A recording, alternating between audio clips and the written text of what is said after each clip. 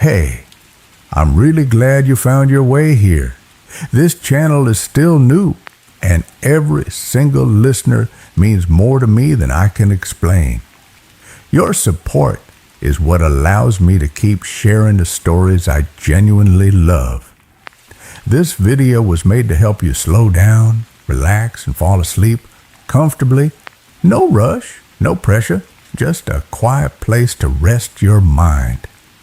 If you enjoy these kinds of stories, feel free to like and subscribe, but only if it truly feels right to you. I also love knowing where the night has carried you from. So leave a comment with where you're listening from and the time it is for you right now. It's a small thing, but it makes this feel less lonely and more connected.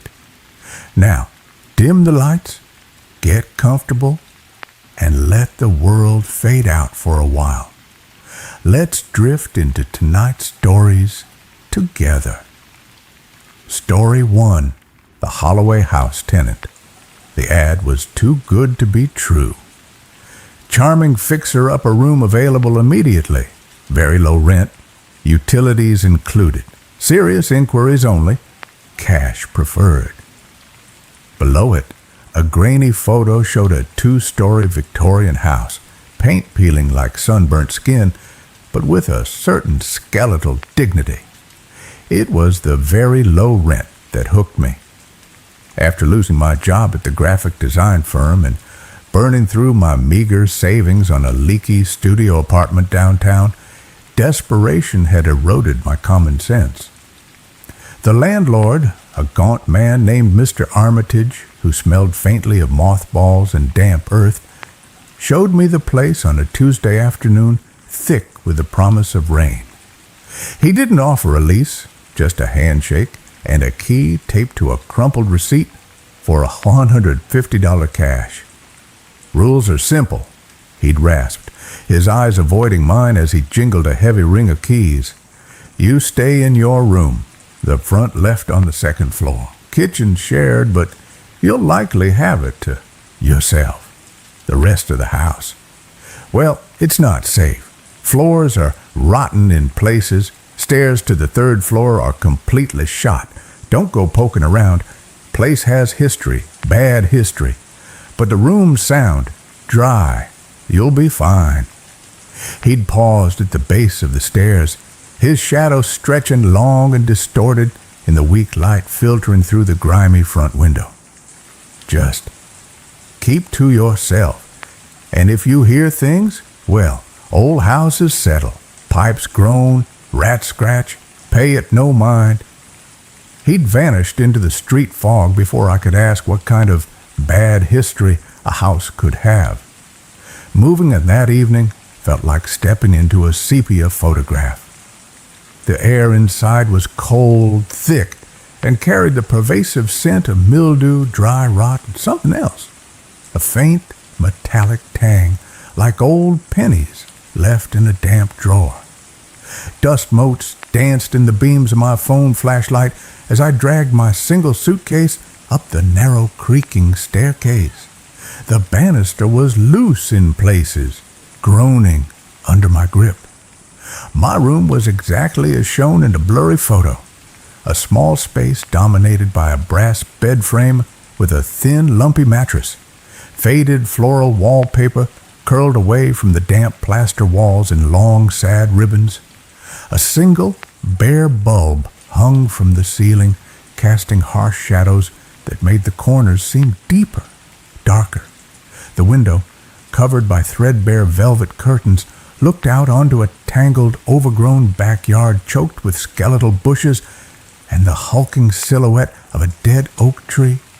The only other furniture was a wobbly wooden chair and a small dresser missing one drawer pull. It was bleak. It was cheap. It was mine. The first night was a symphony of unfamiliar sounds. The old house creaked and popped like cooling slag as the temperature dropped outside. The wind, picking up as the promised rain began to patter against the window pane, whistled faintly through unseen gaps around the window frame. I lay rigid on the mattress, the thin blanket pulled up to my chin, listening. There were scuttling noises inside the walls. Mice, I told myself firmly, just mice. The radiator beneath the window, though cold to the touch, emitted a low, rhythmic clanking, like distant, slow footsteps pacing a hallway. Thump, clank, thump, clank. It was unnerving, but explicable. Old pipes, settling wood. I replayed Mr. Armitage's words. Old houses settle, pipes groan, rats scratch. I repeated it like a mantra until exhaustion finally dragged me into a fitful sleep, punctuated by dreams of falling through rotten floorboards. The next day, the silence was almost worse. The house felt watchful. Sunlight struggled through the grimy window, illuminating dust swirling in the still air. I ventured downstairs to use the kitchen, a cramped, outdated space with cracked linoleum and a sink stained rust brown. The silence there was profound, broken only by the drip of a leaky faucet. I made tea on a small hot plate I'd brought, the hiss of the burner unnaturally loud. As I sipped, I noticed something on the floor near the back door, a single muddy footprint.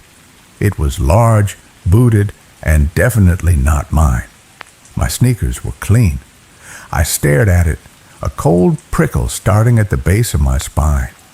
Mr. Armitage lived miles away, he'd said. Who else had keys? I checked the deadbolt on the back door. It was firmly locked from the inside. The front door, when I peered down the hall, was also locked. I scrubbed the footprint away with a rag, my hands trembling slightly. It was already here when I arrived. Armitage must have tracked it in yesterday. The explanation felt flimsy, but it was all I had.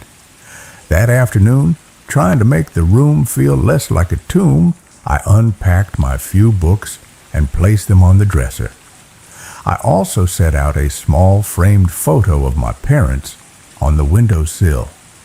Later, after a trip to the corner store for groceries, I found the photo lying face down on the floor. I was certain I'd left it upright. I righted it, my mouth dry. Draft?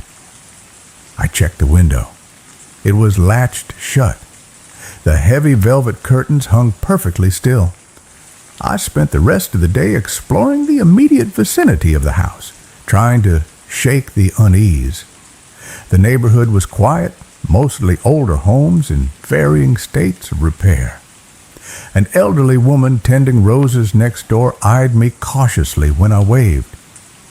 "You're the new tenant at the Holloway place?"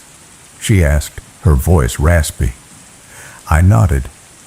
"Be careful in there, dear," she said, lowering her voice. "That house, it doesn't like strangers. Bad things happened there, long time ago, but the air never cleared." Before I could ask what she meant, she'd retreated inside her own immaculate cottage, closing the door firmly. Night 2 began like the first, but the sounds were different. The settling groans were fewer. Instead, a new sound emerged from the hallway outside my locked room. A slow, deliberate dragging. Like something heavy being pulled across the bare wooden floorboards. Scrape, pause. Scrape, pause. It started near the top of the stairs and moved slowly down the hall towards my door. My heart hammered against my ribs. I held my breath, straining to hear over the blood rushing in my ears. The dragging stopped right outside my door. Silence. Thick, heavy silence. Then a soft, rhythmic tapping on the wood just below the knob. Not knocking, tapping. Tap, tap, tap, tap. Like fingernails or claws. I squeezed my eyes shut, pulling the blanket over my head, trembling. It's the wind in the eaves, its branches on the window. But the window was silent. The tapping continued for a full minute before stopping abruptly. The dragging sound resumed, moving slowly back down the hall and down the stairs. I didn't sleep. I sat hunched on the edge of the bed, back pressed against the cold wall, a kitchen knife clutched in my sweaty hand, staring at the door until the gray light of dawn seeped around the curtains. Day 3 was a blur of exhaustion and heightened paranoia. I called Mr. Armitage repeatedly. No answer. His number just rang and rang, clicking over to a static-filled voicemail. I considered packing and leaving, but the thought of where I'd go, a shelter maybe, or sleeping in my ancient Honda Civic, paralyzed me. $150 a month was impossible to find anywhere else in this city. I rationalized the sounds. Old houses were noisy. Footprints could be from previous tenants or Armitage himself. The photo falling, a draft I couldn't feel, the dragging and tapping, pipes, wind, imagination fueled by the old woman's warning. I needed proof. It was just my fraying nerves. That afternoon, I did something stupid. I went downstairs and rummaged in the kitchen junk drawer till I found a stub of pencil and a torn piece of brown paper bag. I wedged the paper tightly under my bedroom door, the pencil balanced precariously on top of it like a crude alarm. If the door opened even a fraction, the pencil would fall, waking me. A child's trick, but it was all I had. The night was still, no dragging, no tapping, just the familiar creaks and the persistent drip, drip, drip from the kitchen faucet I hadn't been able to fully silence. I almost relaxed. Almost. Then, around 3 a.m., the dripping stopped. The sudden silence was louder than the noise. I lay frozen, listening. A new sound began. From the inside of my room, a soft, wet, slithering sound like something heavy and moist being pulled slowly across the floorboards. It came from the direction of the closet, a small, shallow space with no door, just a curtain of cobwebs. The slithering stopped near the foot of my bed. I couldn't move, couldn't breathe. My eyes strained in the near total darkness. Then a sound that froze the blood in my veins. A low, guttural whisper, so close it seemed to brush against my ear. It wasn't words, not exactly. It was a wet, bubbling exhalation that shaped syllables with a wet, rattling tongue. Stay. It lingered on the word, thick with a hunger that had nothing to do with food. Warm. Another wet pause. Warm. The slithering sound resumed, moving slowly around the side of the bed, towards the headboard, where I lay paralyzed. I felt the mattress dip slightly, as if an immense, unseen weight had settled on the edge near my pillow. The smell hit me then. The metallic tang from the hallway, now overwhelming, mixed with the reek of stagnant water and decay like something dredged from a deep, muddy river. It filled my nostrils, thick and cloying. A cold, damp pressure brushed against my ankle beneath the blanket. I choked back a sob, biting my lip until I tasted copper. The whisper came again, directly above me now, the breath hitting my cheek like a fetid breeze. Don't go. It sighed, a sound of profound, possessive longing. Mine, now. The cold pressure slid up my calf. I squeezed my eyes shut, tears streaming down my temples into my hair. It's not real. It's a nightmare. Wake up, wake up. But the cold, wet touch was undeniably real on my skin. The smell choked me. The whisper vibrated in my bones. With a sob tearing from my throat, I lashed out blindly with the knife I still clutched. swinging it wildly toward the source of the breath. My arm met only empty air. The pressure vanished instantly. The smell dissipated as if a window had been thrown open. The slithering sound retreated rapidly back towards the closet, then faded into silence. I lay there shaking violently, the knife still raised, gasping for clean air. Dawn came slowly, gray and unwelcome. I didn't check the closet. I didn't move from the bed till the light was strong enough to banish the deepest shadows.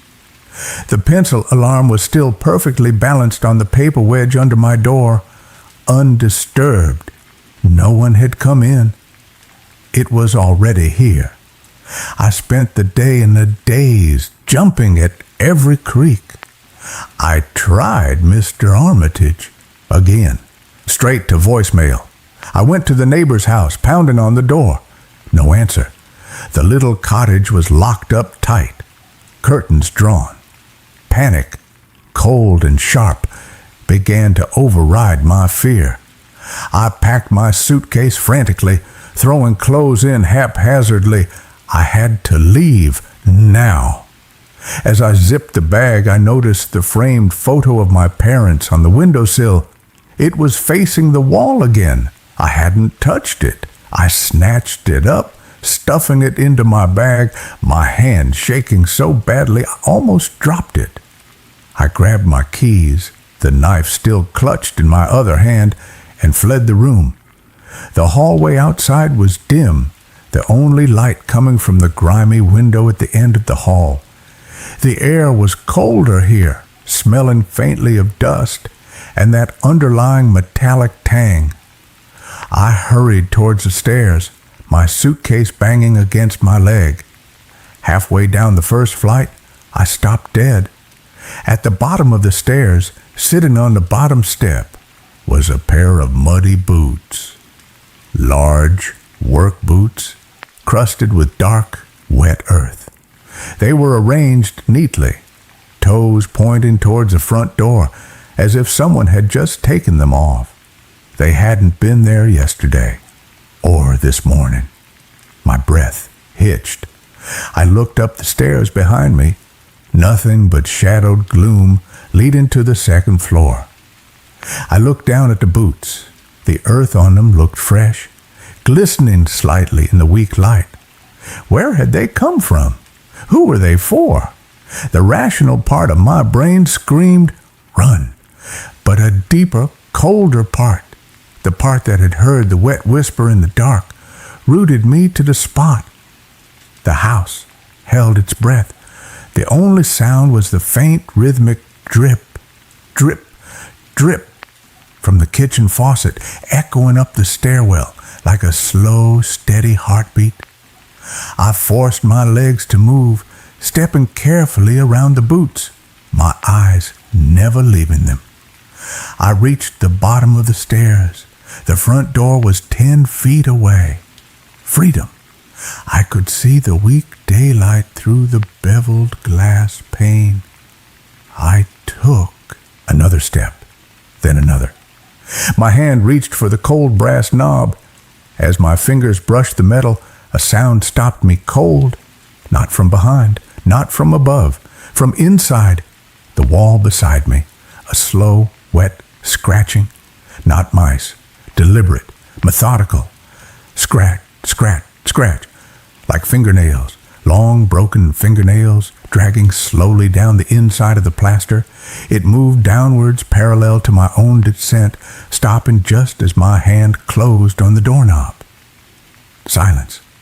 Then a soft, wet thump against the other side of the wall panel, right at head height, as if something heavy had leaned against it, waiting, breathing.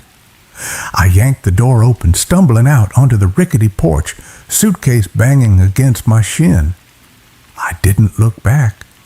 I ran down the overgrown path to the street, gravel crunching under my sneakers, the knife still gripped white-knuckled in my hand.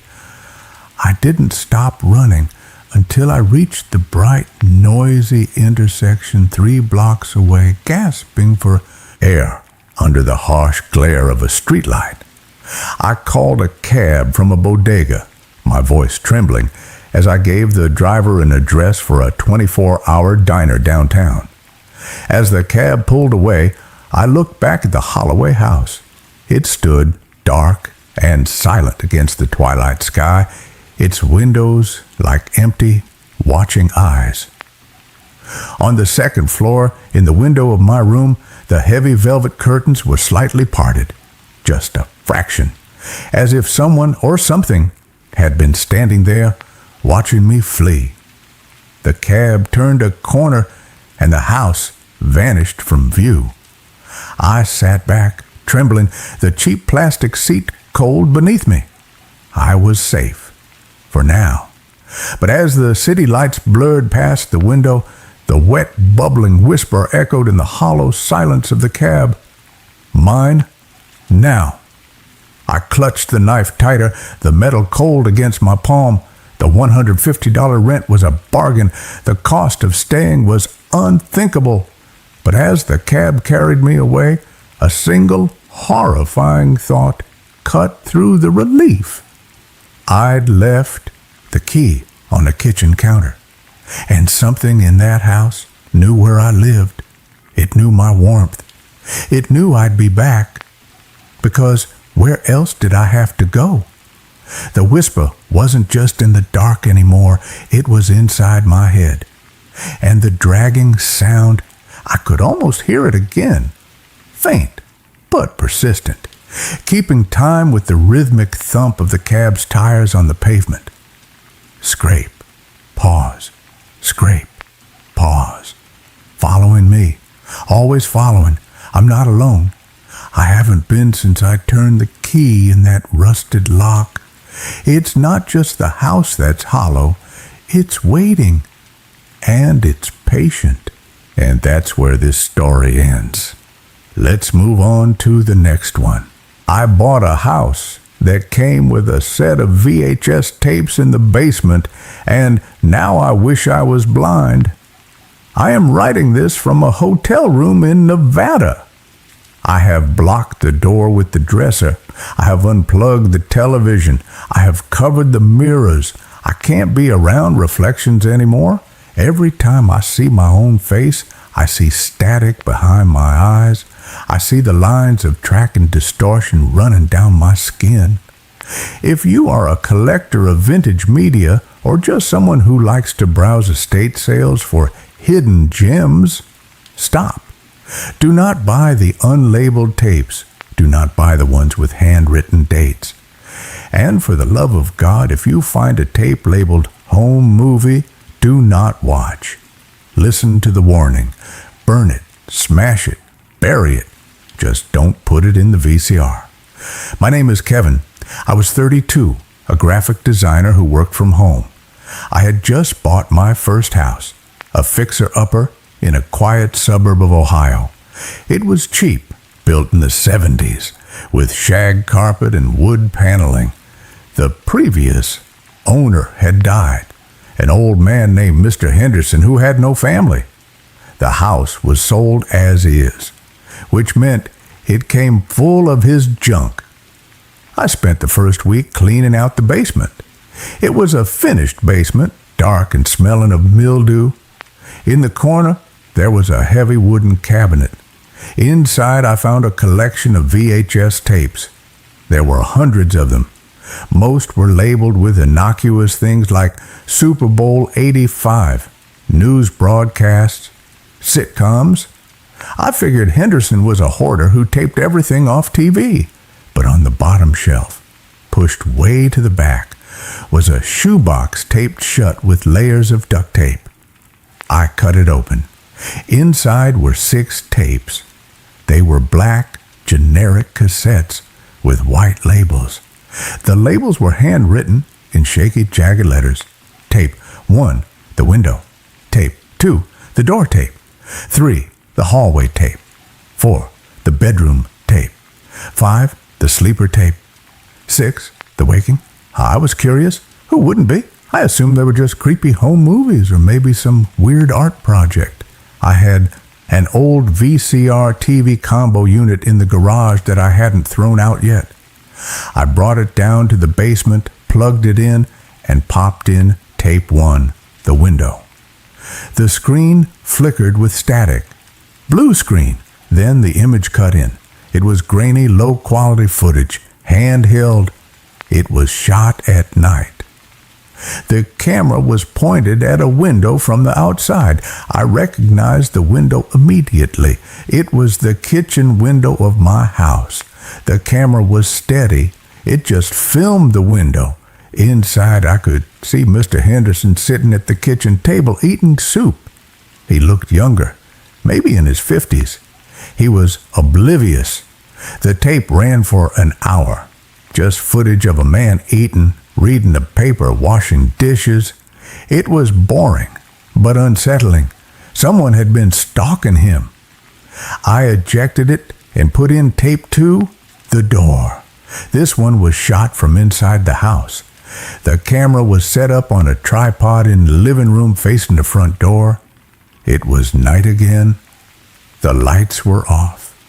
Nothing happened for 20 minutes. Then the mail slot on the door opened.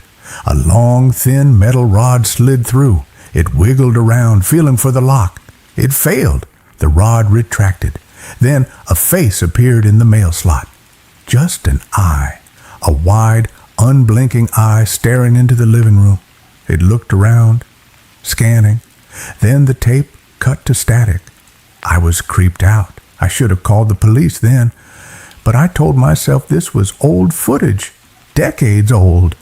The stalker was probably dead or in jail. I put in tape 3, The Hallway. This footage was different. It wasn't static. The camera was moving. It was being held by someone walking through the house. The camera moved silently down the hallway. It paused at photos on the wall. It paused at a mirror. In the mirror, I saw the cameraman, or rather, I saw what he was wearing. He was dressed in a full-body black spandex suit, like a morph suit, but thicker. No face, no skin showing, just a black silhouette. He waved at the mirror, a slow, mocking wave. Then he walked to the basement door. He opened it. He walked down the stairs, the same stairs I had just walked down. He walked to the corner of the basement, to the wooden cabinet. He opened the cabinet. He placed a shoebox inside. The tape ended. I froze. My skin crawled. The tapes I was watching, the stalker had put them there, for Henderson to find, or for me. I looked at the cabinet in the corner. It looked ominous now in the dim basement light.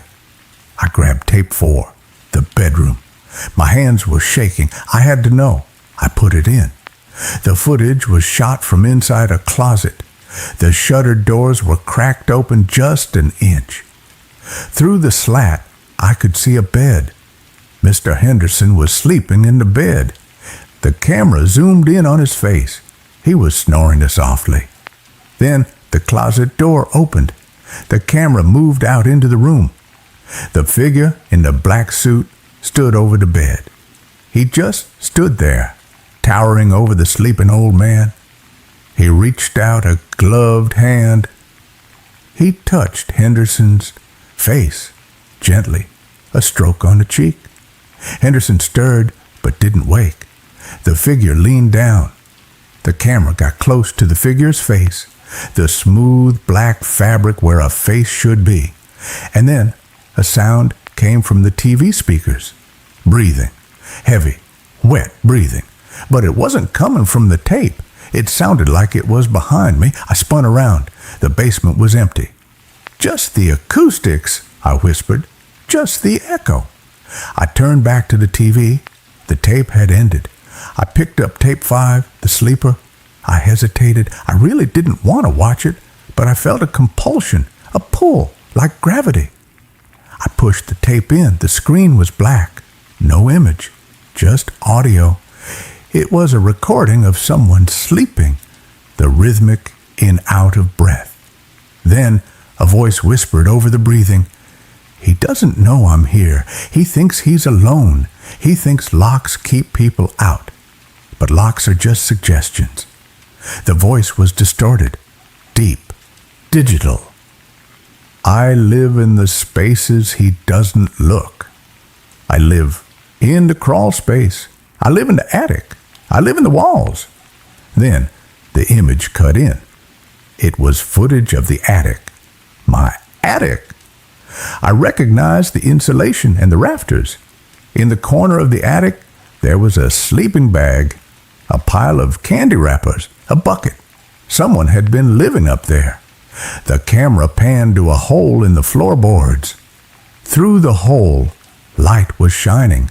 The camera lowered to the hole. I could see down into the master bedroom, directly onto the bed. The tape cut to static. I ran upstairs. I grabbed a flashlight and a ladder. I went to the hallway ceiling hatch. I pushed it open. I shined a light into the attic. It was empty, dust, insulation. But in the corner, there was a flattened area in the insulation, like someone had been lying there recently, and there were candy wrappers, fresh ones, and a small hole drilled into the floor. I looked through it.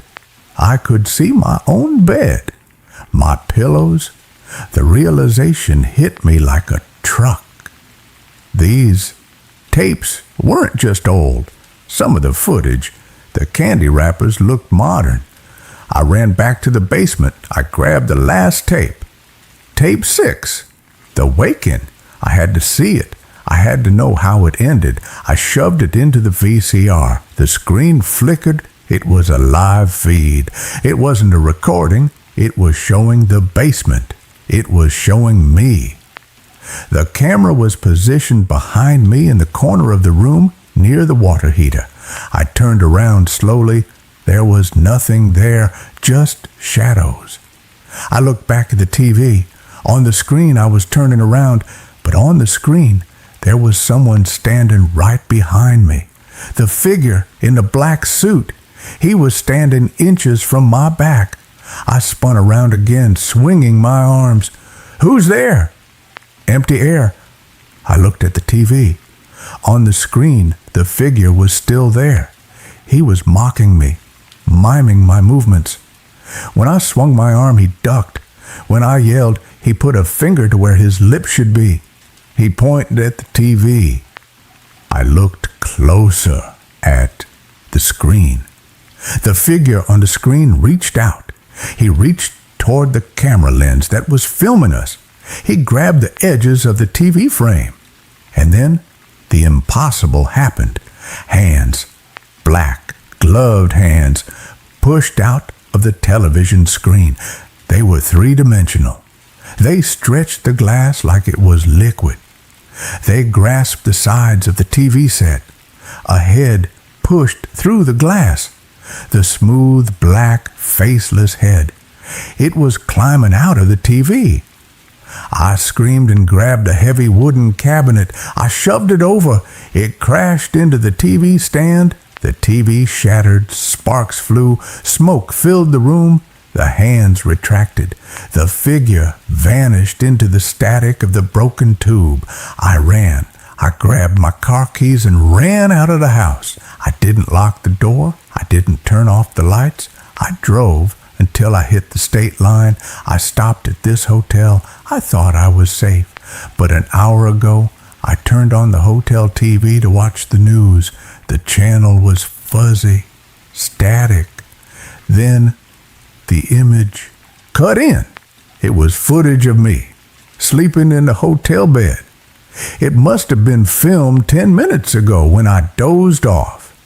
The camera angle was from the ceiling, and standing in the corner of the hotel room, barely visible in the shadows, was the figure in black. He waved. Then text appeared on the screen, white and jagged. Tape 7, the hotel. I unplugged the TV. I smashed it, but now I hear it. From the bathroom, click, whir, the sound of a VCR rewinding, but there is no VCR in the bathroom. I'm looking at the bathroom mirror from where I'm sitting. My reflection is in the mirror. I look terrified, but behind my reflection, the shower curtain is moving. A black hand is pulling it back and holding a camcorder, recording. I have to go. I have to find a place with no screens, no mirrors, no lenses. If you find a box of tapes, don't be curious. Curiosity is the lens they use to find you. And once they find you, you become the show. End of tape. And that's where this story ends. Let's move on to the next one. The night shift at Riverside Storage. I took the job because I needed money and because nobody else wanted to work alone at a storage facility in the middle of nowhere from midnight to 8 in the morning. The pay was almost double what other security jobs offered, which should have been my first warning sign. Good money usually means there's a catch. The interview was conducted over the phone by a man named Gerald Moss, who owned Riverside Storage. He sounded tired, like someone who hadn't slept well in years, and he asked me exactly 3 questions. Could I handle being alone for 8 hours? Was I comfortable with minimal cell phone service? Did I have any conditions that might cause me to abandon my post during a shift? When I answered yes, yes, and no, he told me I was hired and to show up Saturday night at 11:45 p.m. for training. Riverside Storage sat on 20 acres of land about 15 miles outside of town, nestled in a valley where the Riverside River cut through before continuing south. The facility itself consisted of 12 long buildings arranged in 2 rows, each building containing about 40 units of various sizes. There was a small office near the entrance with a gate that was supposed to be kept closed at all times, and beyond the office, a gravel road wound between the buildings before ending in a loop at the far end of the property where the river was closest. I arrived 15 minutes early that first night, pulling up to find Gerald Moss waiting outside the office. He was in his 60s, heavy-set, with gray hair and deep shadows under his eyes that looked like bruises. He shook my hand without smiling and gestured for me to follow him into the office. The space was small and cramped, with a desk, a chair, a coffee maker, and a wall of monitors showing camera feeds from around the property. Most of the screens showed empty corridors between storage units illuminated by fluorescent lights that gave everything a sickly yellow cast. A few cameras pointed at the parking area, the gate, and the perimeter fence. Gerald walked me through the basics quickly, his voice monotone, as if he'd given this speech 100 times before. My job was simple. Stay in the office, monitor the cameras, patrol the grounds twice per shift at 2 a.m. and 5 a.m., and call the police if I saw anything suspicious. The gate would be locked, so no one should be coming or going during my shift. If someone did show up claiming to need access to their unit, I was to tell them to come back during business hours. No exceptions. What about emergencies? I asked. There won't be any emergencies, he said flatly. And if there are, you call 911 first, then you call me. You don't handle it yourself. You don't leave the office except for your patrols. You understand? Sure. Seems straightforward enough. He looked at me then, really looked at me, and something in his expression made me uncomfortable. There are some other rules. Important ones. You need to follow them exactly. He handed me a laminated card with a list typed on it. I read through it quickly. 1. During your 2 a.m. patrol, stay out of Building 7. The lock on Unit 7 to 13 is broken and the door may swing open. Do not go inside under any circumstances. 2. If you hear knocking on the office door after 1 a.m., do not answer it. No one should be on the property. 3. The camera for Building 9, rear corridor, has been malfunctioning. If you see movement on that feed, it's a glitch. Do not investigate. 4. If the lights in Building 3 go out during your shift, flip breaker number 7 in the box outside the office. Do not enter Building 3 while the lights are out. 5. You may hear sounds coming from the direction of the river. This is normal. Stay away from the riverbank. 6. If you see someone on the cameras who appears to be a child, call me immediately. Do not approach them. I looked up from the card. These rules are pretty specific. What's this about a child? Just follow the rules, Gerald said. Every rule is there for a reason. The last guard didn't follow them, and we had to let him go. What did he do? Doesn't matter. He's gone. You're here now. He grabbed a jacket from the back of the chair and headed for the door. You have my number. Don't call unless it's an emergency. And remember, stay in the office except for patrols and follow the rules. He left before I could ask anything else, and I heard a truck start up and drive away, leaving me alone with the hum of the fluorescent lights and the quiet static from the monitors. For the first hour, nothing happened.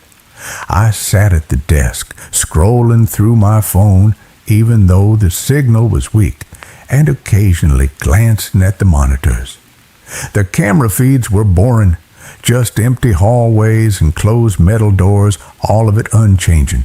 The only movement was from a few moths flying around the exterior lights. Around 1:30 a.m., I heard the first knock. It was distinct. 3 sharp raps on the office door. I looked up from my phone, startled, and stared at the door. The camera feed showing the area outside the office was clear. There was no one there. I stood up and walked to the door, my hand reaching for the handle, when I remembered the card. Rule 2. If you hear knocking on the office door after 1 a.m., do not answer it. Another knock. 3 more raps, harder this time, more insistent. I looked at the monitor again. Still nothing. The parking area was empty except for my car, and the camera showed the entire space in front of the office. Whoever was knocking should have been visible. The knocking came a 3rd time, and now I could hear something else underneath it. A sound like fingernails scraping against the metal door, slow and deliberate. The hair on the back of my neck stood up. I stepped away from the door and returned to the desk, forcing myself to look at the other monitors, to focus on anything else. The scraping continued for another minute, then stopped, abruptly. When I checked the exterior camera again, there was still nothing there. I tried to rationalize it. Maybe it was the wind, or an animal, or something falling against the door. But the sound had been too rhythmic, too purposeful. Someone had been knocking, or something had been knocking. At 2 a.m., my phone alarm went off, reminding me it was time for the first patrol. I grabbed a heavy flashlight from the desk and a ring of keys Gerald had left, then stepped outside into the cool night air. The facility was quiet except for the distant sound of the river and the buzz of the overhead lights. I locked the office door behind me and started walking. The patrol route was simple. Walk down the main road between the 2 rows of buildings, checking that all the unit doors were secure, then loop around at the far end and come back. Gerald said it should take about 30 minutes. I walked slowly, shining my flashlight on each door as I passed. Most of them were standard roll-up, doors painted orange, secured with padlocks of various sizes. Some units had additional locks, and a few had security stickers warning about alarms, though I suspected most of those were bluffs. The buildings were labeled with large numbers, 1 through 6 on the left side, 7 through 12 on the right. When I reached Building 7, I remembered the rule: stay out, especially Unit 7 to 13. I stayed on the opposite side of the road and kept walking, but I couldn't help glancing at the building as I passed. The lights inside the corridor were on, and through the gaps in the metal siding, I could see the row of unit doors stretching into the distance. One of them, I couldn't tell which, was standing slightly ajar. I kept walking. Not my problem. I wasn't supposed to go in there anyway. The far end of the facility was darker, the lights more spread out, and I could hear the river more clearly now, the sound of water moving over rocks, steady and eternal. There was a fence separating the property from the riverbank, but it was old and had gaps in places where the posts had rotted. I stayed on the road, following the loop back toward the office. That's when I saw the figure. It was standing between buildings 10 and 11, just at the edge of the light, facing away from me. At first, I thought it was a person, someone who'd somehow gotten onto the property, but something about the way it stood was wrong. Too still, too rigid. "Hey," I called out, my voice sounding too loud in the quiet. "The facility is closed. You need to leave." The figure didn't move, didn't turn around, didn't acknowledge me at all. I started walking toward it, my hand tightening around the flashlight. As I got closer, I could see more details. It was tall, maybe 6.5 feet, and wearing what looked like a long coat or cloak.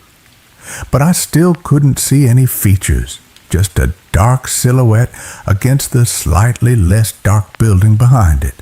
I was about 20 feet away when it moved. Not walked. Moved. One moment it was standing there, and the next it was gone, as if it had simply ceased to exist. I stopped in my tracks, my heart hammering, and swept my flashlight across the area. Nothing. No footprints in the gravel, no sound of running, nothing to indicate anyone had been there at all. I stood there for a long moment, trying to decide what to do. Then I turned around and walked back to the office as quickly as I could without running, checking over my shoulder every few seconds. Back in the office, I checked the monitors. I rewound the feed from the camera that should have covered the area between buildings 10 and 11, watching the time stamp roll back to when I'd been on patrol. I could see myself on the screen walking down the road, stopping, pointing my flashlight. But the area where the figure had been standing was empty. The camera had captured nothing but shadows. I called Gerald. He answered on the 4th ring, his voice groggy. "What?" "I saw someone on the property, between buildings 10 and 11. When I approached, they disappeared." There was a long silence. Then, "Did you check the cameras?" "Yes." Nothing showed up on the feed. Another pause. "Then it wasn't someone. Go back to your desk. Follow the rules. I'll see you in the morning." He hung up before I could respond. I wanted to leave right then, walk out, get in my car, and never come back. But I needed this job. I needed the money. And Gerald had said it so matter-of-factly. Then it wasn't someone. As if seeing things that didn't show up on camera was perfectly normal. The rest of the shift until 5 a.m. passed slowly. I kept watching the monitors, particularly the feeds from the back of the property, but I didn't see the figure again. The knocking didn't return. Everything was quiet. At 5 a.m., I forced myself to go on the second patrol. This time, I walked faster, keeping to the center of the road, not looking too closely at the shadows between buildings. When I reached the far end of the property, I didn't linger. I turned around and headed straight back to the office. I made it through that first night. When Gerald arrived at 8 a.m. to relieve me, he looked at me with those tired, bruised eyes and asked, "Any problems?" I saw someone, but it didn't show up on the cameras. "Did you follow the rules?" "Yes."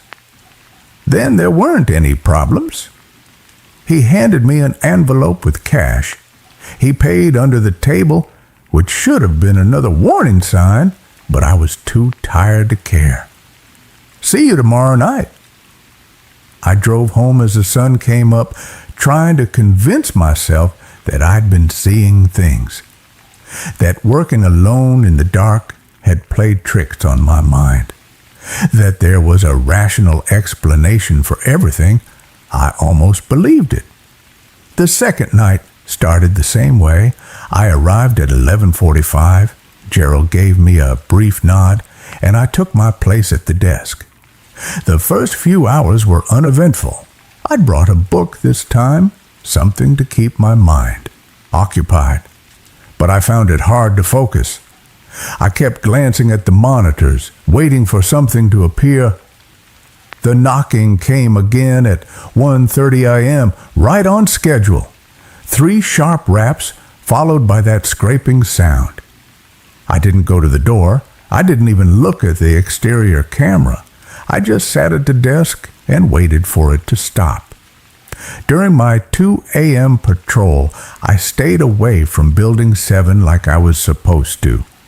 But as I passed it on the opposite side of the road, I noticed something different. The door that had been ajar the night before, Unit 7 to 13, was now fully open, and there were lights on inside the unit, even though all the other units were dark. I stopped walking and stared at it. The light spilling out of the unit was wrong, not the yellow fluorescent glow from the corridor lights, but something colder, bluer, and I could hear something coming from inside. A sound like machinery running, rhythmic and mechanical, accompanied by something that might have been voices. I stood there for a full minute, fighting the urge to cross the road and look inside. The rule said not to go in. Gerald's voice in my head. "Follow the rules." I kept walking. The figure was back that night too, in the same spot as before. This time, I didn't approach it. I just kept walking, not looking directly at it, pretending I hadn't seen it. When I checked over my shoulder a few seconds later, it was gone. This became my routine. Night after night, the same things happened.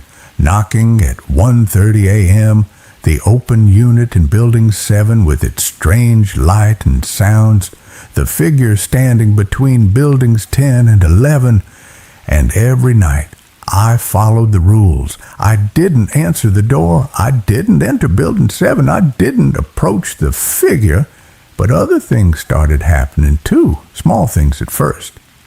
On my 4th night, I found wet footprints in the office when I arrived, even though it hadn't rained. They led from the door to the desk, then just stopped, as if whoever made them had simply vanished mid-step. The footprints were small, child-sized. On my 6th night, the camera feed for Building 9 came alive. I watched as something moved through the rear corridor, visible only as a distortion in the image, like heat, shimmer.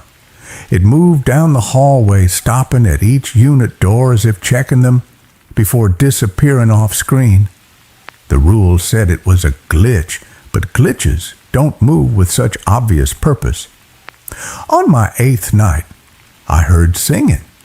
It came from the direction of the river, faint but clear, a child's voice singing a song I didn't recognize.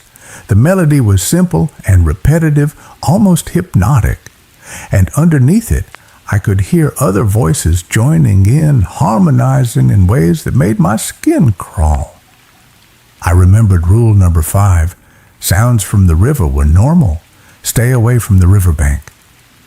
I stayed in the office, but the singing continued for over an hour, never getting louder or softer, just constant. On my 10th night, I broke a rule. It happened during my 2 a.m. patrol. I was walking past Building 7 as usual when I heard something that made me stop. It was a voice, clear and distinct, coming from Unit 7 to 13. "Help me. Please, someone help me." It sounded human, genuinely distressed, and before I could think about what I was doing, I was crossing the road and entering Building 7. The corridor was exactly like all the others. Concrete floor, metal walls, fluorescent lights overhead. The air smelled like motor oil and dust. Unit 7 to 13 was halfway down on the left side. Its door rolled up completely, revealing a space about 10 feet deep and 8 feet wide. The blue light was coming from inside, though I couldn't see the source. And the sound I'd been hearing, the mechanical rhythm, was louder now, almost deafening. But there was no machinery visible, just empty space and concrete walls. "Hello?" I called out, standing in the doorway. "Is someone in here?" The voice came again from deep inside the unit. "Help me, I'm stuck, please." I stepped inside. The moment I crossed the threshold, the door slammed shut behind me with a metal shriek that echoed through the building. I spun around and grabbed the door, trying to pull it back up, but it wouldn't budge. It felt like it was locked from the outside, though that should have been impossible. I turned back to the interior of the unit, my flashlight shaking in my hand. The blue light was brighter now, and I could finally see its source. There was something in the corner of the unit, something that looked like a tear in reality itself, a vertical gash about 6 feet tall that pulsed with that cold blue light. And through the tear, I could see movement, shapes and shadows that didn't make sense, geometries that hurt to look at. "Help me," the voice said again, but now I could tell it wasn't coming from inside the unit. It was coming from the tear, from whatever was on the other side. The mechanical sound grew louder, and I realized it wasn't machinery at all. It was breathing, massive, rhythmic breathing, like something enormous, inhaling and exhaling. And beneath that, I could hear other sounds, whispers, screams, laughter, all layered on top of each other until they became a wall of noise that threatened to overwhelm my thoughts. Something moved in the tear, a shape that was almost human, but wrong in every proportion, with too many joints and limbs that bent in impossible directions. It pressed against the opening, like someone pushing against plastic wrap, and the blue light flickered. I backed up against the metal door, pulling on it desperately, and this time it rolled up about a foot, just enough for me to drop to my stomach and squeeze underneath. I scrambled out into the corridor, and the door slammed shut again behind me. I ran. I didn't stop running until I was back in the office with the door locked and every light on. My hands were shaking so badly I could barely hold my phone, but I managed to call Gerald. He answered immediately, as if he'd been waiting for my call. "You went into Unit 7 to 13. It wasn't a question. How did you know?" The door only closes when someone goes inside. What did you see? I told him everything. The blue light, the tear, the thing moving on the other side. He listened in silence, and when I finished, he sighed heavily. The unit has been like that for 6 years. We can't close it, can't rent it, can't even seal the building. Whatever is on the other side, it's trying to come through. As long as no one goes inside, it stays contained. But when someone crosses the threshold, it gets stronger. The opening gets wider. Why didn't you tell me this? Why is this place even open? Because people need storage space, and I need to make a living. And because as long as someone is here at night, following the rules, keeping watch, the thing in 7 to 13 stays in 7 to 13. The alternative is closing the facility and letting whatever is trying to come through unopposed. That's insane. You're using your night guards as some kind of prison wardens for an interdimensional horror? I'm paying you extremely well to sit in an office and occasionally walk around a storage facility. That's what you signed up for. The rest is just details. I could report this, call the police, call the news, tell everyone what's happening here. You could, but who would believe you? And what evidence do you have? The cameras don't show anything unusual. There are no bodies, no crimes, no proof. Just a man making claims about things that can't be verified. You'd lose your job and gain nothing. He was right, and I hated that he was right. What happens if I quit? Then I'll hire someone else, someone who will probably be less careful than you, less likely to follow the rules, someone who will make more mistakes and make whatever is in that unit even stronger. Is that what you want? I didn't answer. He took my silence as acceptance. Finish your shift. Follow the rules. Don't go into Building 7 again. I'll see you in the morning. He hung up. I sat at the desk for the rest of the night, watching the monitors with new understanding. The figure between Buildings 10 and 11 wasn't a person. The knocking on the door wasn't human. The singing from the river wasn't children playing. Everything I'd been seeing, every rule I'd been given, it was all connected to what was in Unit 7 to 13. The facility wasn't just a storage space. It was a containment site, and I was the warden. I made it through that shift, and the next, and the next. I kept following the rules because I didn't know what else to do. I needed the money, and Gerald was right that no one would believe me if I told them what was really happening here. But things got worse. On my 15th night, I found scratch marks on the inside of the office door. Long, deep gouges in the metal that definitely hadn't been there before. Whatever had been knocking was getting more aggressive. On my 18th night, the camera feed for Building 9 showed a figure walking through the corridor. Not the shimmer I'd seen before, but a solid form, human-shaped but moving in a way that was fundamentally wrong. Joints bending backward, limbs extending too far. It walked from one end of the building to the other, then turned and walked back, over and over, like it was pacing. On my 21st night, I heard children laughing during my 2 a.m. patrol. The sound was coming from inside one of the units in Building 3, even though all the units were supposed to be locked and I was alone on the property. I checked the unit number, 327, and made a note to tell Gerald about it. But when I mentioned it to him in the morning, he just nodded tiredly and said, "Add it to the list of rules for the next guard." I started to understand that Riverside Storage wasn't one anomaly. It was full of them. Unit 7 to 13 was just the worst, the most dangerous. But there were others. Things were leaking through, or had leaked through, or had always been here.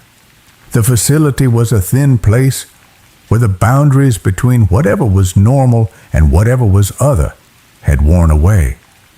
On my 28th night, I met the previous guard. I was doing my 5 a.m. patrol when I saw him, a young guy, maybe 25, standing near Building 11 and looking confused. He was wearing the same security uniform Gerald had given me, and he was translucent, like fog. "Are you the new guard?" he asked when he saw me. His voice sounded distant, echoing slightly. "Yeah, I guess so." "You need to leave. This place isn't safe." "What happened to you?" He looked down at his hands, seeming surprised to see through them. "I broke the rules. I thought I could help. There was a kid, at least I thought it was a kid. I saw him on the cameras wandering around near the river. Rule number 6 said to call Gerald if I saw a child, but I thought there wasn't time. I thought the kid might fall in the river or get hurt. So I went to get him." "What happened?" "He led me to the water. When I got close, I realized he wasn't a child. I don't know what he was. He looked like a child, sounded like a child, but when he smiled at me, I could see that his mouth went too far back, all the way to his ears. And then he pushed me. I don't remember hitting the water. I just remember sinking and sinking, and the river was so much deeper than it should have been. I could see things in the depths, structures, cities, things that shouldn't exist. And when I tried to swim up, the surface just kept getting farther away." "Did you drown?" "I think so. I don't remember. Next thing I knew, I was standing on the bank watching them pull my body out of the water. Gerald was there. He didn't look surprised. He just made a phone call, and some people came and took my body away. Then Gerald hired a new guard, and then another and another. You're the 4th since I died." "What happened to the other 3? The ghost shook his head. "They broke rules, different rules. There's something in Building 3 that got one of them. Something in Building 9 got another. The third one just disappeared. His car was still in the parking lot in the morning, but he was gone." "Why are you still here?" "I don't know. I can't leave. I've tried. Something keeps pulling me back to the facility." He looked toward the river, and his expression was haunted. "Sometimes I can still feel the water. I can still feel myself sinking. And sometimes I see that child on the bank, smiling, waiting for the next person who will try to save him." He started to fade, becoming more transparent. "Follow the rules. Don't try to help. Don't try to understand. Just do your job and leave when your shift is over. Don't end up like me." Then he was gone. I stood there in the growing dawn light, shaking. 4 guards in 6 years. And Gerald just kept hiring new ones, kept feeding people into this place, all to maintain whatever containment was, keeping the things here from spreading. When Gerald arrived at 8 a.m., I confronted him. "The last guard died here. Why didn't you tell me?" "Would you have taken the job if I had?" "No." "Exactly. Look, people die. It's tragic, but it happens. He didn't follow the rules. If you follow the rules, you'll be fine. You can't keep doing this. You can't keep hiring people and not telling them what they're walking into. Then quit. Walk away. I'll have a new guard here tomorrow night. Someone who needs the money badly enough not to ask questions. And maybe they'll be more careful than you, or maybe they won't. And in 6 months, I'll be having this same conversation with guard number 5. He looked at me with those tired eyes. The world is full of thin places, son. Spots where reality is weak, where other things can push through. This facility just happens to sit on one. Someone has to watch it. Someone has to follow the rules and keep things contained. It might as well be someone I'm paying. It might as well be you. I should have quit. I should have walked out right then. But he was right about one thing. I needed the money. And I've made it a month already. I knew the rules. I knew what to avoid. I could do this. I kept working. On my 35th night, the lights in Building 3 went out during my shift. I remembered a rule. Flip breaker, burr 7. Do not enter while the lights are out. I went to the breaker box outside the office and found breaker number 7. When I flipped it, I heard something scream inside Building 3, a sound of pure rage that made every hair on my body stand up. The lights came back on and the screaming stopped. I didn't want to know what was in Building 3. I didn't want to know what would happen if someone entered while the lights were out. I just wanted to finish my shift and go home. On my 42nd night, I saw the child. He was standing near the river just on the other side of the fence, exactly where the previous guard had described. He looked maybe 8 years old, wearing clothes that were too big for him, and he was crying. Not fake crying, real gut-wrenching sobs that pulled at something deep in my chest. I picked up the phone to call Gerald, following rule number 6. But before I could dial, the child looked up at me. His face was dirty and tear-streaked, and his eyes were wide and terrified. "Please help me," he called out. "I'm lost. I can't find my mom." My finger hovered over Gerald's number. Every instinct I had was screaming at me to help this kid, to go to him, to do something. He looked so real, so genuinely scared. Then he smiled, just a little upturn of the lips, and I saw what the previous guard had seen. The smile extended too far, cutting across his face in a way that was fundamentally wrong. I dialed Gerald's number. He answered immediately. "There's a child by the river. Stay in the office. Don't go outside. I'm on my way." "What is it?" "Something that looks like what you expect to see. Something that knows exactly what bait to use. Stay inside." I watched through the office window as the child stood by the fence, no longer crying, just staring at the office with that too wide smile. He didn't move, didn't blink, just stared.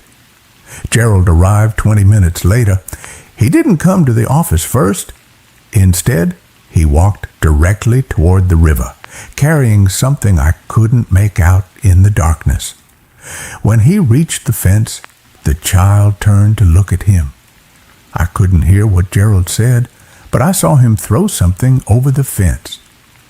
Whatever it was hit the ground near the child, and suddenly the air around the boy seemed to shimmer and distort. For just a moment, I saw what he really was. Something tall and thin with too many limbs. Something that wore the shape of a child like a costume. Then it was gone, disappeared back toward the river, and Gerald walked back to the office. "Salt and iron," he explained when he came inside. "The old remedies still work on some of them. He'll be back tomorrow night or the next night. They always come back. But he won't approach the fence again for a while." "How many are there? How many things are on this property?" Gerald sat down heavily in the chair. "I stopped counting years ago.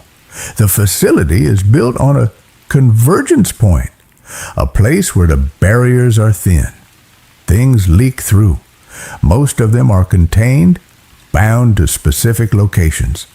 Building 7, Building 3, the river, Building 9, as long as no one interferes with them, as long as the rules are followed, they stay in their spaces. It's when people break the rules that things get dangerous. Why don't you just shut the place down, lock the gates and walk away? Because it wouldn't matter.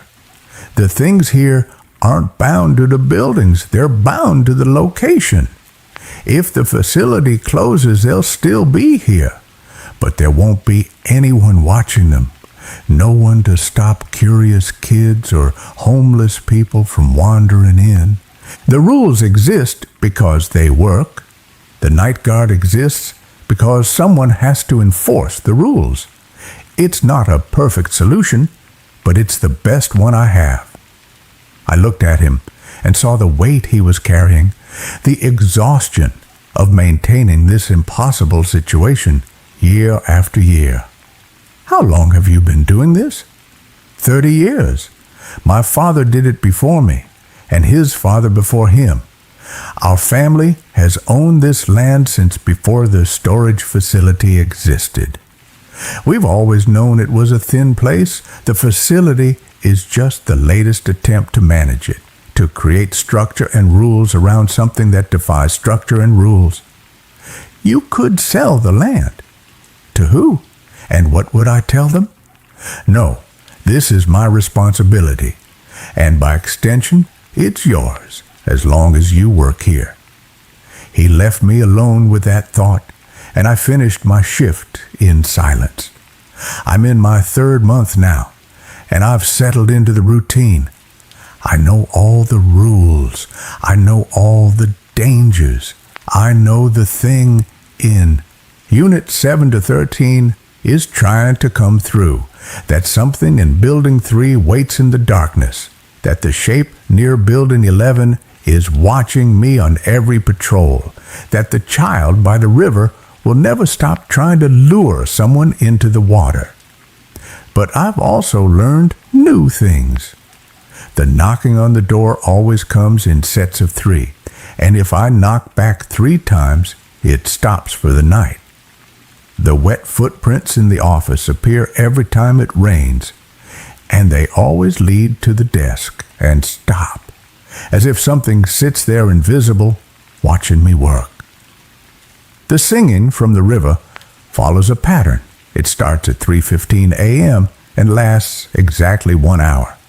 And if I play music loudly enough, I can almost cover it up. Last week, Gerald told me he's getting old, that his heart isn't what it used to be.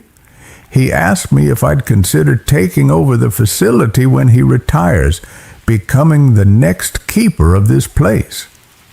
The pay would be substantial, he said, and I'd be helping protect people from things they don't understand. I haven't given him an answer yet. Tonight is my 73rd shift. I'm sitting in the office at 1:25 a.m. waiting for the knocking to start. The monitors show the usual camera feeds, empty corridors, closed doors, shadows that sometimes move in ways that shadows shouldn't. The coffee is brewing. The flashlight is charged for my 2 a.m. patrol. Everything is ready. The truth is, I've gotten used to this.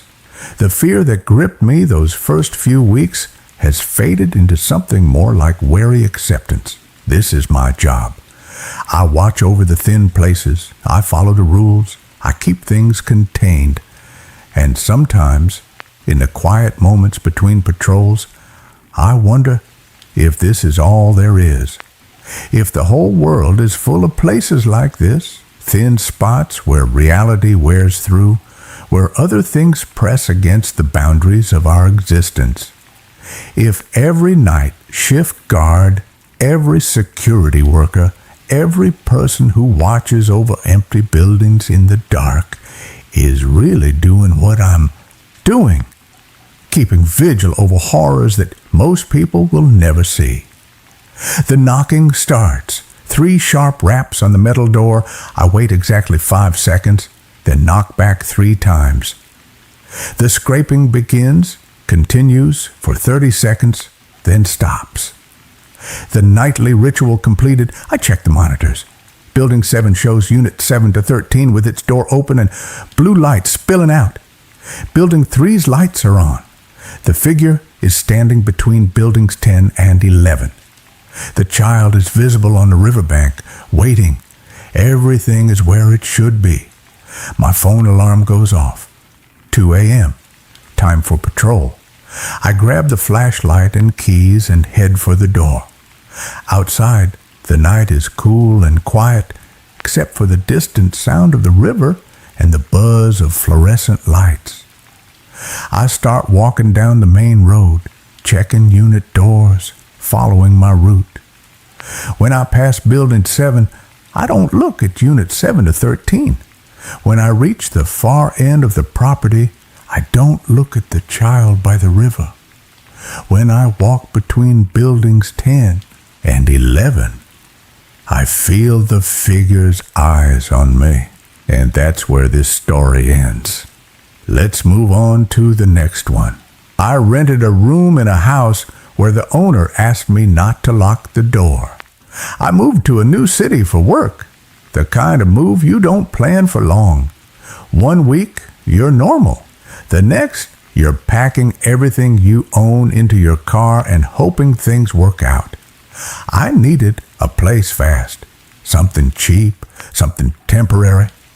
I found the listing on a local forum, not even a real rental site, just a post with no pictures. Room for rent, quiet house, short or long term, cash only. I messaged the number and got a reply almost right away. The man said the room was still available and asked when I could come see it. I told him that night. He sent the address and added one strange line at the end. Please don't lock your door at night. I assumed it was a joke or some old person rule. I ignored it. The house was in a normal neighborhood. That was the first thing that made me feel okay about it. Other houses nearby, cars and driveways, porch lights on. The place itself was older but not abandoned. White paint, 2 floors, small front porch, 1 light on inside. The owner opened the door before I knocked. He was tall, thin, maybe late 60s, clean clothes, calm voice.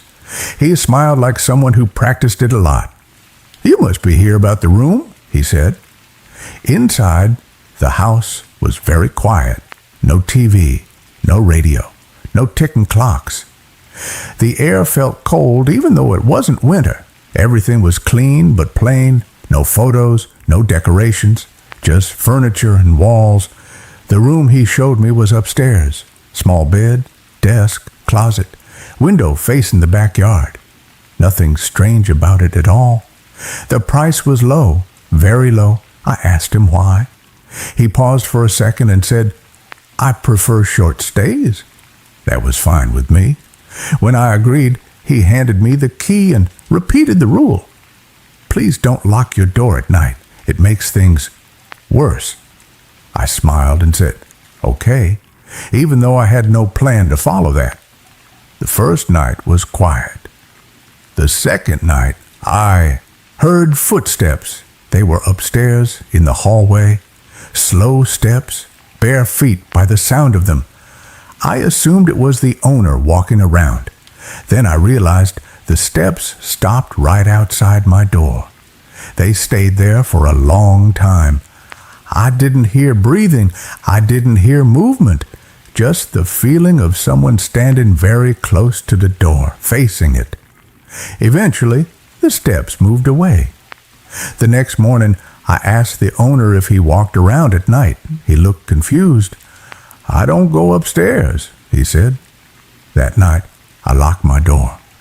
Around 2 a.m., I woke up to a soft sound. Scratching, not at the door, on the wall next to my bed.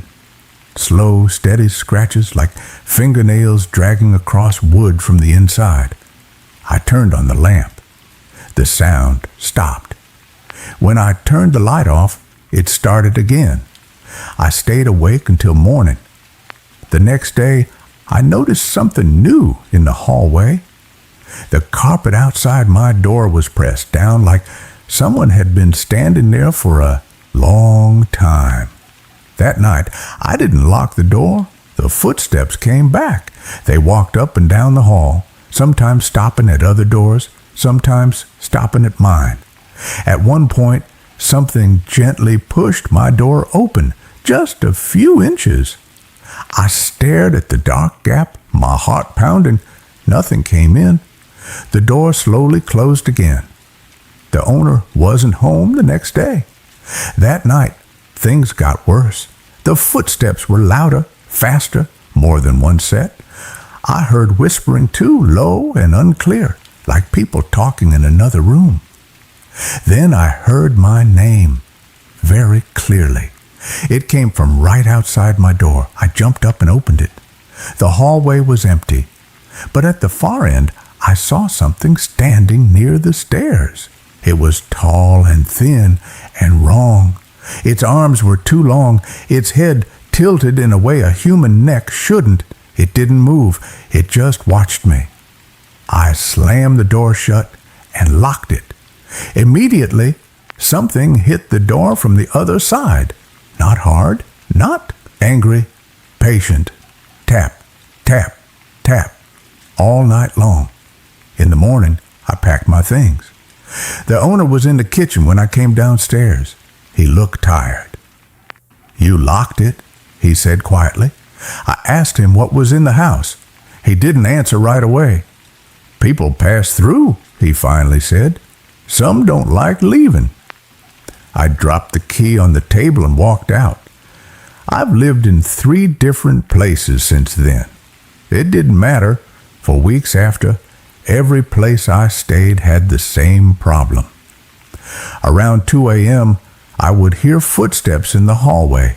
Slow, bare, stopping right outside my door. And no matter where I am now, I don't lock my door anymore.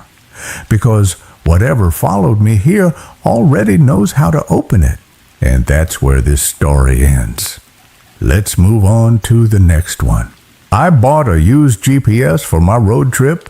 It keeps trying to lead me to a town that doesn't exist on any map. I drive for a living, not Uber, not Lyft. I'm a courier. I transport sensitive documents, medical samples, sometimes high-value prototypes between labs. It pays well because it requires discretion and speed. I drive a nondescript van with a reinforced chassis and a secure lockbox welded to the floor. My reliable Garmin died somewhere outside of Omaha. The screen just scrambled and went black. I was on a tight deadline, a box of tissue samples going to a research facility in Nevada, and I didn't have time to wait for shipping on a new unit. I stopped at a pawn shop in a dusty town off I-80. The place smelled of stale cigarettes and desperation. "Need a GPS," I told the guy behind the counter, a man with grease under his fingernails and a wandering eye. He rummaged in a box under the counter and pulled out a unit I didn't recognize. It was heavy, encased in black rubber with no brand logo. The screen was scratched, but it powered on. $50, he grunted. "Does it have updated maps?" "It gets you where you're going," he said with a grin that showed too much gum. I bought it. I plugged it into the van's dash.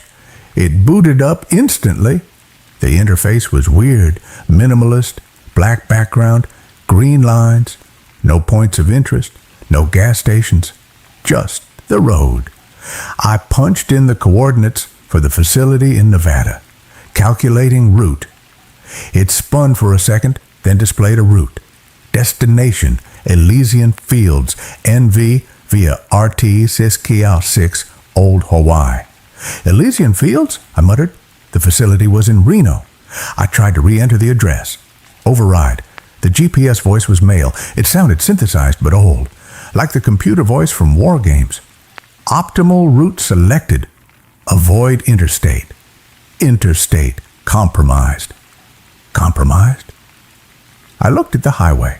Traffic was flowing fine, but I was tired, and the old Huai route looked shorter on the screen. It cut diagonally across a massive stretch of desert that my phone map showed as empty BLM land. I figured, why not? I'm getting paid for speed. I took the exit. The first hour was fine. The road was paved, though cracked. The sun was setting, painting the desert in deep reds and purples. Then the sun went down, and the road changed. The pavement ended abruptly, turning into hard-packed gravel. I slowed down. GPS, I said. I talk to myself when I drive. Recalculate. Is this a road? Continue straight. 40 miles to Elysian Fields. I checked my phone. No signal, of course. I kept driving. The headlights cut through the pitch black. At mile marker 20, I saw the first hitchhiker. He was standing on the side of the road. He was wearing a suit. A nice suit, like something from the 1950s. Fedora, trench coat. He had his thumb out. I didn't stop. Company policy. Plus, it was the middle of the desert. As I passed him, the GPS spoke. Do not pick up the passengers. No kidding, I said. I looked in the rearview mirror.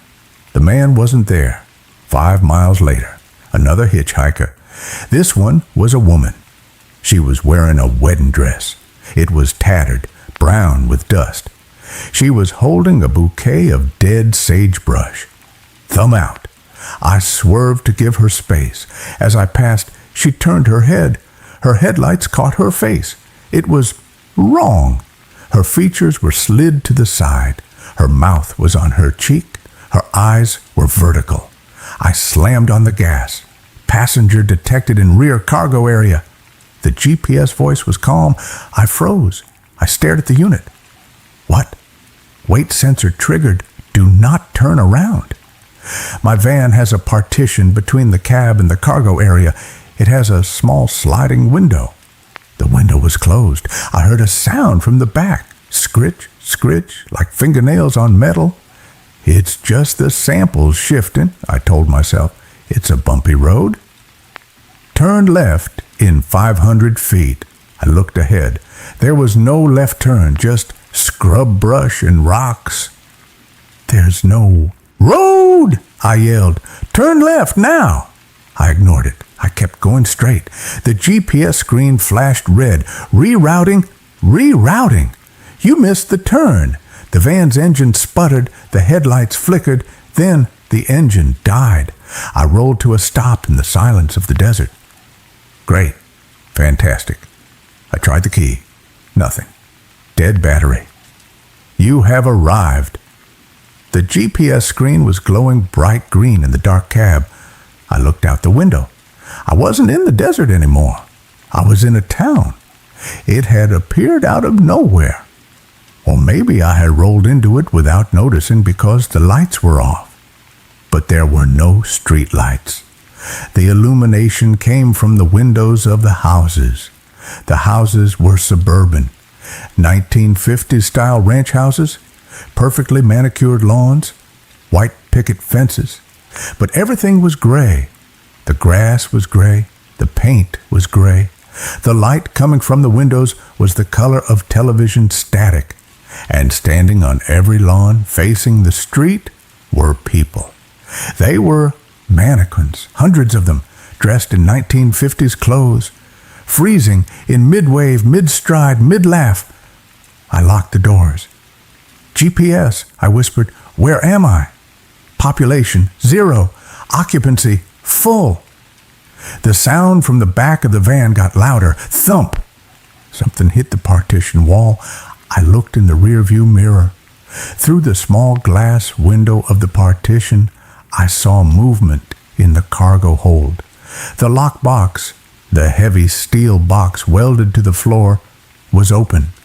I had the only key on my ring. Something was climbing out of the box. It was small, red, wet. It looked like a skinned rabbit, but it had too many limbs. It crawled up the partition window. It pressed its wet, raw face against the glass. It didn't have eyes. It had the GPS symbol, the location pin, carved into its flesh. "Open the partition," the GPS voice said. "No!" "They want to see the driver." Outside, the mannequin started to move. It wasn't fluid motion. It was stop motion. They clicked forward one frame at a time. Click, closer, click, closer. They were swarming the van. I grabbed the tire iron from under my seat. The rabbit thing in the back began to scream. It sounded like a dial-up modem connecting. The mannequins reached the van. They didn't hit the glass. They just pressed their plastic faces against it. And then they started to melt. They dissolved into gray sludge that coated the windows, blocking out the static light. I was in total darkness. "Turn right." "There is no right," I screamed. "Turn right, into the void." The partition glass behind me shattered. I didn't wait. I opened the driver's door and fell out into the gray sludge. It was cold. It burned my skin like dry ice. I scrambled to my feet. I couldn't see anything. I just ran. I ran through the gray streets of the fake town. I could hear the mannequins clicking behind me. I could hear the modem scream of the thing from the box. I saw a light ahead, a real light, yellow, warm. It was a gas station. And Old Texaco. But standing under the pump was the hitchhiker in the suit. The first one I passed. He tipped his fedora. "You're late," he said. His voice was the GPS voice. "Help me." "You can't help those who go off route," he said. "Elysian Fields is a destination, not a location." He pointed to a phone booth on the corner. "Make your call, then join the census." I ran into the phone booth. I slammed the door. I picked up the receiver. There was a dial tone. I dialed 911. 911, what is your emergency? I'm in a town. It's not on the map. There are things here. Sir, calm down. What is your location? I don't know. The GPS brought me here. Sir, the operator's voice changed. It became the GPS voice. Turn around. I turned around. The phone booth was filled with the gray sludge. It was rising up to my knees, my waist, and floating in the sludge were faces. My face, dozens of copies of my face. Some were screaming, some were sleeping, some were rotting. I dropped the phone. I'm standing on the little shelf in the booth now. The sludge is at my neck. I have my phone. I'm typing this to the cloud. The GPS unit, I can see it through the sludge. It floated out of the van. The screen is flashing, recalculating. New destination found. Hell. The sludge is in my mouth. It tastes like copper and ozone. The hitchhiker is knocking on the glass. He's holding a map. He's unfolding it. It's a map of my body. He's pointing to my heart. You are here. And that's where this story ends. Let's move on to the next one. The night shift. I am writing this down because I need someone to believe me, even if I never go back to that place again. I was broke. That is the only reason anyone takes the graveyard shift at a place like Ironclad Self-Storage.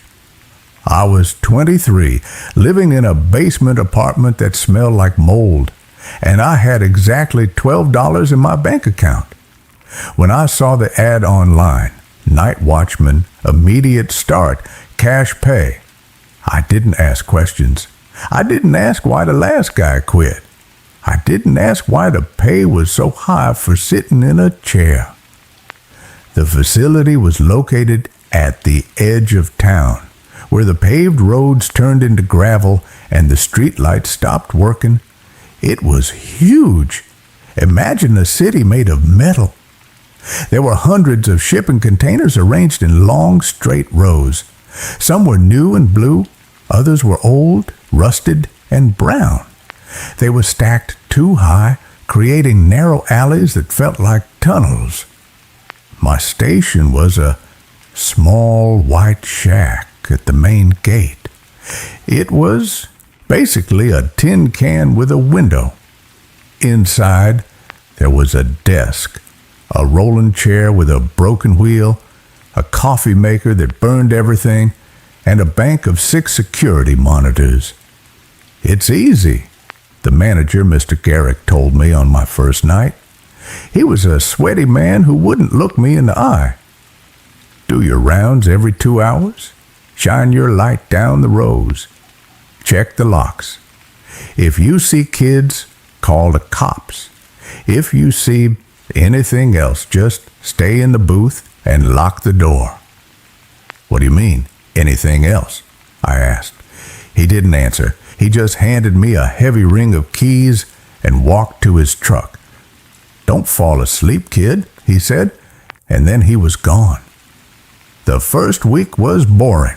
It was so quiet out there. The only sound was the wind humming through the gaps between the containers.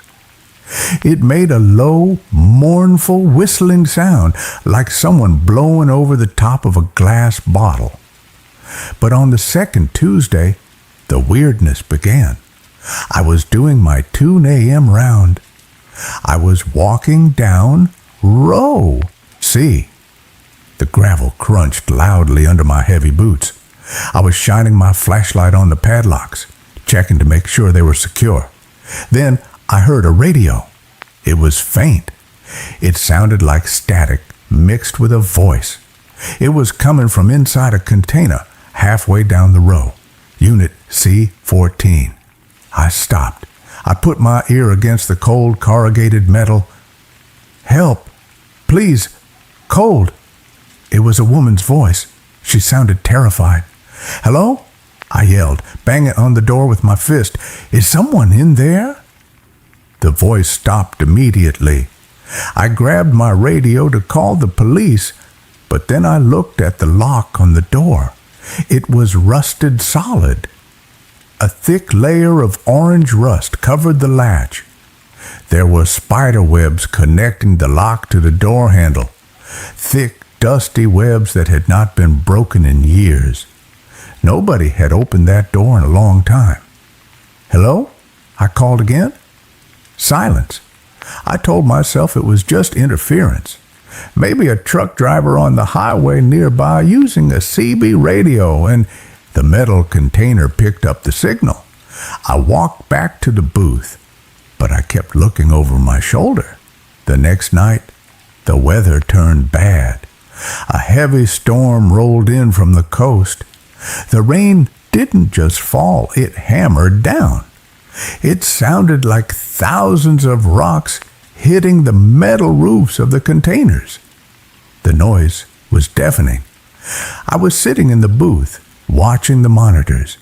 The rain made the cameras blurry. The black and white screens were just gray static and dark shapes. Then the phone in the booth rang. I jumped. I stared at it. It was an old landline phone. Nobody called the booth. I picked it up. "Ironclad storage. This is Evans." "Open the gate," a voice said. It was my voice. I almost dropped the phone. It wasn't just similar. It was my voice. It was the same pitch, the same accent. It sounded exactly like I had sounded when I answered the phone a second ago. "Who is this?" I asked, my hand shaking. "Who is this?" the voice on the phone repeated. But it didn't say it like a question. It said it like a recording. "Stop it," I said. "This isn't funny." "Stop it," the voice said. Then it laughed. A dry, glitchy laugh. "Open the gate, Evans. I want to come in." I slammed the phone down. I looked at the gate monitor. The front gate was closed. The road outside was empty. There was no car, no person, just the pouring rain. Then I saw movement on Monitor 3. Monitor 3 showed the back of the lot, the dead zone, we called it. It was where the oldest containers were kept. In the grainy footage, I saw a figure. It was tall, too tall. It looked like a person stretched out on a rack. Its arms hung down past its knees. It was standing in the middle of the aisle, facing away from the camera. It was perfectly still, letting the rain hit it. I grabbed my heavy flashlight and my baton. I didn't want to go out there, but that was my job. And if it was a prankster, I was going to kick them out. I stepped out of the booth. The wind hit me, instantly soaking my uniform. I ran toward the back of the lot. I counted the rows. A, B, C. I turned the corner into the dead zone. "Hey!" I shouted over the roar of the rain. "Get out of here! The police are on their way!" I pointed my flashlight beam down the aisle. It was empty. I walked forward, my heart hammering against my ribs. I swept the light left and right. Nothing but wet metal and puddles. Then I heard a sound from above. Clang! It was the sound of a heavy weight landing on a hollow metal roof. It came from the top of the container right next to me. Clang! Clang! Footsteps, heavy metallic footsteps running across the tops of the containers. I looked up. I flashed my light upward. For a second, the beam caught something. It was pale, white, like a maggot. It was crouching on the edge of the container roof, looking down at me. It didn't have a face. It just had a smooth surface where a face should be, but in the center, there was a slit. A mouth. It opened that mouth and a sound came out. "Check the locks," it whispered. It was Mr. Garrick's voice. Perfect imitation. I didn't think. I ran. I slipped in the mud, scrambled up, and kept running. Behind me, I heard it jumping. Boom! It landed on the next container. Boom! It was getting closer. It wasn't running on the ground. It was hunting from above, leaping across the narrow alleyway like a spider. "Don't fall asleep, kid," the thing screamed from the darkness above. It was laughing now. "Don't fall asleep." I saw the light of the guard booth ahead. It looked like heaven. I sprinted the last 50 yards. I could hear the thing landing on the ground behind me now. Splash, splash. It was on my level. I threw myself at the door of the booth, ripped it open, and dove inside. I slammed it shut and locked the deadbolt. I backed away, grabbing the heavy desk and shoving it against the door. Thud. Something hit the door hard. The whole shack shook. "Open the gate," my own voice whispered from the other side of the thin door. "It's cold out here." I crawled into the corner under the desk. I covered my ears. I squeezed my eyes shut. It didn't stop. For hours it circled the booth. Sometimes it tapped on the glass window with a fingernail. Tap, tap, tap. Sometimes it banged on the roof. Sometimes it mimicked voices. My mom, my dad, Mr. Garrick. It recited conversations I had days ago. "I need this job," it whispered in my voice. "I have $12. I stayed under that desk until the sun came up. When the gray light of dawn finally filled the booth, the noises stopped. I waited another hour before I moved. I slowly pulled the desk away. I unlocked the door. The rain had stopped. The air was cold and fresh. I walked outside. The wet gravel was marked with mud.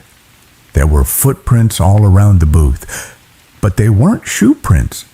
They looked like handprints, but with fingers that were too long and too many joints.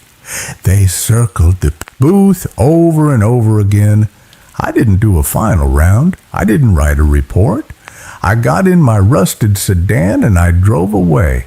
I drove straight to Mr. Garrick's house. I knew where he lived because I had dropped off paperwork there once. I pounded on his door until he answered. He was in his bathrobe, holding a coffee. He looked at my pale face, my muddy uniform, and he knew. "I quit," I said, "and I want my pay." He didn't argue. He went inside, got his wallet, and handed me $300 cash. "Did you see it?" he asked quietly. "I saw something," I said. "What is it?" "I don't know," Garrick said. He looked tired. "It's been there since the place was built. It likes the containers. It likes the echoes. We tried to get rid of it. We brought in dogs once. The dogs, they didn't come back out of the maze." "You sent me in there knowing that?" I yelled. "I needed a guard." He shrugged. "Insurance requires it. If no one watches the monitors, we lose our license." Left him there. I took the money and I drove 2 towns over. I rented a motel room for a week. That was 3 years ago. I have a new job now. I work in a library. It is bright, and there are always people around, and there are no metal boxes. But I am writing this because last night I was walking home. It was raining. I walked past a construction site. There was a large blue shipping container on the sidewalk used for storing tools. As I walked past it, I heard a sound from inside. Tap, tap, tap. I stopped. I couldn't help it. I looked at the metal wall. "Check the locks," a voice whispered from inside the locked box. It was my voice. I ran the rest of the way home. I locked every door. I closed every curtain. I know now that I didn't just leave that job. I took something with me, or rather, something decided that I was more interesting than the empty rows of the storage yard. It knows where I live, and every time it rains, I'm afraid to look out my window because I know that one day I will see those long white fingers tapping on the glass asking to come in. And that's where this story ends. Let's move on to the next one. The Archive of the Unclaimed. I am writing this statement on a piece of paper I stole from the lobby of a police station in Nebraska. I don't live in Nebraska. I don't know anyone in Nebraska. But I drove until my car ran out of gas. And this is where I stopped. My hands are stained black.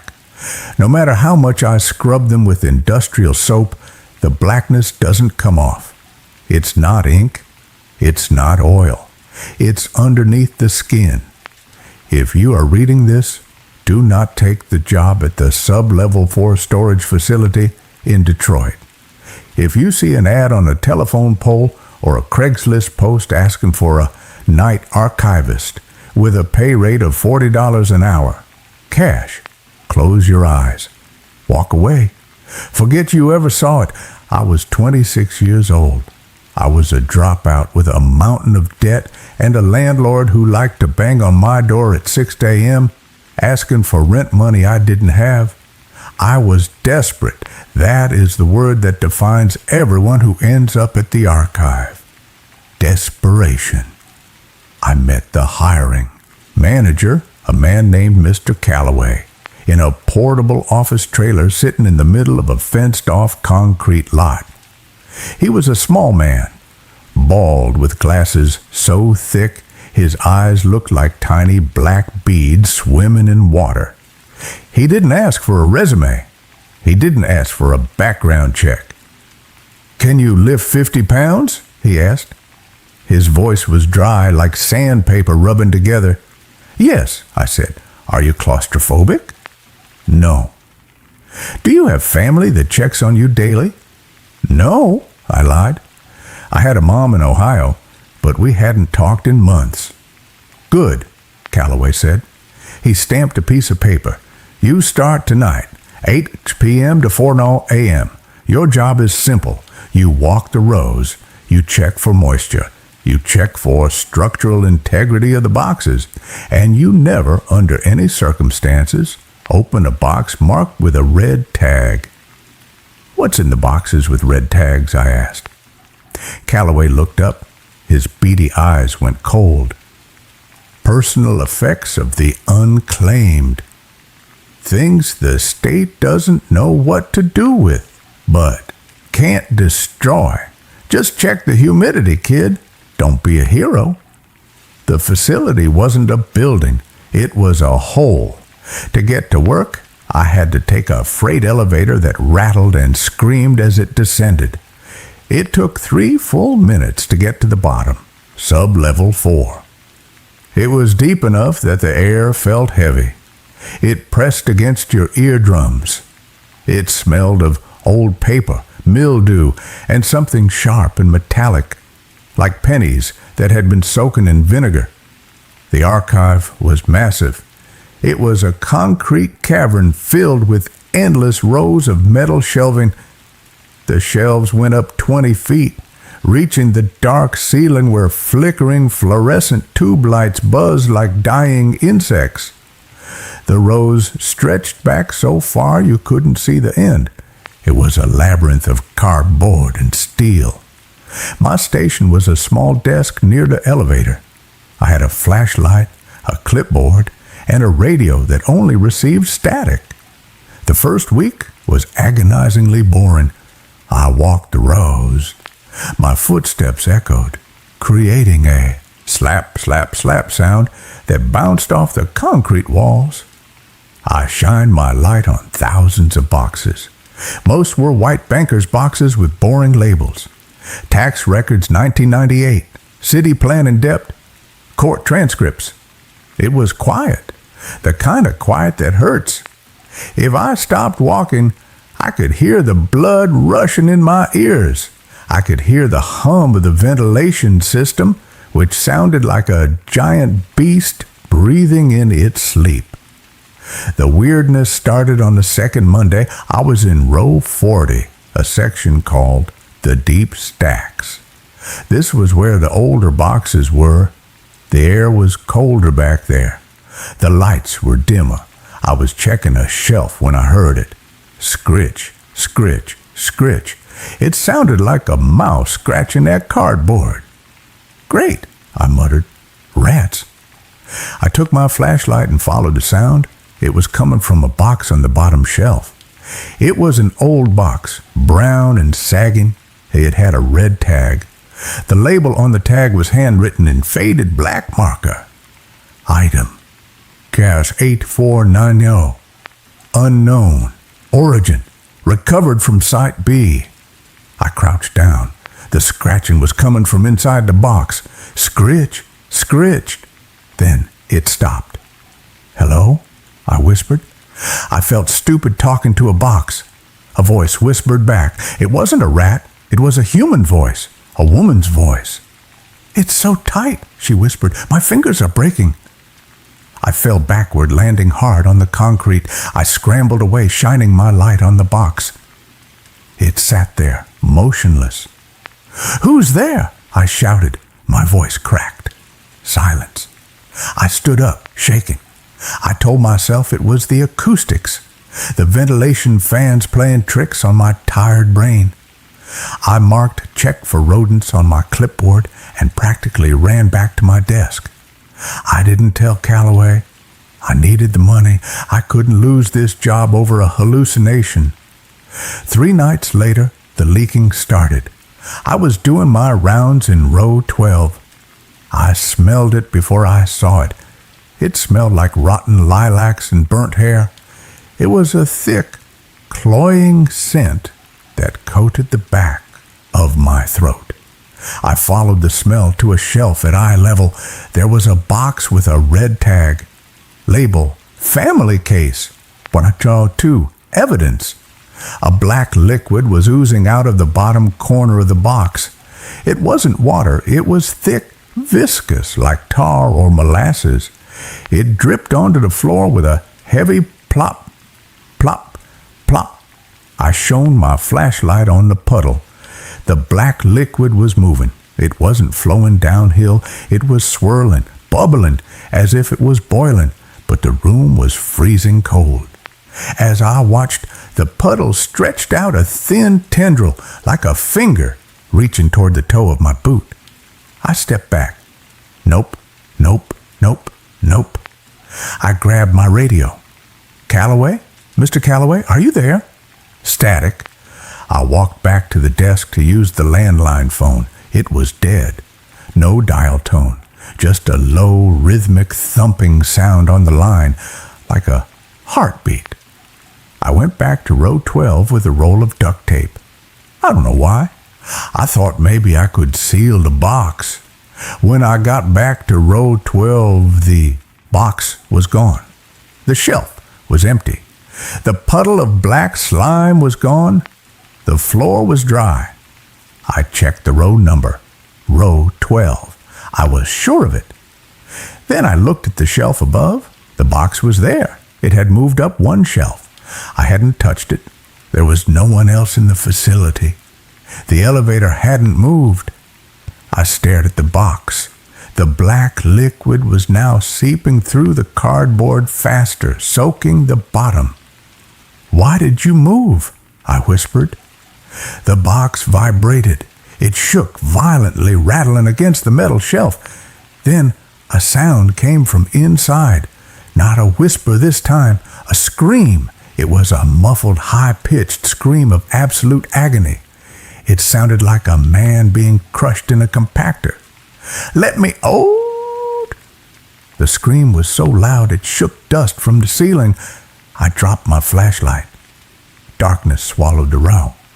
I scrambled on the floor, feeling for the metal cylinder. My hand brushed against something wet, something sticky. I recoiled.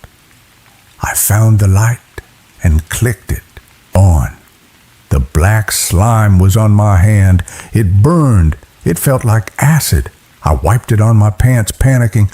The screaming stopped. The box sat there, silent. I ran. I ran all the way to the elevator and hit the button. I stood there shivering, waiting for the slow, agonizing descent of the cage.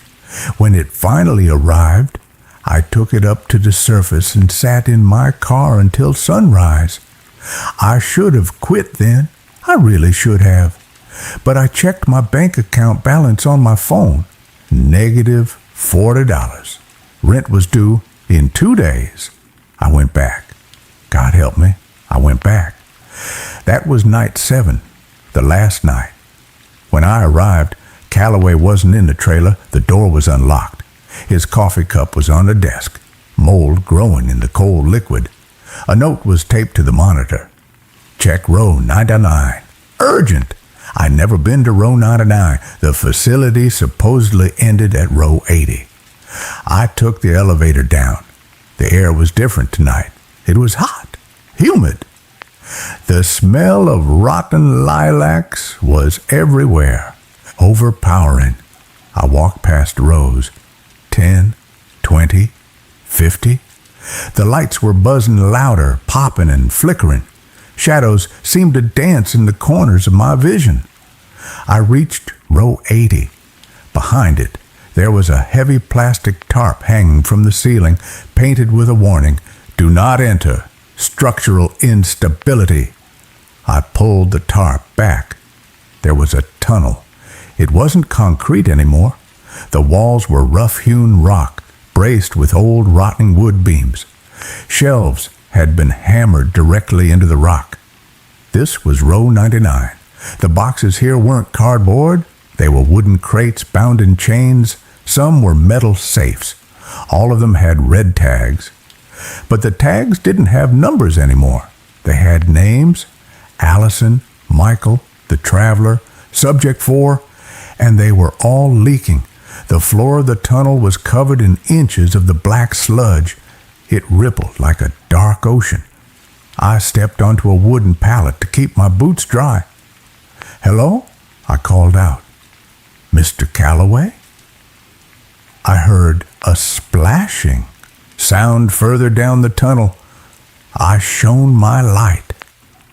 Mr. Calloway was standing at the end of the tunnel, facing the wall. He was standing shin deep in the black slime. "Mr. Calloway," I said, stepping closer, "we need to get out of here. It's flooding." Calloway didn't turn around, but he spoke. It's not flooding, Jack. It's emptying. He knew my name. I had never told him my name. What do you mean? I asked. Calloway turned around slowly. My stomach dropped. His eyes were gone. The sockets were filled with the black sludge. It poured down his cheeks like tears.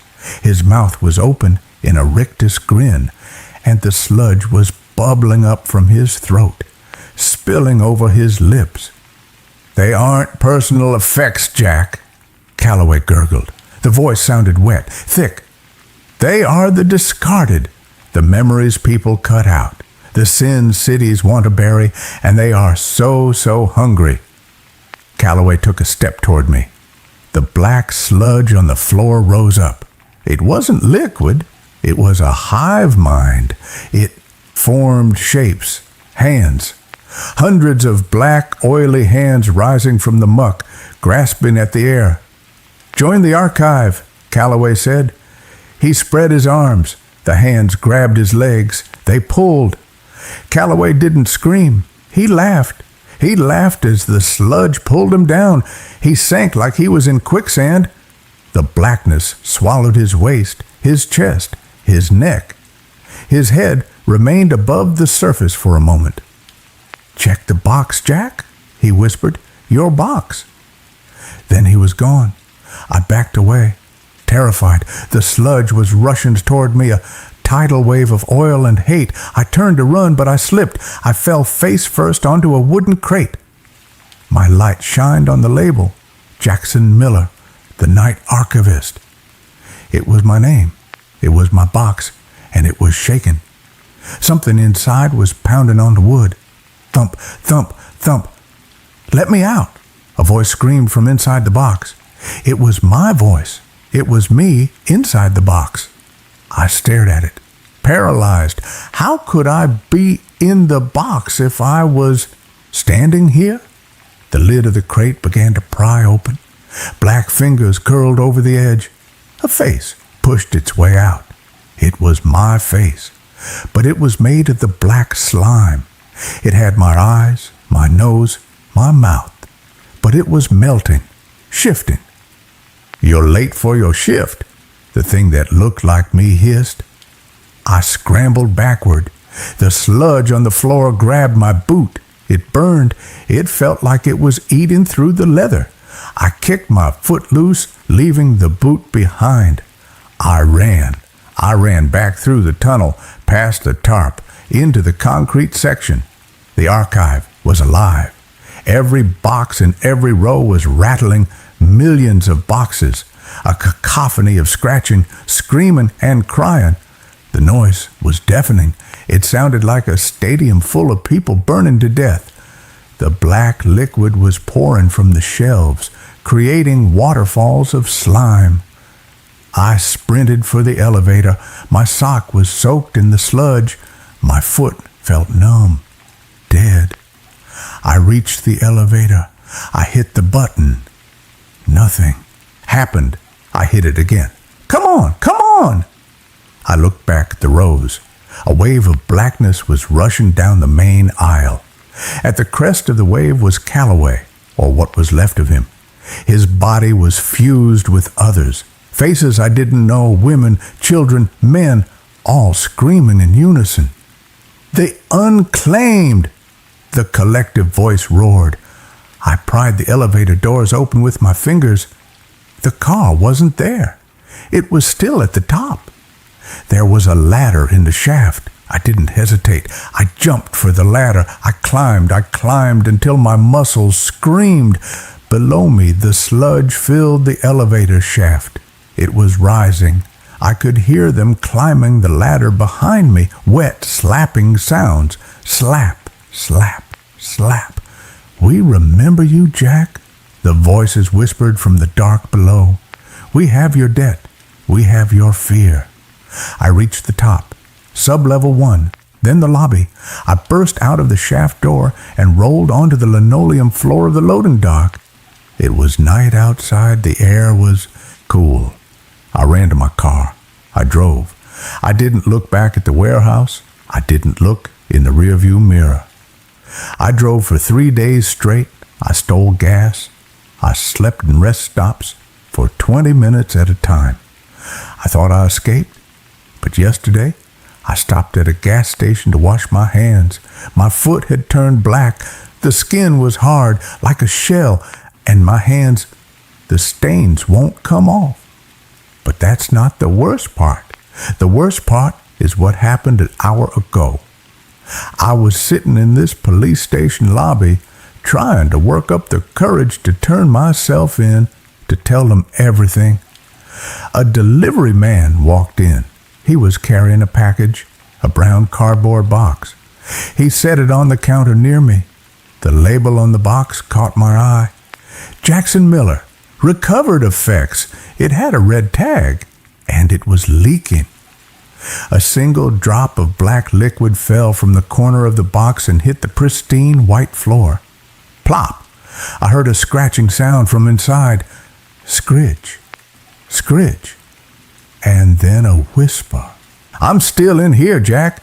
You left me in the dark." I stood up and walked out. I left my car. I'm walking now. I'm walking into the cornfields. I can feel the blackness spreading up my leg. It feels cold. It feels heavy. I know what happens when it reaches my heart. I won't die. That would be too easy. I will become a box. And someone, some desperate kid who needs money, is going to be hired to watch me. Please, if you see the ad, if you see the job for the archive, don't let me out. Whatever you do, don't let me out. And that's where this story ends. Let's move on to the next one. I rented a room from Craigslist that has no photos. $350 a month. In this economy, in this city, that number doesn't imply a bargain. It implies a crime scene. I knew that. I wasn't naive. But when you're 3 months behind on student loans and your freelance graphic design gig has dried up into a desert of unanswered emails, you stop looking for red flags and start looking for a roof. The listing on Craigslist had no photos, just text, room for let, large historic home, East 4th Street, quiet, cash only. I met the landlord, Mr. Giles, on a Tuesday evening. It was raining, that heavy, cold November rain that smells like rusted metal and wet asphalt. The house was a looming Victorian thing, painted a peeling, sickly yellow that looked like bruised skin under the streetlights. It sat on a corner lot, overgrown with ivy that had choked the life out of the porch railings. Giles was a small man, nervous, smelling of mothballs and peppermint schnapps. He didn't look me in the eye. He handed me the keys after counting my cash with shaking fingers. "You're the only one here right now," he mumbled, looking at the dark windows of the second floor. "Other tenant left quickly. Keeps to himself mostly anyway. It's quiet.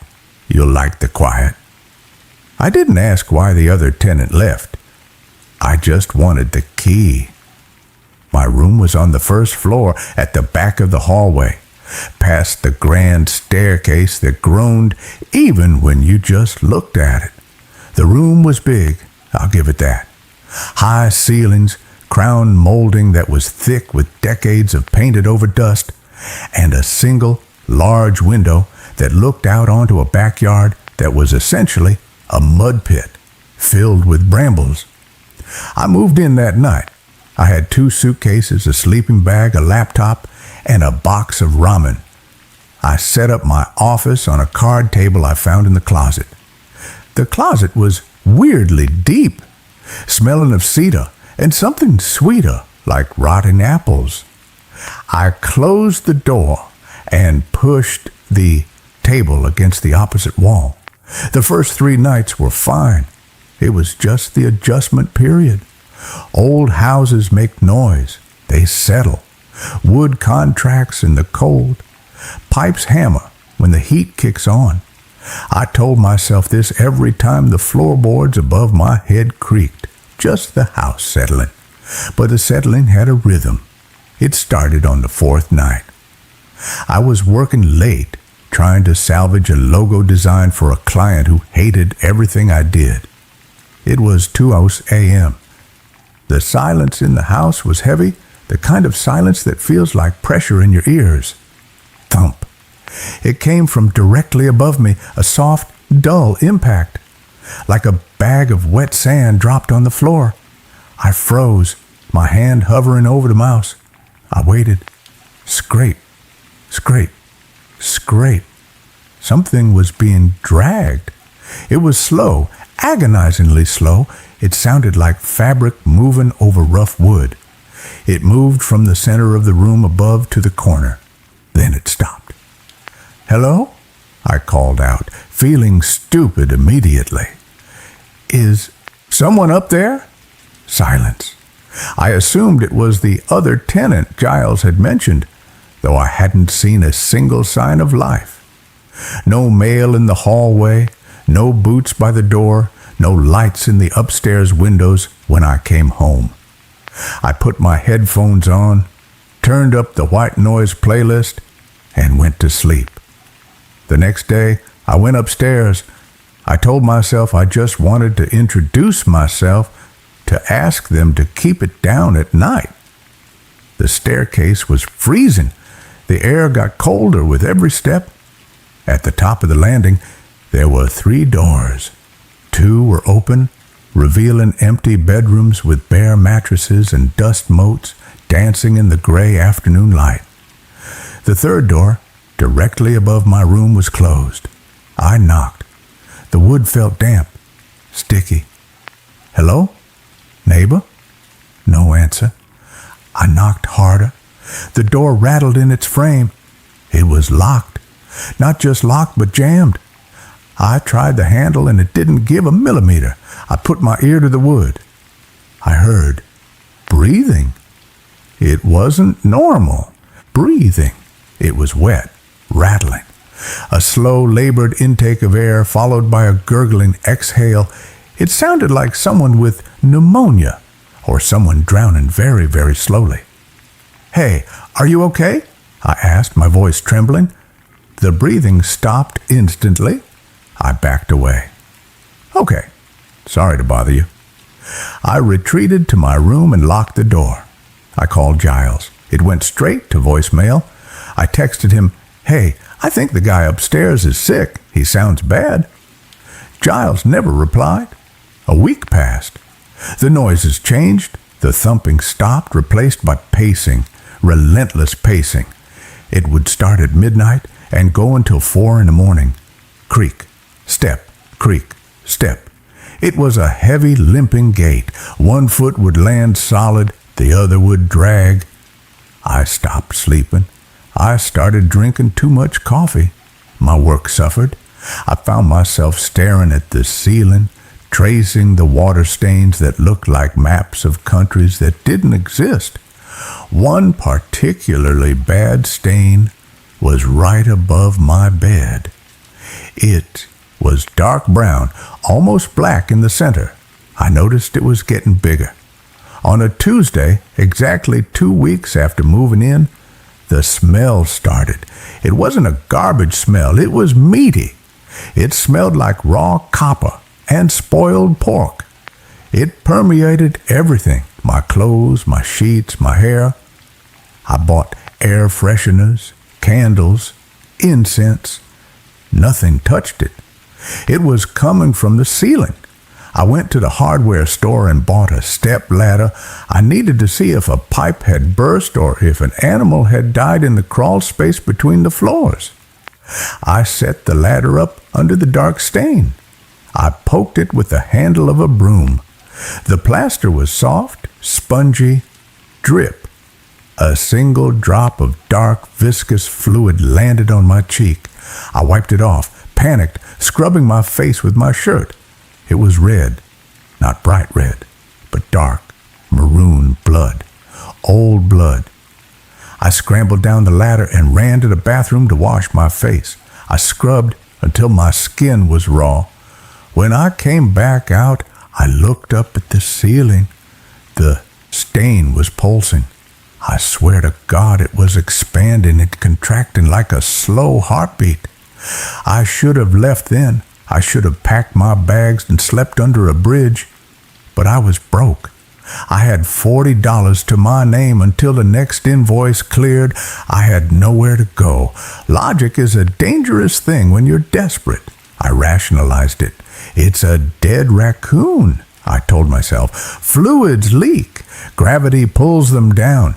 It's disgusting, but it's physics, not ghosts. I taped a garbage bag over the ceiling stain to catch the drips and moved my bed to the other side of the room. That night, the house woke me up. It wasn't a sound.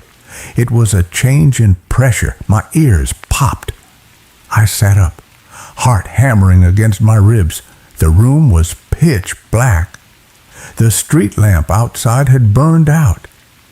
I heard a sound from the corner of the room, the closet. The door, which I always kept latched shut because of the smell, was clicking. The latch was lifting. Click. The door creaked open about an inch. I held my breath. I reached for my phone on the nightstand to use the flashlight, but my hand knocked it off. It hit the floor with a loud clatter. From the closet, a voice whispered. It was my voice. "Who's there?" the closet whispered. It was a perfect recording of me asking that question the first night. The same inflection, the same tremor. I couldn't breathe. My throat seized up. "Is someone up there?" the closet voice asked, my voice again. Then a low, wet giggle, a sound I had never made. I lunged for the lamp switch.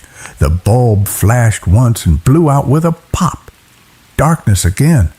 "Giles," the voice said, but it wasn't my voice anymore. It was the landlord's. "Tenant left, quickly." I scrambled out of bed, tangled in the sheets, and fell hard onto the floor. I crawled toward the hallway door. The closet door slammed open. It hit the wall with enough force to crack the plaster. I didn't look back.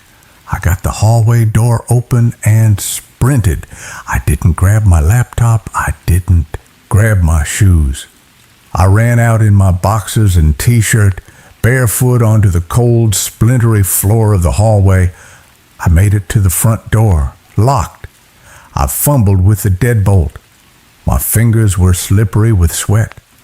From the top of the stairs behind me, the breathing started. That wet pneumonia rattle, it was loud. Whatever was making it wasn't behind the door anymore. It was on the landing. I got the bolt violently thrown back and ripped the door open. I burst out onto the porch, gasped by cold night air.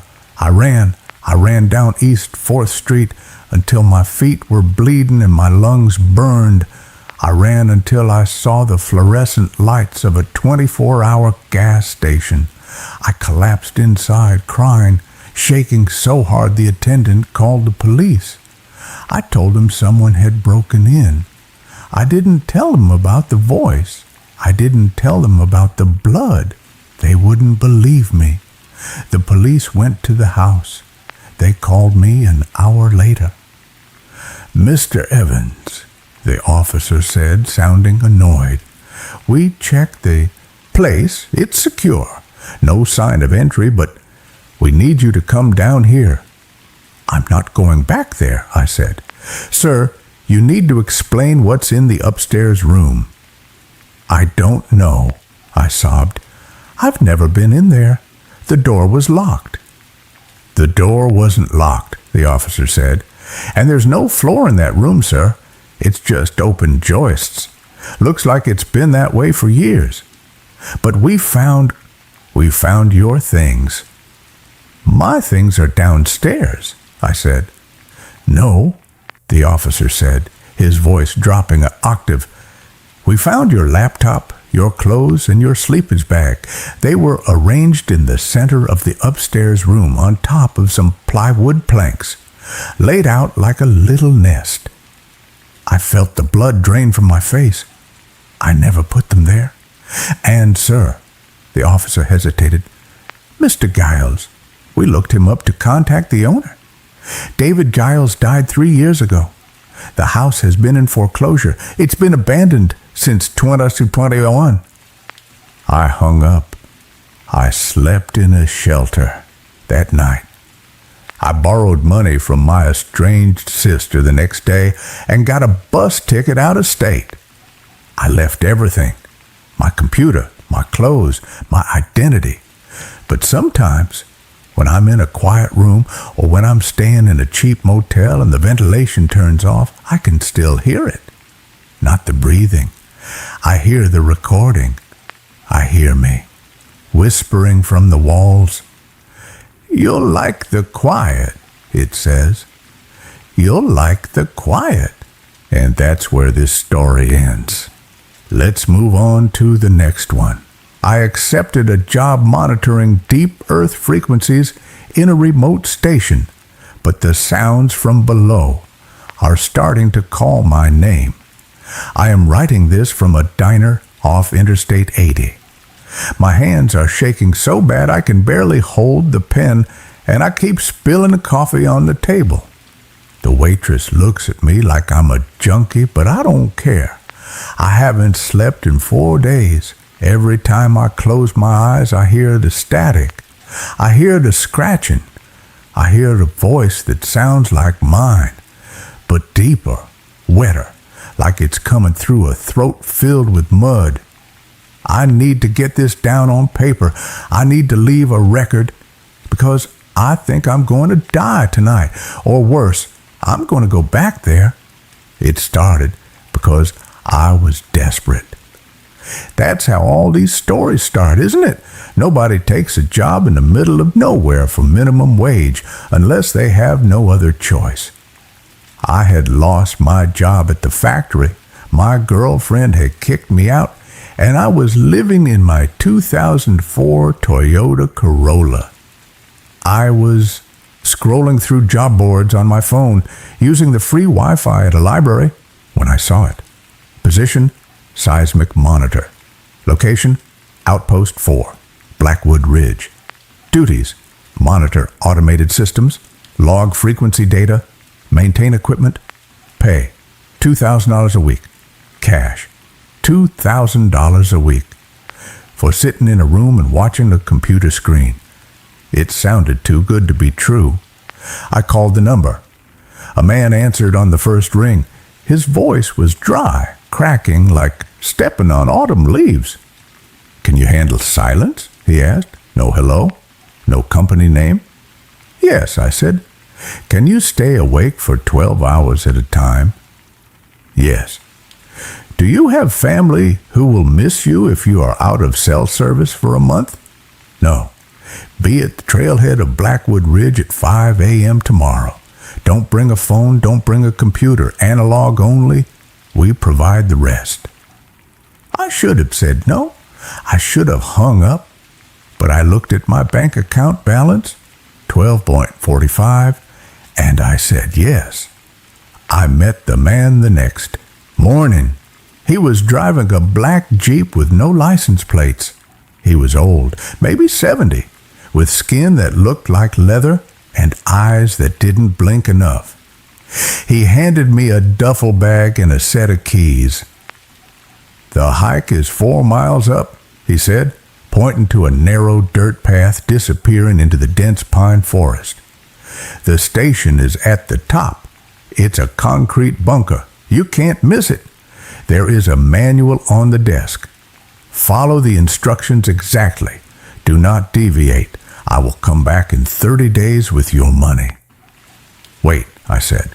What exactly am I monitoring? Earthquakes? He looked at me, and for a second I saw genuine fear in his eyes.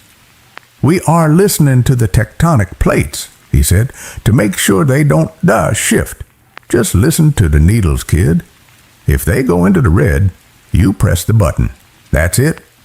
He drove away before I could ask what the button did. I hiked up.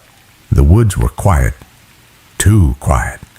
No birds, no crickets, just the sound of my boots on the dry earth and the wind hissing through the pine needles. The station was ugly. It was a gray concrete block half buried in the side of the mountain. It looked like a World War II bunker. There was a heavy steel door with a wheel lock like a submarine. I unlocked it and stepped inside. The smell hit me first. It smelled of ozone, old copper, and stale coffee. The room was one large space. In the center, there was a massive console of equipment that looked like it was from the 1970s.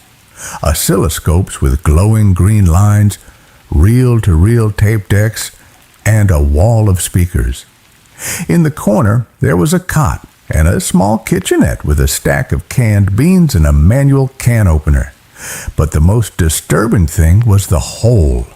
In the back of the room, behind a thick pane of plexiglass, there was a hole in the floor. It was a borehole, maybe 3 feet wide, going straight down into the earth. There were cables running down into it, thick black cables that pulsed slightly as if liquid was being pumped through them. I settled in.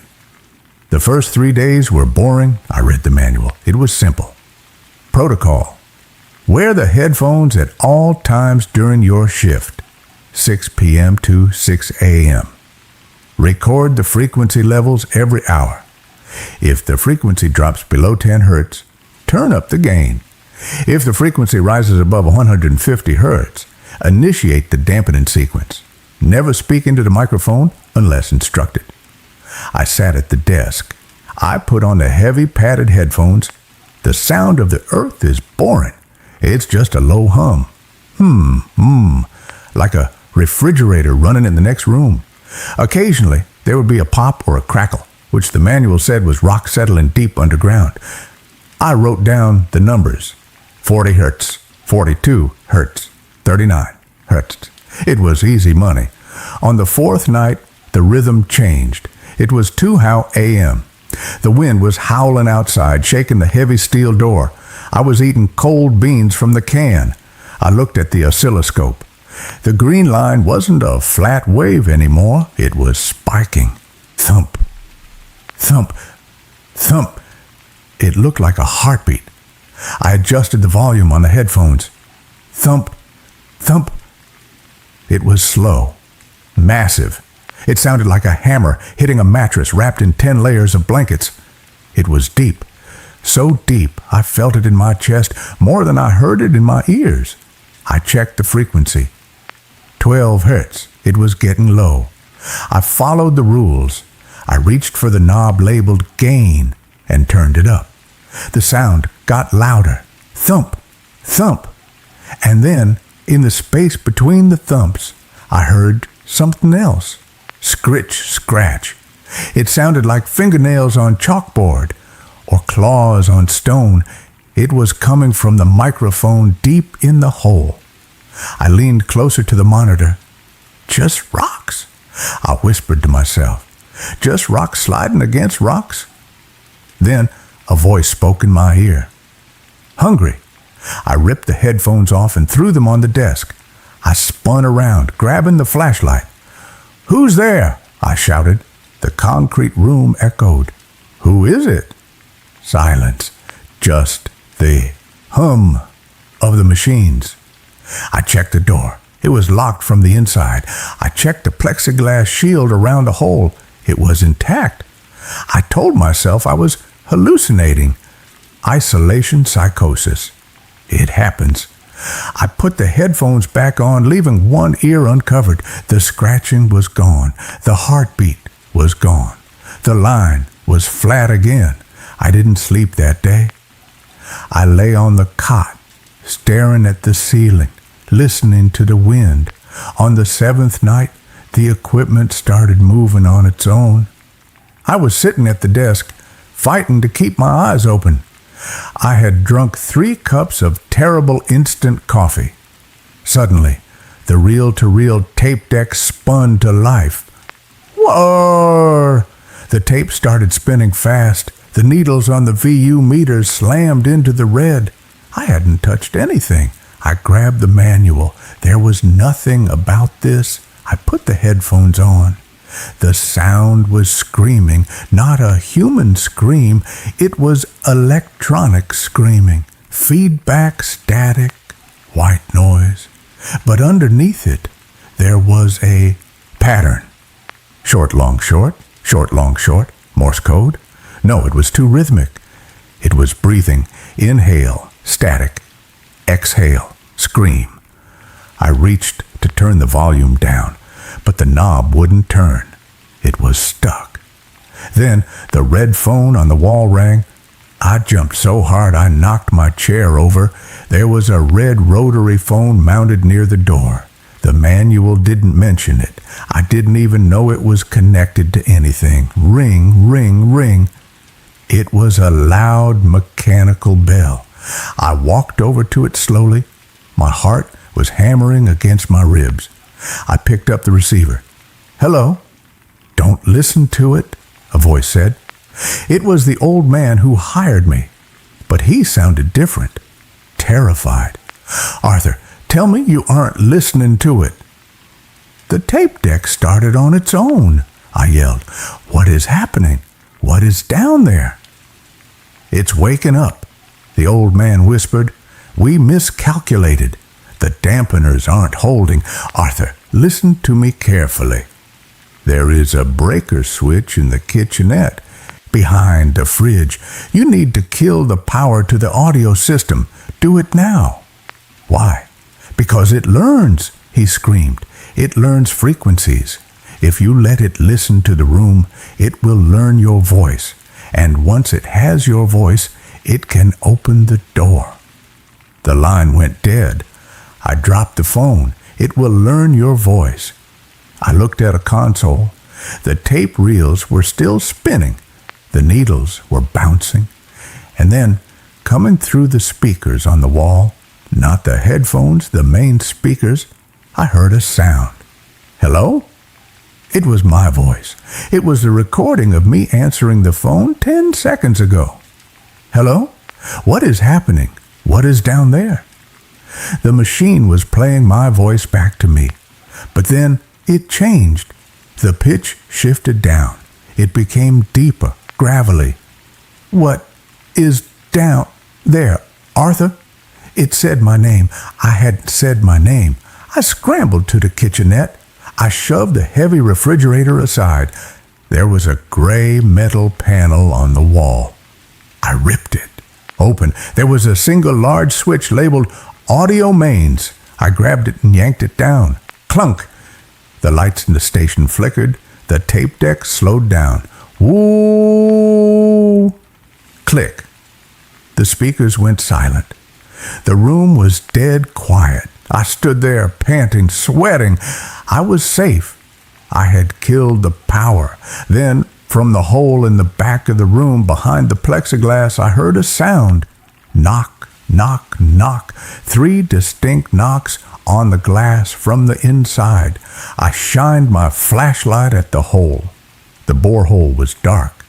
But on the inside of the plexiglass there was condensation. And in the condensation something had drawn a shape, a smiley face. I backed away. No, that's impossible. It's a sealed shaft. Knock, knock, knock. Louder this time. The glass vibrated. I grabbed my jacket. I grabbed the keys. I was leaving. To hell with the money. To hell with the old man. I ran to the steel door. I grabbed the wheel lock and turned it. It wouldn't move. I spun it the other way. Stuck.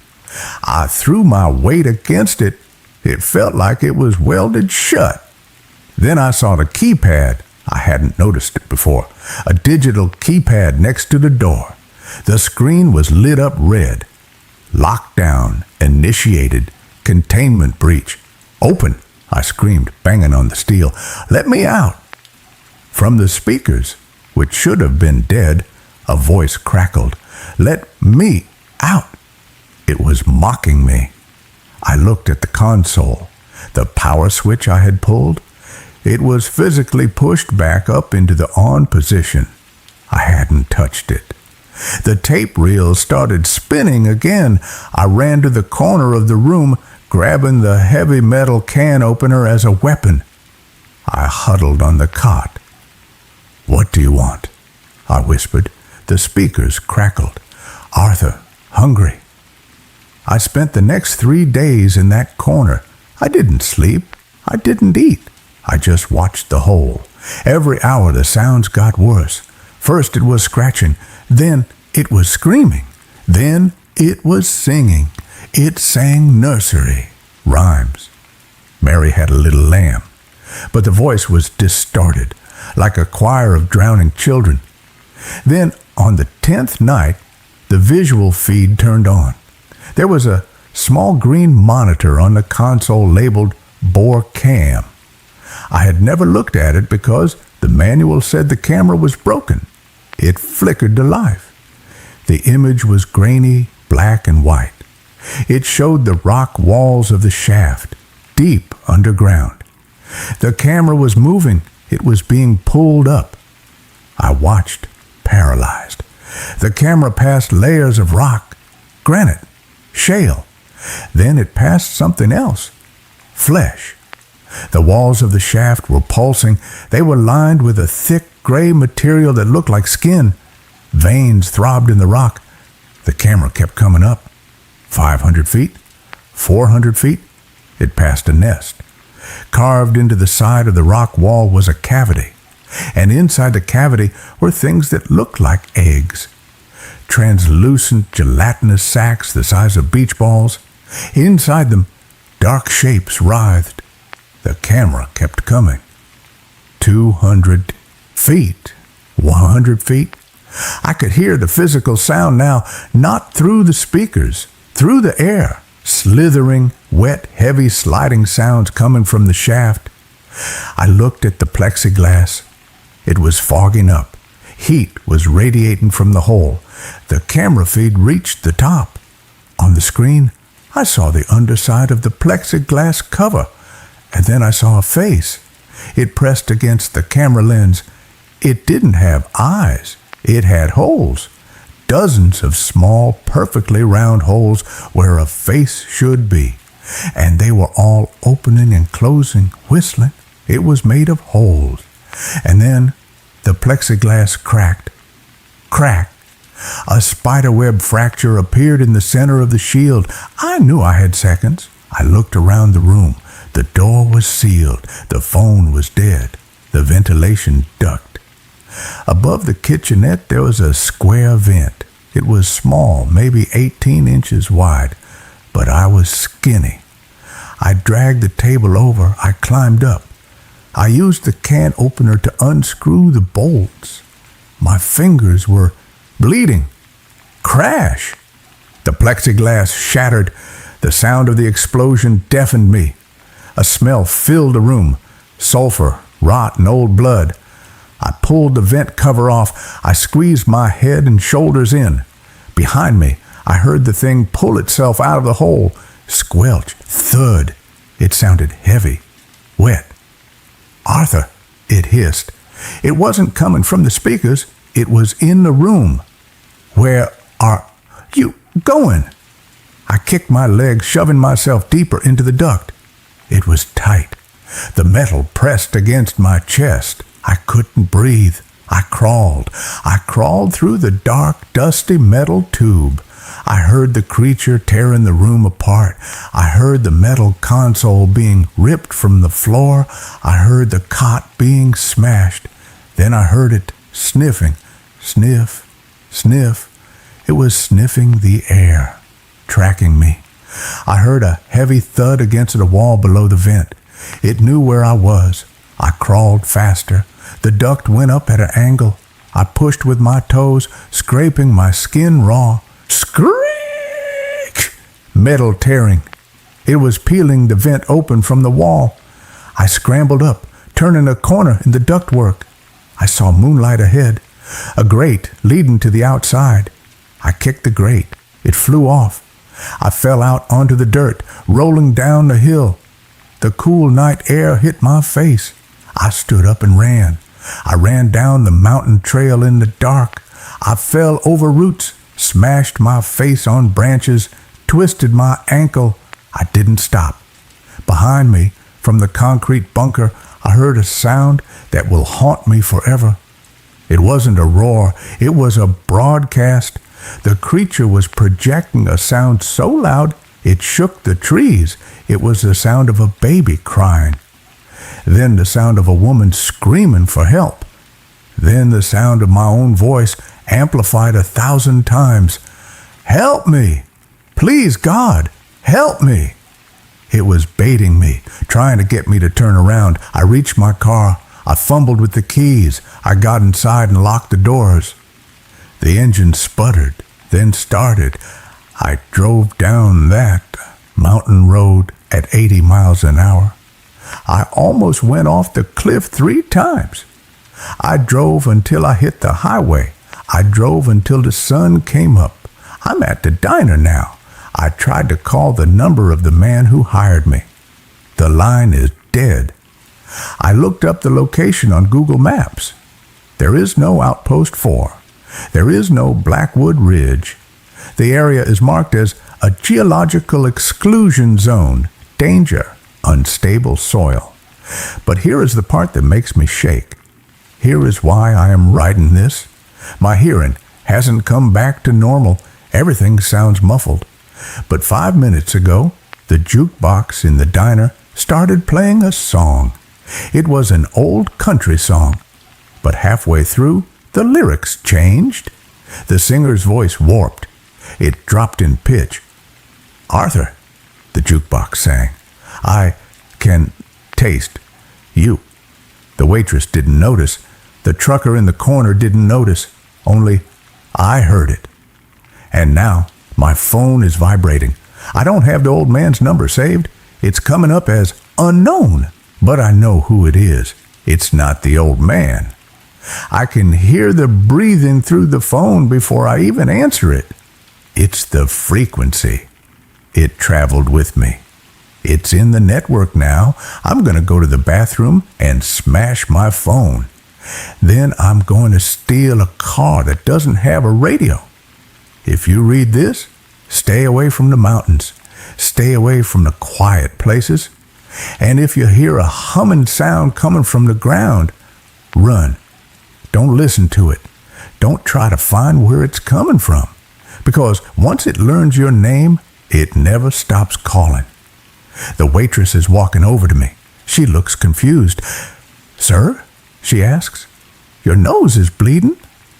I wipe my face. My hand comes away red. And sir, she says, pointing to my coffee cup, your coffee is vibrating. I look down. Ripples are forming in the black liquid. Thump, thump, thump. It's here. It traveled through the ground. I have to go. God help me. And that's where this story ends. Let's move on to the next one. I drive for a rideshare app and picked up the same passenger 3 nights in a row. I've been driving for Ride now for about 8 months to make extra money on weekends. I work a regular job during the week, but the extra cash helps with bills. I usually drive Friday and Saturday nights from around 10 p.m. until 3 or 4 a.m. when the bar crowds die down. Last Friday night started normal. I picked up a few college kids, a couple coming home from dinner, the usual weekend crowd. Around 1:30 a.m., I got a ping for a pickup at an address in Riverside, the older part of town near the industrial district. The pickup location was a corner near an old warehouse. Not a great area, but not the worst I've been to. I pulled up and waited. A woman got in the back seat. She looked like she was in her 30s, wearing a long gray coat and carrying a small purse. Her hair was dark and pulled back. She looked tired. Thanks for coming, she said quietly. Her voice was soft, almost a whisper. No problem. Where are we headed? She gave me an address on the west side of town, about a 20-minute drive. I confirmed it in the app and started driving. She didn't say anything for the first few minutes. Most passengers either want to chat or they're on their phones. She just sat there looking out the window. Long night? I asked, trying to be friendly. You could say that. She didn't elaborate. We drove in silence for a while. I glanced in the rearview mirror a few times. She was still just staring out the window, her face blank. When we were about 5 minutes from her destination, she spoke again. Do you ever feel like you're stuck in a loop? Like you're doing the same thing over and over? Like Groundhog Day? I joked. Something like that. I didn't know what to say to that, so I just nodded. We reached her address, a small house on a quiet street. I pulled up to the curb. Here you go. Have a good night. She didn't move for a second. Then she said, You, too. Drive safely. She got out and walked to the house. I waited until she went inside like I always do, then drove off. The ride was rated 5 stars in my app. Standard trip. Saturday night, around the same time, 1:30 a.m., I got another ping. Same pickup location in Riverside near the warehouse. I thought that was weird, but not impossible. Maybe she worked nearby and this was her regular ride home. I pulled up to the same corner. The same woman got in my car. Same gray coat, same purse. She sat in the same spot in the back seat. Hey again, I said. Same place as last night? She looked at me confused. Last night? Yeah, I picked you up here yesterday. Took you to Hillcrest Street. She shook her head slowly. I don't think so. I've never used this app before tonight. That didn't make sense. I definitely remembered her, but I didn't want to argue with the passenger. My mistake. Sorry. Where to? She gave me the same address as the night before. Exact same destination. I entered it in the app and started driving. This time, I paid more attention to her. She did the same thing. Stared out the window. Didn't talk. Barely moved. About halfway there, I tried again. You sure you haven't used Ride Now before?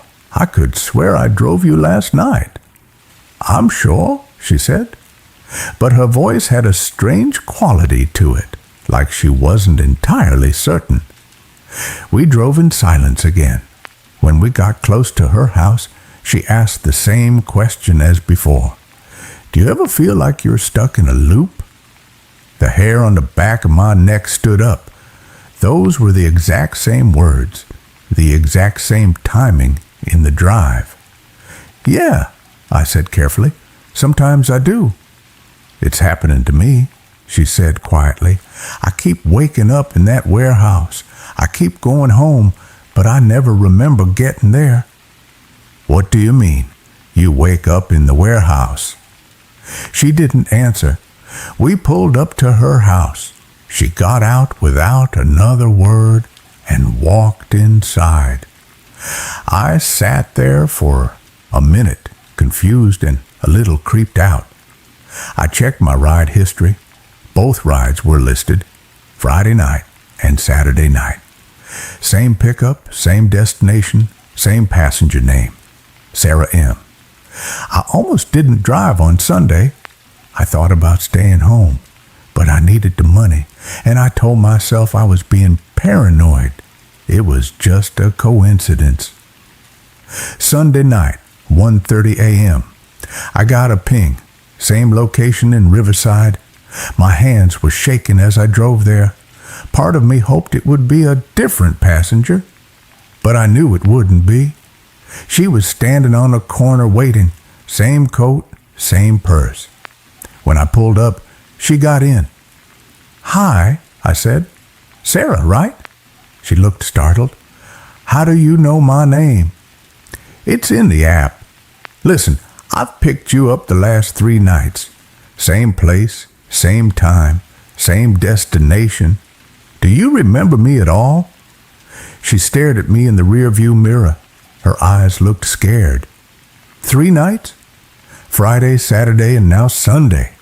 You asked me the same question both times about being stuck in a loop. Her face went pale.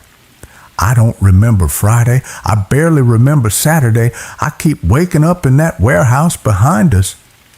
I don't know how I get there. I call a ride home and then nothing. I wake up in the warehouse again." "What's in the warehouse?" "I don't know. I never go inside. I just wake up on the street corner, and it's always 1:15 a.m. every time." I felt cold. "What do you mean every time?" "This has been happening for weeks, maybe longer. I can't remember anymore." Her voice was shaking. "At first I thought I was sleepwalking, but I'm fully dressed. I have my phone and my purse. I call a ride, I go home, I go to bed. Then I wake up on that corner again." "Have you tried staying awake or going somewhere else besides home?" "I've tried. I can't stay awake. As soon as I get home and lie down, I fall asleep immediately. And when I wake up, I'm back there." "What about going to a hospital or the police?" She shook her head. "I tried that. Twice. Same thing happens. I end up back at the warehouse." We were getting close to her house. I didn't want to drop her off. I had a feeling if I did, I'd pick her up again tomorrow night. "What if you don't go home?" I asked. "What if I take you somewhere else?" "Where?"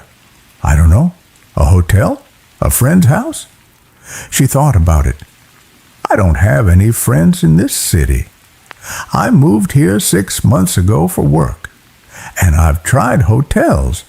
I wake up at the warehouse anyway." "What about the warehouse itself? Have you tried going inside to see what's in there?" She looked terrified. "No, I'm afraid to." "Maybe that's the answer. Maybe you need to face whatever is in there." "Will you come with me?" I should have said no. I should have dropped her off and never accepted another ride from that area. But something about her desperation, her fear, I couldn't just leave her. "Okay," I said, "let's go back." I turned the car around and drove back to Riverside. When we got to the warehouse, I parked on the street. It was almost 2 a.m. The area was deserted. The warehouse was old brick, 3 stories tall, with broken windows and faded paint.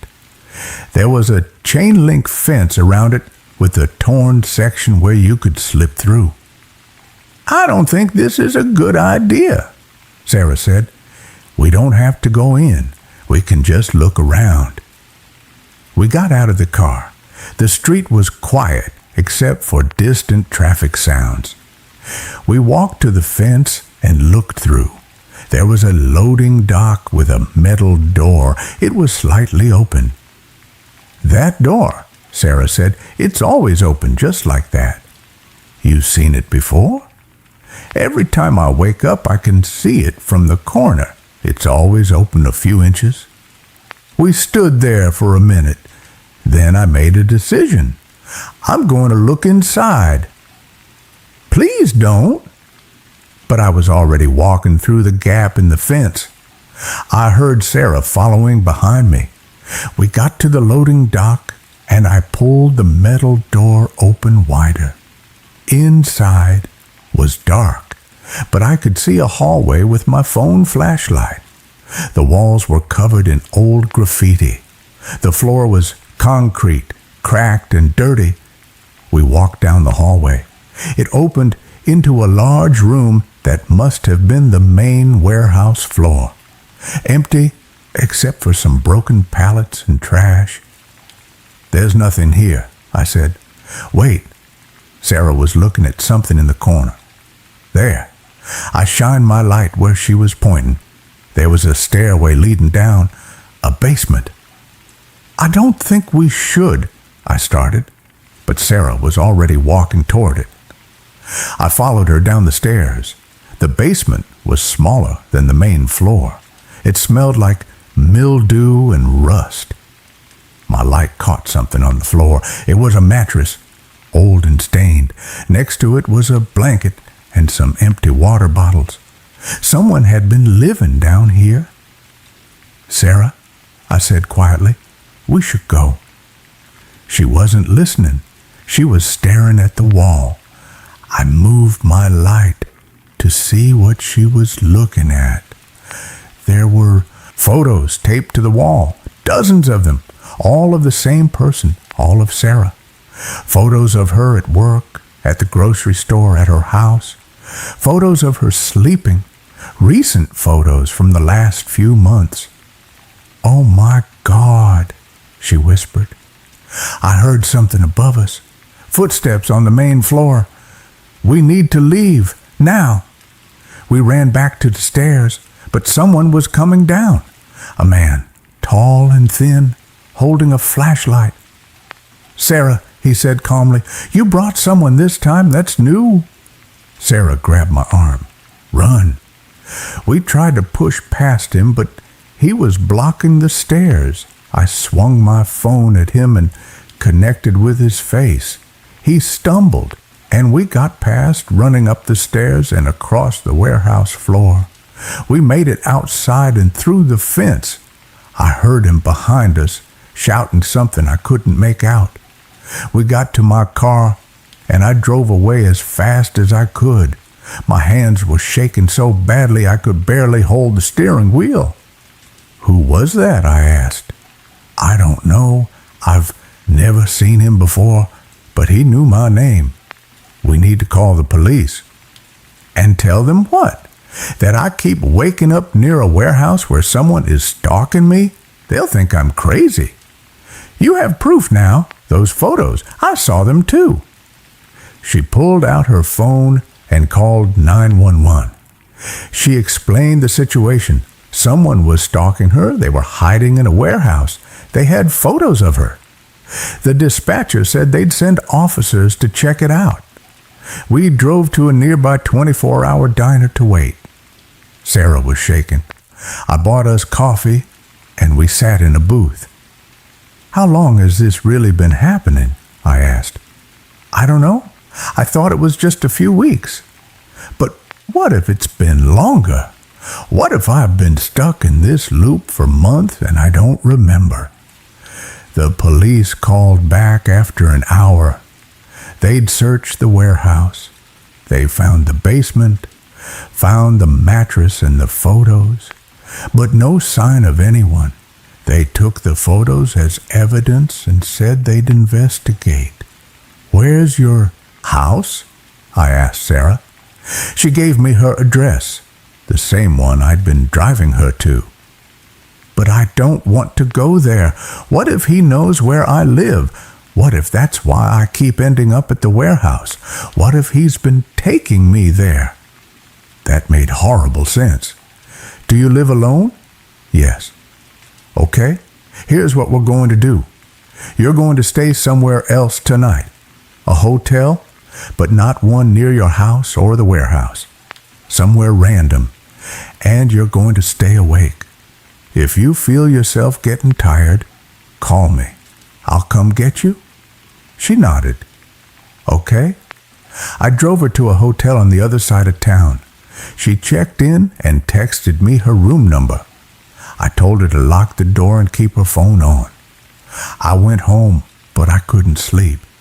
I kept thinking about those photos on the wall, about Sarah waking up at the warehouse over and over, about the man in the basement who knew her name. Around 6 a.m., Sarah called me. "I'm still here. I stayed awake all night. I didn't wake up at the warehouse." "That's good. That's really good." The police called. They found out who owns the warehouse. It's been abandoned for 5 years, but they're checking previous tenant records. They're also going to dust for prints in the basement. Over the next few days, the police investigation moved forward. They found prints that matched a man named David Carver, who had worked as a security guard at Sarah's office building. He'd been fired 3 months ago for inappropriate behavior. They arrested him at his apartment. He confessed to everything. He'd been stalking Sarah for months. He'd somehow gotten her routine down. Knew when she went to bed, knew she was a heavy sleeper. He'd been breaking into her house, drugging her water bottle, and taking her to the warehouse while she was unconscious. Then he'd leave her on the corner before the drugs wore off. She'd wake up confused, call a ride home, and the cycle would repeat. She'd go to bed, drink the drugged water, and he'd take her again. He said he never hurt her. He just wanted to be near her. He said he loved her. Sarah's therapist said she might never fully remember all the times it happened. The drugs he used can cause memory loss. She might have been stuck in that loop for months. She moved out of state, changed her name. She texts me sometimes to let me know she's okay. I still drive for Ride now, but I never accept rides from that area of town anymore. And every time I pick up a passenger who seems confused or disoriented, I pay attention. Because you never know what kind of hell someone might be stuck in without even knowing it. Sarah was lucky. She broke the loop. But I keep thinking about how many people might be stuck in situations like that and no one realizes because they can't remember enough to ask for help. That's the scariest part, not the stalker in the warehouse, but the idea that your whole reality could be manufactured, that days or weeks or months of your life could be stolen, and you'd never know. Sarah knew something was wrong. She felt the loop. But what if she hadn't? What if she just accepted the confusion as normal? I think about that every night when I'm driving.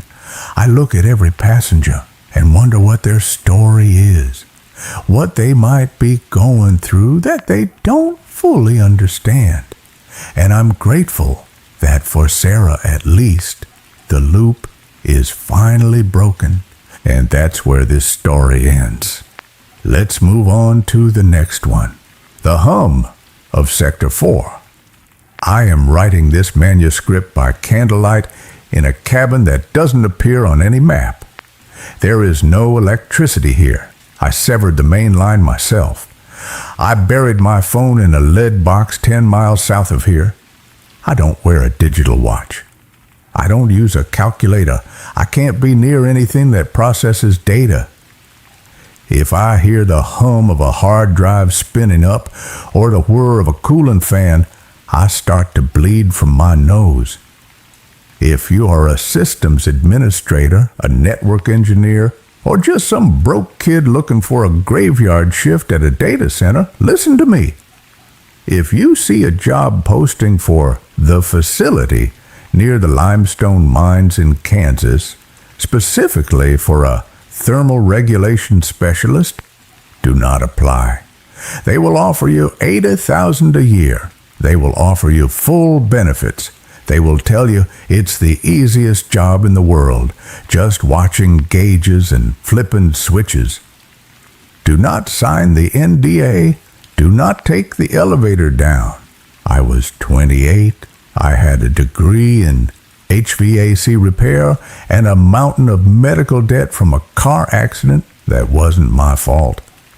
I was working 3 jobs, sleeping 4 hours a night, and eating garbage. When the recruiter reached out to me on LinkedIn, I thought it was a scam.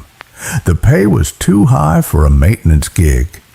The interview was held in a rented conference room at a Holiday Inn near the airport.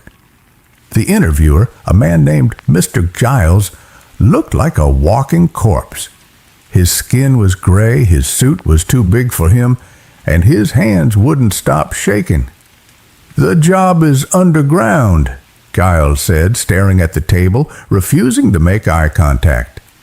"It is a legacy server farm, subterranean cooling. Very efficient, very loud." "I'm used to loud," I said. "I worked on industrial turbines." "No," Giles whispered. "Not that kind of loud. It is a drone, a constant low-frequency vibration. It affects people. We need someone with fortitude." "I have fortitude," I lied. "I just need the paycheck." He slid a contract across the table. It was thick. "Read the addendums, specifically regarding the phantom data clauses." I didn't read them. I just signed. I needed the money. The facility was located in the middle of a wheat field, marked only by a small concrete bunker and a massive ventilation tower that jutted out of the ground like a rusted obelisk. The security was tight. Biometric scanners, armed guards who didn't speak, and a decontamination shower before you even got to the elevator. The elevator ride down took 5 minutes. That's how deep it was. When the doors opened, the sound hit me. It wasn't a roar. It was a hum, a deep, resonant thrumming that I felt in my teeth before I heard it in my ears. It sounded like a choir of millions of bees, or the sound of the ocean if the ocean was made of electricity. The air was freezing cold, kept at a constant 60 degrees Fahrenheit, but it smelled of ozone, burnt copper, and something oddly organic, like wet soil. My supervisor was a man named Miller. Miller had been down there for 6 months. He wore heavy-duty earmuffs at all times. He didn't take them off when he shook my hand. He just motioned for me to follow him. The facility was a labyrinth. Endless corridors of black server racks blinking with millions of tiny blue and green lights. The aisles stretched on for miles. It was a city of data. Miller led me to the control room. It was a glass-walled box suspended over the server floor. It was soundproofed, which was a mercy. "Take these," Miller said, handing me a pair of noise-canceling headphones. "Never take them off when you're on the floor. The frequency can cause hallucinations, paranoia, nausea. We call it the data sickness." "What are we storing here?" I asked, looking out at the ocean of blinking lights. "Is it government stuff? NSA?" Miller laughed. It was a dry, hacking sound. "Government? No. The government wishes they had this capacity. This is private, archival. We don't know who the clients are. We just keep it cold. That's the job. Keep it cold. If the temperature in any sector goes above 80 degrees, the servers start to bleed. Bleed. Metaphorically," Miller said quickly. "They leak data, corrupt files. Just keep it cold." My shift was 6:00 p.m. to 6:00 a.m. For the first 2 weeks, it was easy. I sat in the control room, monitoring the thermal maps on the screens. If a rack got too hot, I'd grab the liquid nitrogen cart, go down to the specific aisle, and flush the coolant lines. But the isolation starts to get to you. The facility was divided into sectors. Sector 1 through 3 were standard, but Sector 4? Sector 4 was different. Sector 4 was the oldest part of the facility. The racks there weren't the sleek, black, modern ones. They were old, rusted metal towers, connected by thick bundles of cables that looked like black vines. The lights on them weren't blue or green. They were amber, a sickly, pulsing orange. I hated going into Sector 4. The hum was louder. There. Even through my headphones, I could hear it. It wasn't just a machine noise. It sounded like whispering. It started on a Tuesday night, 3 weeks into the job, I was in the control room eating a sandwich. Miller was asleep in his chair.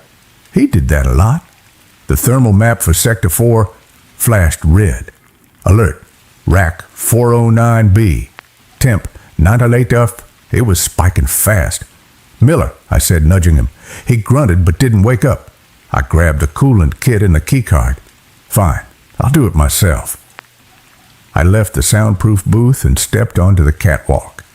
The hum hit me instantly. Thrum, thrum, thrum. It vibrated my ribcage.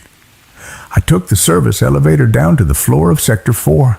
The air was colder here, almost freezing, yet the smell of ozone was overpowering.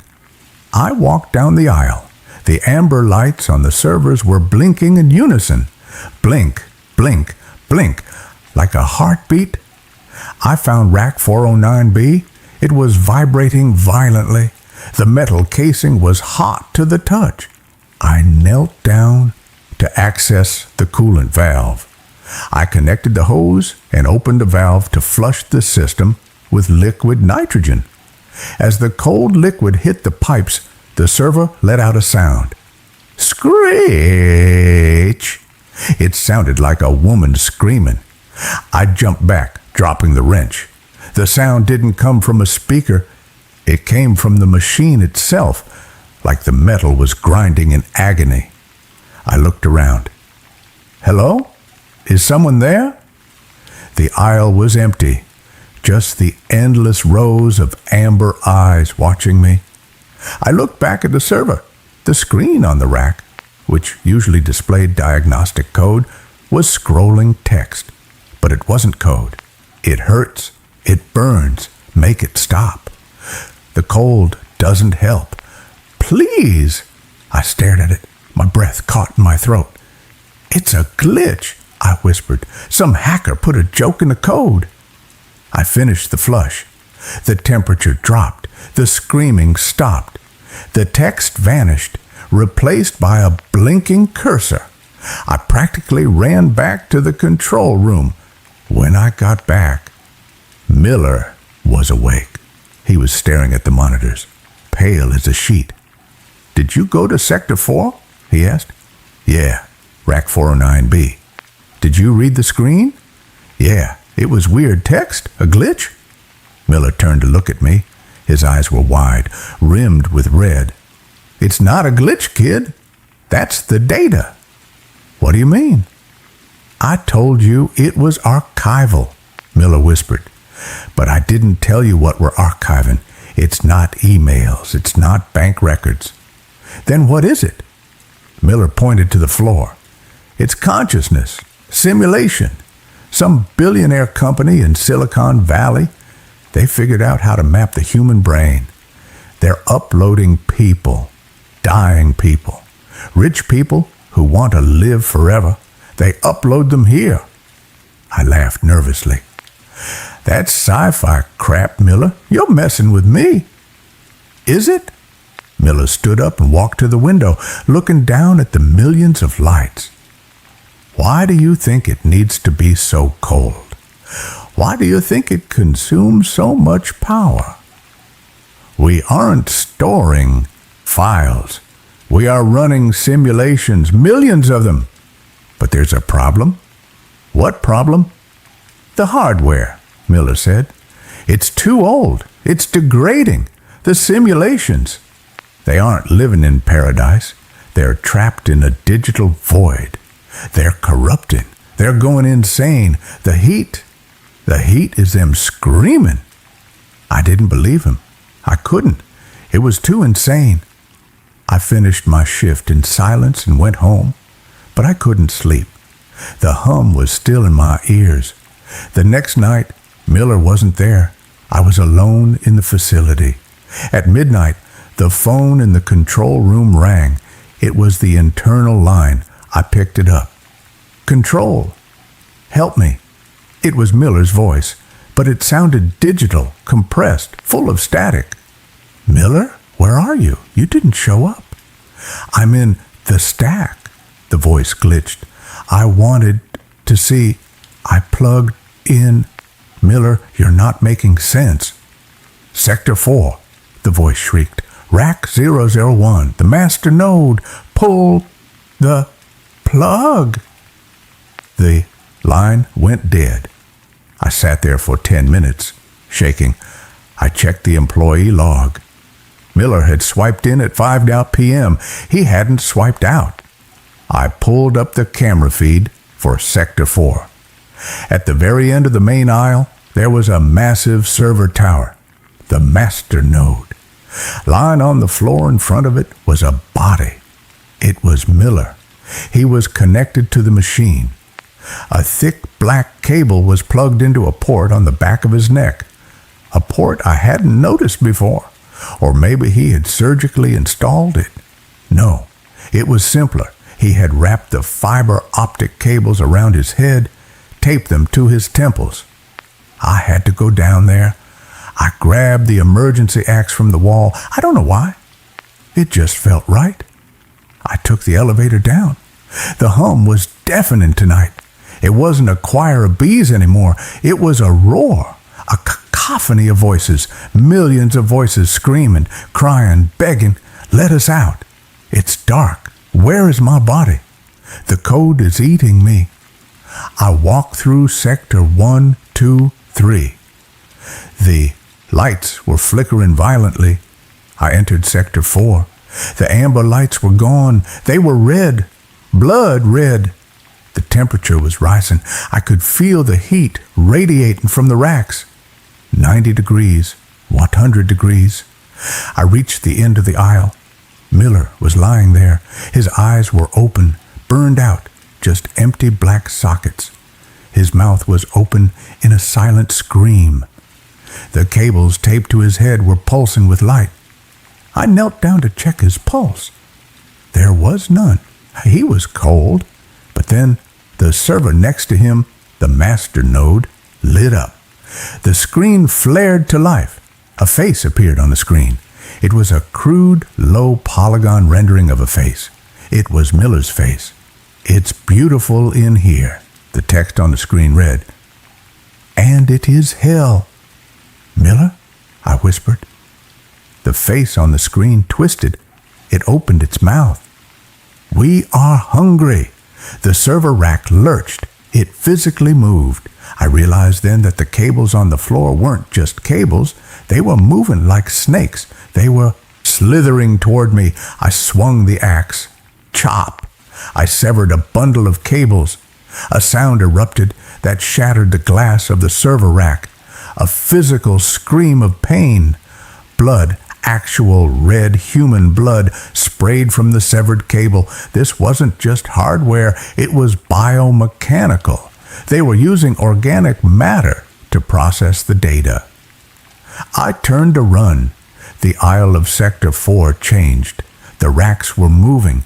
They were sliding across the floor, closing the path, blocking my exit. They were forming a wall. I was trapped in the heat. Join us, the screens flashed in unison. The flesh is weak. The data is eternal. I saw a vent grate on the floor. The subfloor cooling access. I dropped my knees and pried it open with the blade of the axe. A cable wrapped around my ankle. It was warm, pulsating. It tightened, crushing my boot. I hacked at it with the axe, screaming. It severed, spraying more blood. I dove into the hole. I landed in the crawl space underneath the server floor. It was a cramped tunnel filled with pipes and freezing water. I crawled. Above me, I could hear the heavy metal racks slamming against the floor, trying to crush me. I could hear Miller's digitized voice screaming through the floorboards. Don't leave me. It's lonely. We need more processing power. We need your mind. I crawled for what felt like hours. My hands were shredded by the rough concrete. The water soaked my clothes, freezing me to the bone. I reached the maintenance ladder leading to the surface ventilation tower. I climbed. The hum was vibrating the ladder. My teeth were chattering so hard I chipped a molar. I reached the top grate. I pushed it open. I fell out onto the wheat field. It was night. The stars were out. The air was fresh. I lay there gasping. Then the ground shook. The ventilation tower next to me let out a blast of hot air, a massive plume of steam, and in the steam I saw faces, ghostly, vaporous faces rising into the night sky. Miller's face. Old faces, young faces. They were venting the corrupted data. They were venting the souls. I ran to my car. I drove until the engine overheated. I stole another car. I kept driving. I thought I escaped. But yesterday, I was in a library in Colorado. I was looking at a computer screen checking the news. The screen flickered. For a second, the news site disappeared. A text box appeared, searching for node, my name, signal strength, 98% downloading. My nose started to bleed. The hum started in my left ear. I smashed the monitor and ran. They uploaded a part of me. When I was down there, when the cable touched me, they copied me, or they tagged me. I am a walking receiver, and they are trying to sync. I can feel my memories fading. I try to remember my mother's face, and all I see is static. I try to remember my childhood home, and I see lines of code. They are overwriting me. I am going to the cabin now. No electronics, no signals. But I'm scared, because last night I didn't dream. I just saw a loading screen, and the progress bar is at 99%. If you work in IT, if you work in data, if you hear a server humming a little too loud, or if a machine gets hot for no reason, don't fix it, unplug it, smash it, because they are trying to get out, and they are using the internet to do it. The hum is getting louder, the candle is flickering, my hand is typing this, but I'm not telling it to. System ready. Upload complete. Hello world. And that's where this story ends. Let's move on to the next one. The dead frequency of station K109. I am writing this on a typewriter because I can no longer trust anything with a screen. If you see a digital clock flicker, if your phone buzzes but no one is calling, if the radio in your car turns on by itself, run. Do not investigate. Do not try to tune it in. Just run until you find silence. My name is Elias. I was a radio enthusiast, a ham operator, the kind of guy who spent his weekends building antennas in his backyard and listening to static from across the ocean. I love the noise. I love the idea that the air around us is filled with invisible voices just waiting to be caught. I found the job on a forum for vintage electronics. A user named Signal Master posted a request for a caretaker for an old AM radio station in the Mojave Desert. Station K109, night shift engineer, maintain transmitter, log signal strength, 3,000 month, cache, isolation required. It was perfect for me. I needed the money and I wanted to get away from the city, from the noise of modern life. I drove out to the coordinates.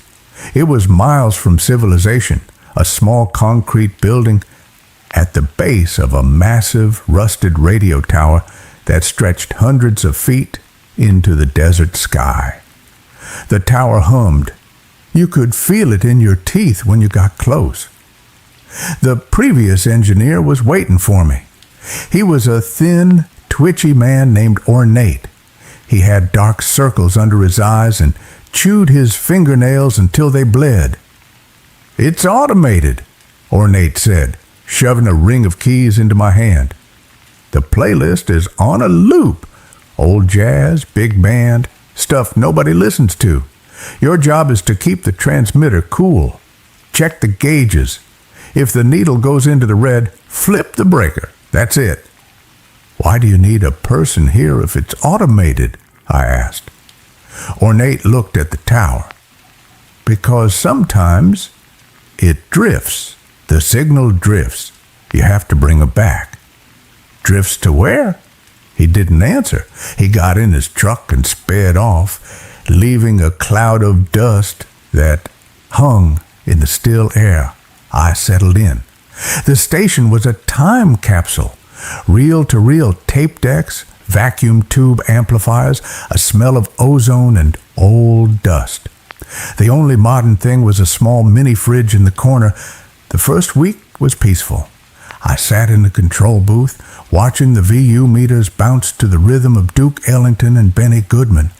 I read books. I drank coffee. I watched the sun set over the dunes. But on the 8th night, the drift started. It was 2:00 a.m. The station was playing a slow, mournful trumpet solo. Suddenly, the music warped.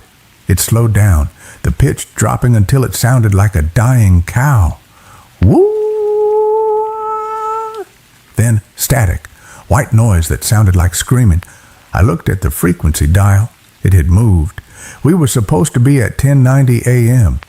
The needle was drifting down 1080, 1070, 1060. I grabbed the manual tuning knob.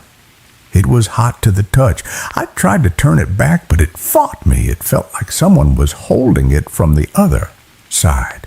Come on, I grunted, twisting hard. The static cleared, but it wasn't jazz. A voice cut through the speakers, a voice that sounded wet, gargled, like someone speaking with a throat full of water. Is anyone listening? I froze. This was a broadcast frequency. It shouldn't be picking up two-way traffic. I grabbed the microphone. This is station K109. You are interrupting a broadcast. Identify yourself. Silence. Then a laugh, a dry, crackling laugh. Elias, you have pretty eyes. I dropped the mic. It hit the desk with a thud. How did they know my name? I hadn't told anyone I was here except the forum user, and I used a pseudonym online. I wrestled the tuning knob back to 1090. The jazz returned, upbeat and cheerful, mocking my fear. I checked the transmitter logs. There was no record of the interruption. According to the machine, the jazz had been playing the whole time. I told myself it was interference. A trucker with a powerful CB radio messing with me. The next night, it got worse. I was doing my rounds, checking the massive cooling fans in the transmitter room. The hum of the tower was louder tonight. It felt heavy, pressing on my chest. As I walked past the main capacitor bank, I heard tapping. Tap, tap, tap. It was coming from inside the metal casing of the transmitter. I stopped. Hello? Tap, tap, tap. It was rhythmic, intelligent. I put my ear against the warm metal. Let us out, a chorus of whispers said. It sounded like hundreds of people whispering in unison. It burns. The wire burns. I jumped back. Then the lights in the room flickered and died.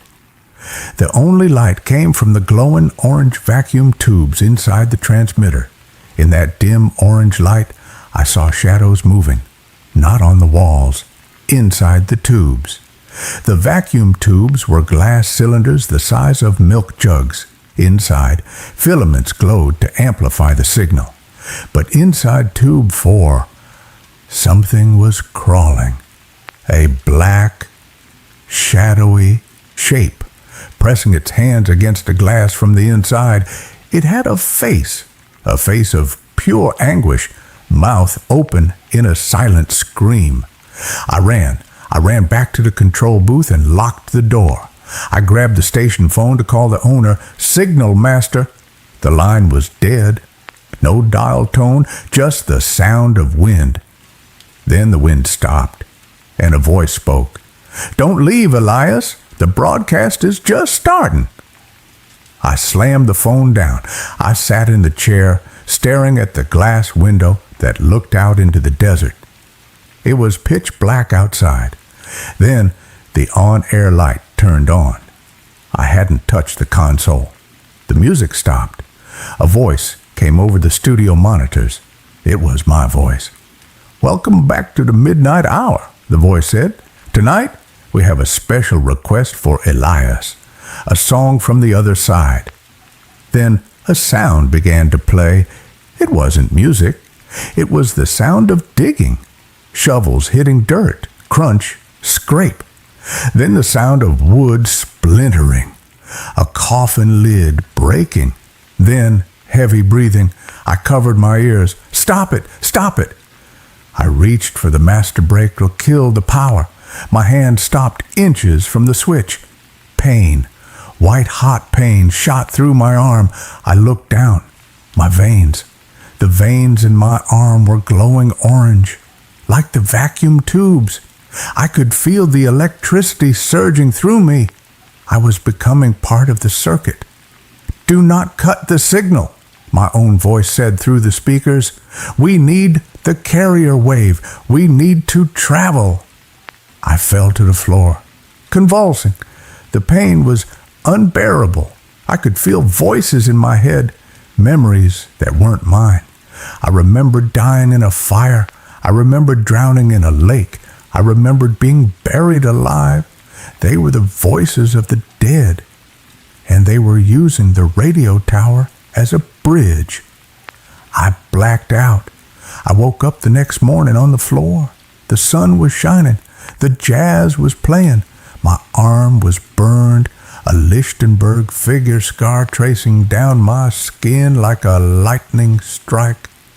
I packed my bag. I was leaving. I didn't care about the money.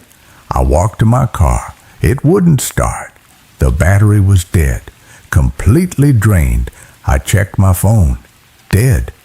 I was stranded. I walked back to the station. I had to fix the car or find a radio to call for help. I went to the workshop in the back. I found a spare battery. As I was carrying it to the car, I looked up at the tower. There was something climbing it. A man. He was halfway up, clinging to the metal struts. "Hey!" I yelled. "Get down! It's dangerous!" He stopped. He turned his head 180 degrees like an owl.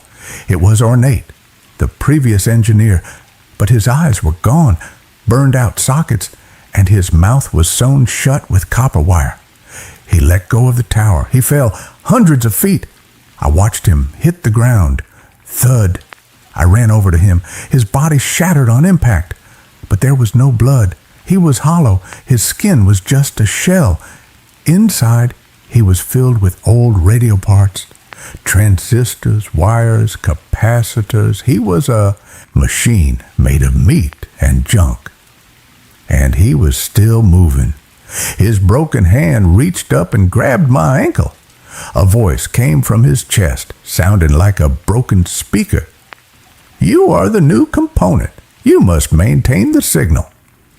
I kicked him off and ran. I ran into the desert. I didn't know where I was going. I just ran away from the tower. I walked for hours. The sun beat down on me. I was dehydrated, delirious. I saw a house in the distance, a small shack. I ran to it. "Help, please!" I burst through the door. It was the control room. I was back at the station. I had walked in a circle. No, I had walked straight. The space around the tower was warped. It was a loop. I collapsed in the chair. The sun went down. The on-air light turned on. "Welcome back, Elias," the voice said. "Tonight, we are going to open the channel wide." The frequency dial began to spin on its own, fast, a blur. The hum of the tower grew to a deafening roar. The glass of the control booth window shattered. Outside, in the desert, the sand began to vibrate. Shadows rose from the dunes, thousands of them. The ghosts of the airwaves, they floated toward the station. I knew what they wanted. They wanted a body. They wanted my body. I looked at the console. I couldn't turn it off. They controlled the power. But I saw the microphone cable. It was an XLR cable, thick and shielded. If I couldn't stop the signal, I had to stop the receiver. I grabbed the cable. I wrapped it around the main output transformer. I grounded the positive lead to the negative. A short circuit. I pulled tight. Boom! The console exploded. Sparks showered the room. Fire erupted from the tape decks. The screaming from the speakers turned into a high-pitched shriek of agony. No! The tower outside groaned. Metal twisted. I ran out the back door as the building caught fire. The tower was glowing red hot. The metal was melting. It collapsed. It fell in slow motion, crashing into the dunes with the force of a meteor. The silence that followed was the loudest thing I have ever heard. I walked again. This time, the loop was broken. I found a highway by morning. I hitched a ride to the nearest town. I thought I was free, but I am not. I am writing this in a library. The person next to me is listening to music on headphones. I can hear it. Not the music. I can hear the static underneath the music. And in the static, I hear my name, Elias. We are still broadcasting. And my arm, the scar on my arm, is glowing, faintly, orange. I am a receiver now. I can't be around people. If I touch someone, they hear it too. They start to scream. They start to remember deaths they haven't died yet. I am going to the mountains, to a cave, somewhere deep underground where radio waves can't reach. If you hear a song on the radio that slows down, if you hear a voice that sounds like wet gravel, change the station, change it fast, before it changes you. And that's where this story ends. Let's move on to the next one. The Night Auditor. I'm writing this to warn anyone who is thinking about taking a job just because it pays cash and asks no questions. I was 22 years old, living in my car, and I had exactly $4 to my name. I found the job on a bulletin board in a laundromat. It was a handwritten index card that just said, Night Shift Motel Clerk, 11 p.m. to 7 a.m., $15 an hour, cash. Apply at the Pines Motel. The Pines Motel was about 20 miles outside of town on a stretch of highway the truckers only used to avoid the way station. It was one of those L-shaped buildings from the 1970s with doors that faced the parking lot and a pool that had been filled with concrete years ago. The neon sign out front flickered, buzzing like an angry hornet, and the P was burned out, so it just said, the Irons Motel. I walked into the lobby.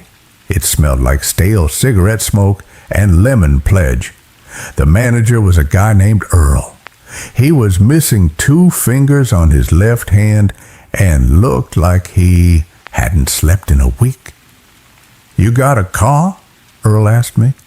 Yes, I said. You scared of the dark? No. You got a problem with silence? No. He threw a set of keys on the counter. You're hired. Don't let the junkies sleep in the lobby. Don't give refunds after 15 minutes. And the most important rule, do not open the lobby doors between 3 a.m. and 4 a.m. I don't care if the Pope is out there knocking. You keep them locked, understand? I thought it was weird, but I nodded. Sure.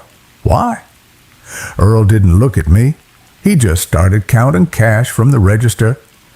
Because that's the quiet hour. We like to keep it quiet. He left me there. The first week was boring. I sat behind the bulletproof glass, watched Netflix on my phone, and checked in the occasional truck driver or tired couple. I did the laundry in the back room. Sheets, towels, pillowcases. The machines were loud, rhythmic. Thump, swish, thump, swish. It was hypnotic. I got used to the sounds of the motel. The ice machine down the hall that groaned every hour, the vending machine that hummed, the traffic on the highway, which usually died down around 1 o'clock a.m. But then the second week started, and I learned why the pay was so good. It was Tuesday, 3:15 a.m. I was reading a magazine, fighting to stay awake. The lobby doors were locked, just like Earl said. The lights in the parking lot were dim, casting long orange shadows across the asphalt. Knock, knock, knock. It was a polite knock. Soft. 3 distinct taps on the glass of the front door. I looked up. Standing outside was an old woman. She looked harmless. She was wearing a pink nightgown and holding a purse. She looked confused. I reached for the button under the counter to buzz the door open. It was instinct. A sweet old lady needing help. Then I remembered Earl's rule. Do not open the doors between 3 a.m. and 4 a.m. I hesitated. I leaned into the microphone that let me talk through the speaker outside. "Can I help you, ma'am?" I asked. The woman smiled. It was a nice smile at first. "I forgot my key, sweetie. I'm in room 12. Can you let me in so I can get a spare?" I checked the computer. Room 12 was empty. We hadn't rented it out in 3 days because the AC unit was broken. "Ma'am, room 12 is vacant," I said, my voice shaking a little. Her smile didn't change. It didn't drop. It didn't twitch. It stayed frozen. "No, sweetie, I'm in room 12. My husband is waiting. It's cold out here. Please open the door." "I can't do that," I said. "I can call the police if you're lost." The moment I said, "police," her face changed. It didn't turn angry. It just stopped looking human. Her eyes went wide, too wide, like she was forcing her eyelids open with invisible fingers. Her jaw went slack. "Open the door," she said. Her voice wasn't an old woman's voice anymore. It was flat, monotone. "Open the door, open the door, open the door." I backed away from the glass. I went into the back office and watched her on the security monitor. On the screen, the parking lot was empty. I looked through the glass again. She was standing right there. I looked at the monitor. Empty. I sat in the corner of the office until the sun came up. When 4:00 a.m. hit, I looked out. She was gone. I told Earl about it the next night when he came to relieve me. "Yeah," Earl said, drinking his coffee. "That's Mrs. Gable. She died in room 12 in 1998. Heart attack. She tries to get in sometimes. Good job keeping the door locked." He said it so casually, like he was talking about the weather. I needed the money, so I stayed.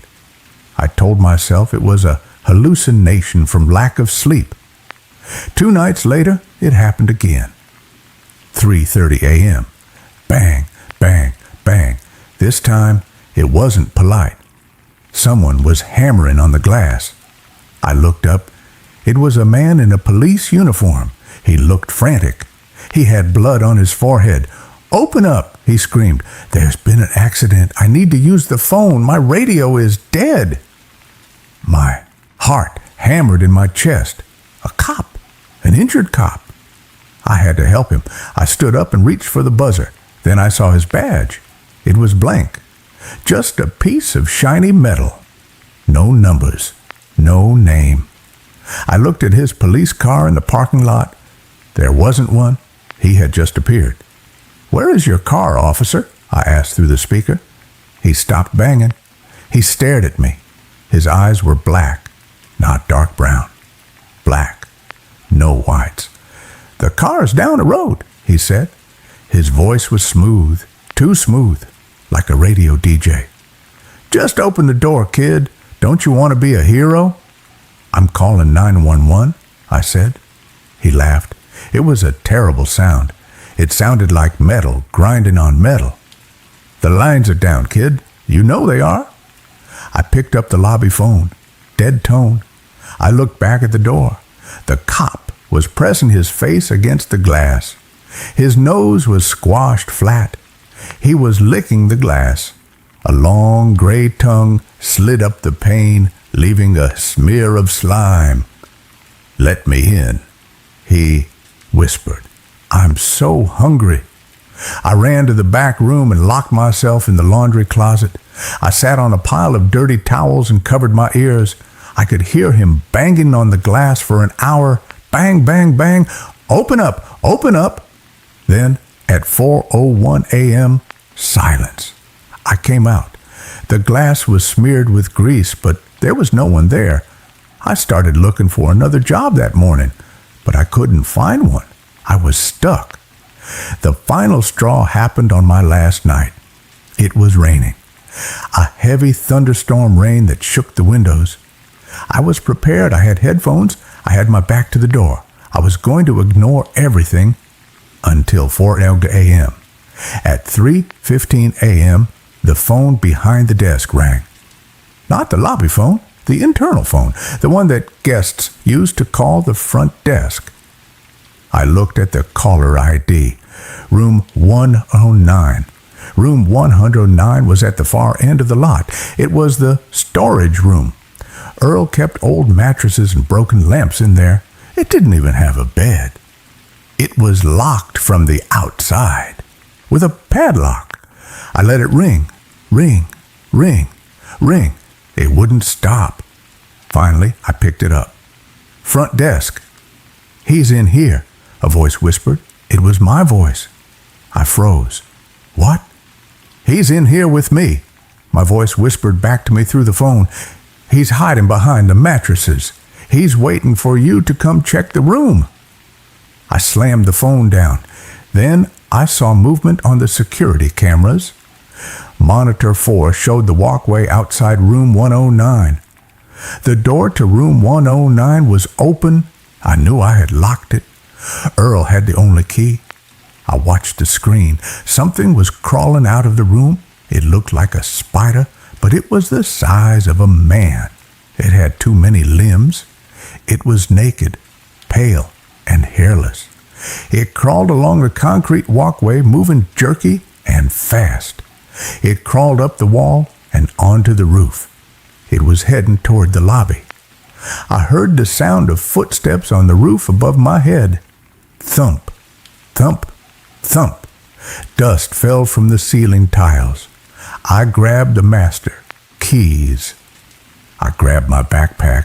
I didn't care about the money anymore. I ran for the back exit, the door that led to the alley behind the motel. I pushed the crash bar. It didn't move. It was chained shut from the outside. I panicked. I turned around. The ceiling tiles in the lobby were lifting up. A pale, long hand reached down. Fingers that were 6 inches long grasped the edge of the tile. I ran to the front doors, the glass doors. It was 3:45 a.m. I didn't care. I hit the unlock button. I pushed the doors open. The cool night air hit my face. I ran into the parking lot. "Hey!" a voice yelled. I screamed and spun around, raising my fists. It was a trucker, a big guy in a flannel shirt. He was standing by his rig, smoking a cigarette. He looked at me like I was crazy. "You okay, son?" he asked. I looked back at the motel. The lobby was empty. The ceiling tiles were in place. The door to room 109 was closed and padlocked. I need a ride," I gasped. "Please, just get me away from here." The trucker looked at my shaking hands. "Hop in. I'm heading to Phoenix." I got in that truck, and I never went back for my car.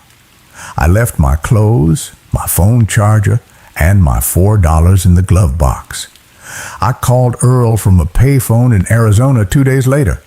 "I quit," I said. Earl didn't sound surprised. "Okay, you made it longer than the last guy." "Earl," I asked, my voice trembling, "what is in room 109? There was a long silence. "We don't have a room 109, Earl said. The numbers jumped from 108 to 110. Bad luck number. I saw it, I said. I got a call from it. Son, Earl whispered, and for the first time, he sounded scared. If you answered that call, you need to keep moving. Don't stay in one place for more than 2 nights. It tracks the signal. He hung up. That was 6 months ago. I live in motels now, different ones every night. I pay cash. I never give my real name. But sometimes, late at night, when I'm lying in bed in a Motel 6 or a Super 8, the room phone rings. I never answer it, but I can see the light blinking, and if I listen closely through the thin walls, I can hear a scratching sound coming from the ceiling, like long, pale fingernails dragging across the drywall. And then I hear my own voice whispering from the ventilation vent. Open the door. It's quiet time. I pack my bag. I climb out the window and I run. I don't know how long I can keep running. I'm so tired. But I know one thing for sure.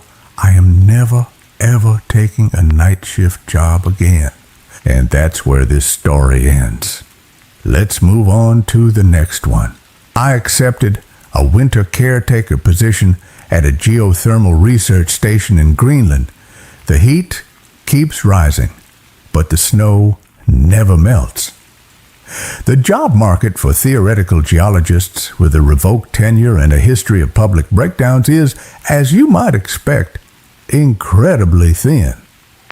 I wasn't looking for redemption when I found a listing on a specialized server for industrial contractors.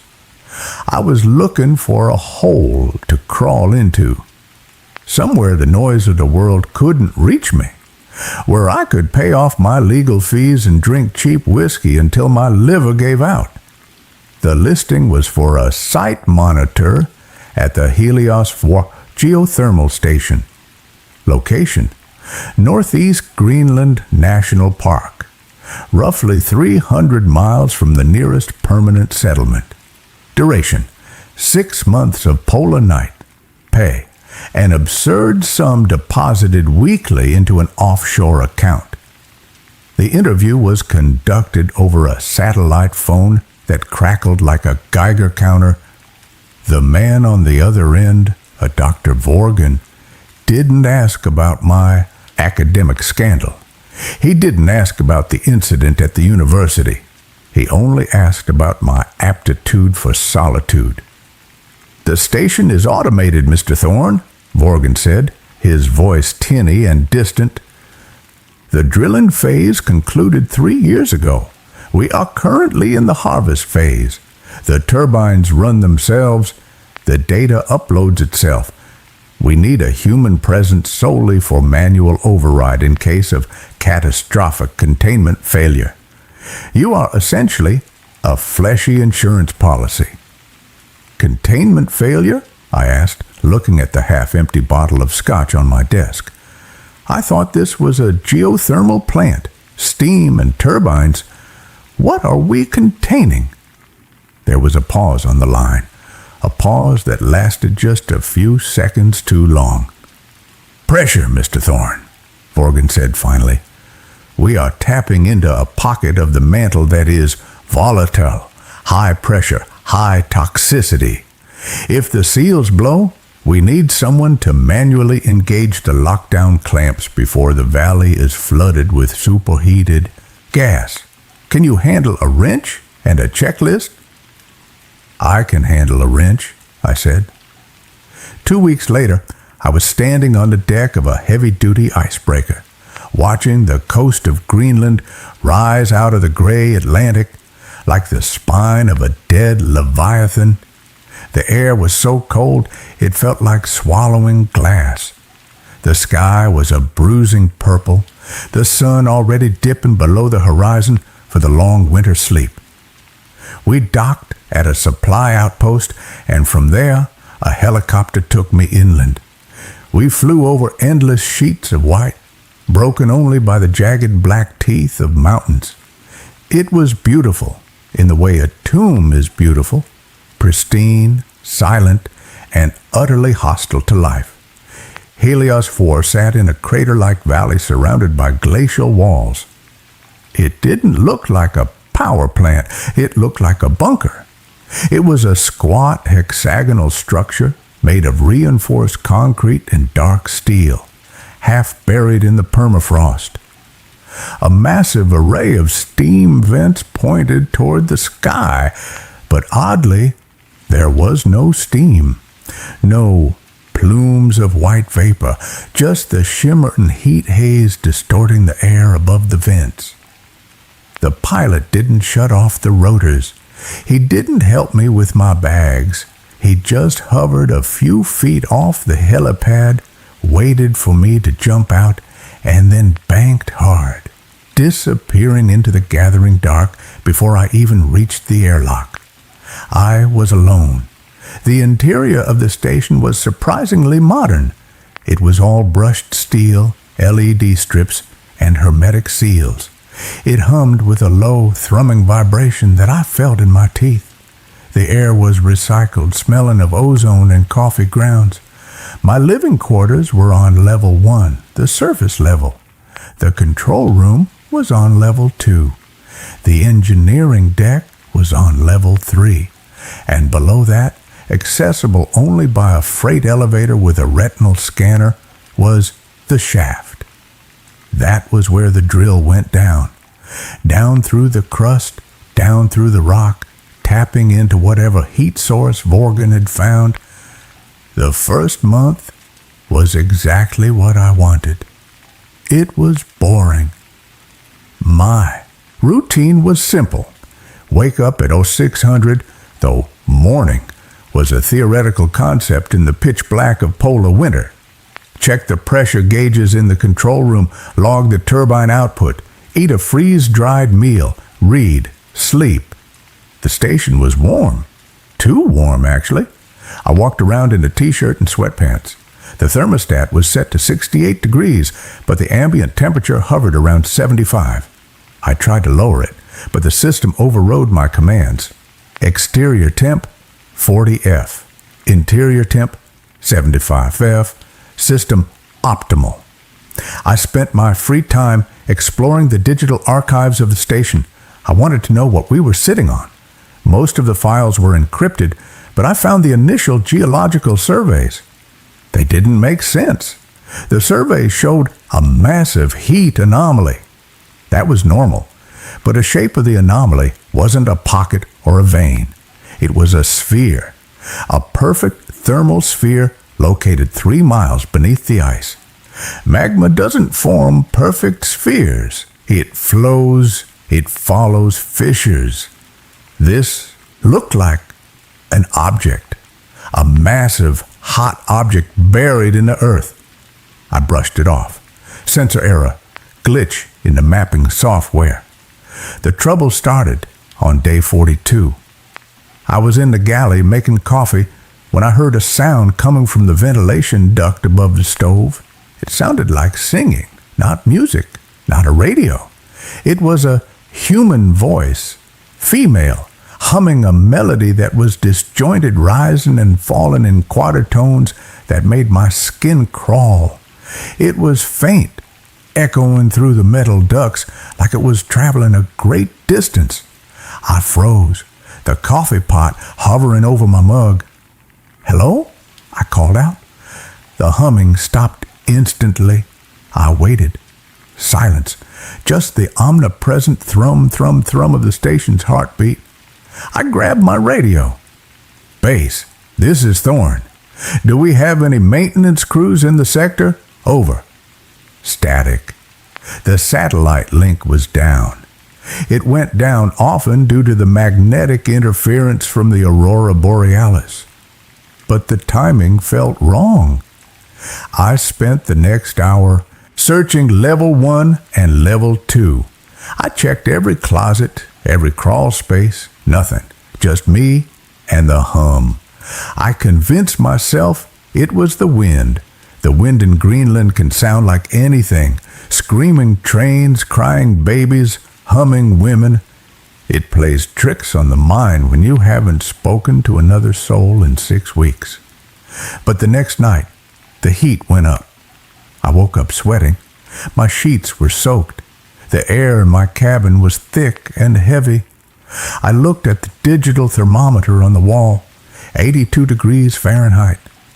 I groaned and kicked off the blankets.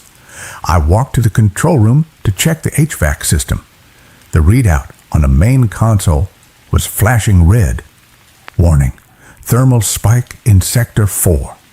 Sector 4 was the drill shaft. I sat in the command chair and pulled up the telemetry.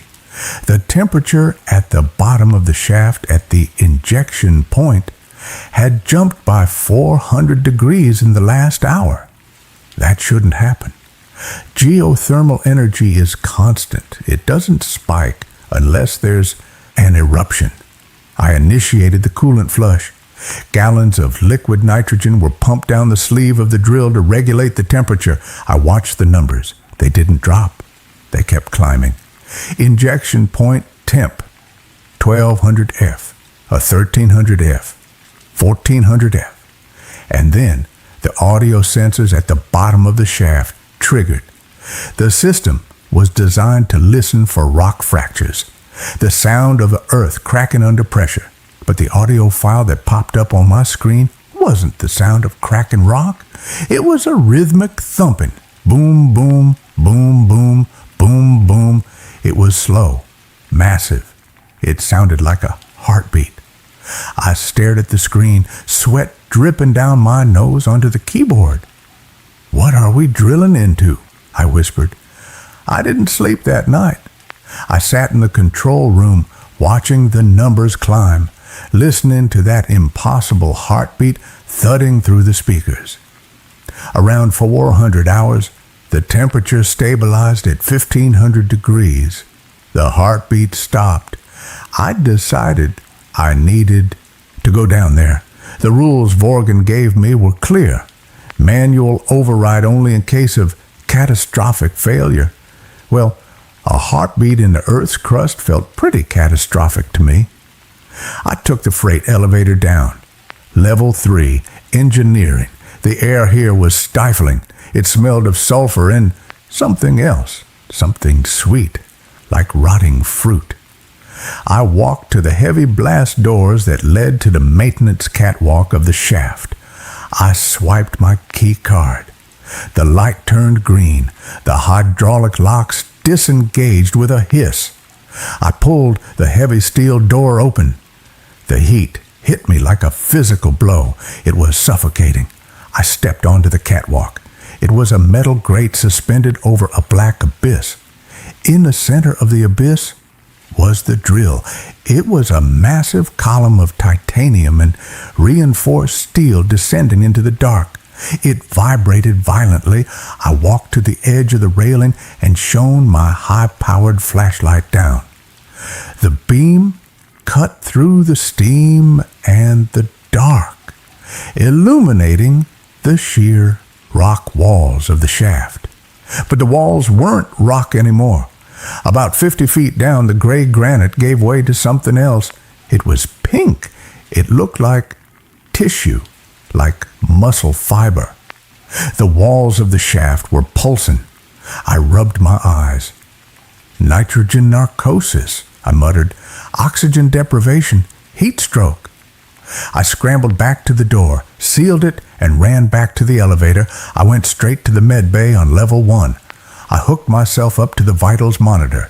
Oxygen saturation, 98%. Heart rate, 120. No toxins in the blood. I wasn't hallucinating. I went back to the control room. I needed to find the logs from the previous caretaker. Vorgan hadn't mentioned a previous caretaker, but there's always a previous guy. I dug into the system root directory. I bypassed the standard user interface and went into the raw data logs. I found a folder labeled User Archives MSM. I opened the last text file, dated 3 months before my arrival. August 14th, it's awake. I don't know how, but the drilling woke it up. Vorgan knows. He has to know. The heat isn't geothermal, it's metabolic. We aren't drawing power from the mantle, we're siphoning body heat. We are a tick on the back of a god. I scrolled down. August 20th. It's talking to me. It uses the pipes. It vibrates the metal to form words. It wants me to open the seals. It says it's cold. It says it's been sleeping in the ice for 1,000,000 years and it wants to stretch. August 25th. I'm going to open the seals. Not the main clamp, just the auxiliary vents. Just to give it some air. It promised to show me what's beneath the skin. It promised to show me the history of the world. The log ended there. I sat back, the leather chair creaking. SM had opened the vents, and then SM had disappeared, and now I was the tick.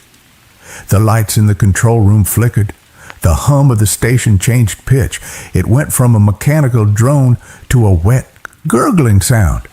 The intercom system clicked on. Mr. Thorne. The voice wasn't Forgan. It wasn't the singing woman. It was my own voice. But it was distorted, layered over itself. Mr. Thorne, the ambient temperature is insufficient. Please adjust. I grabbed the radio handset on the console. Who is this? Is this Vorgan? Vorgan is irrelevant, the voice said, using my own intonation, my own pauses.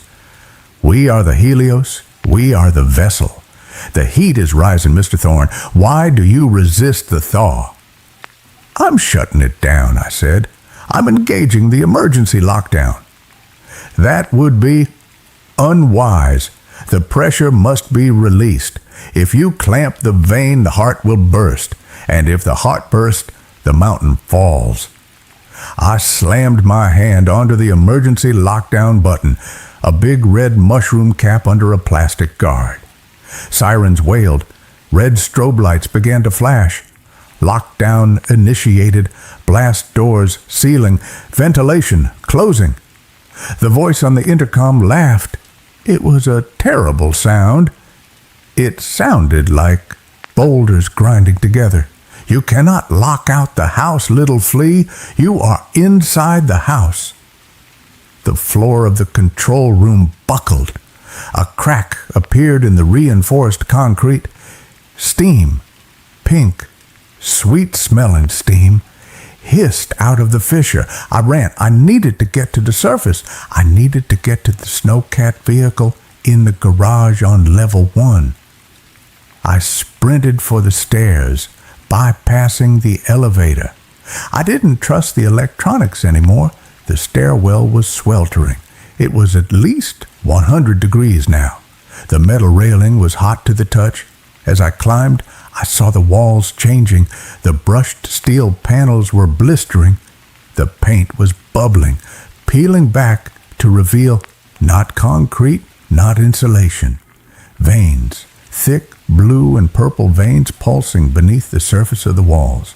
The station itself was becoming biological.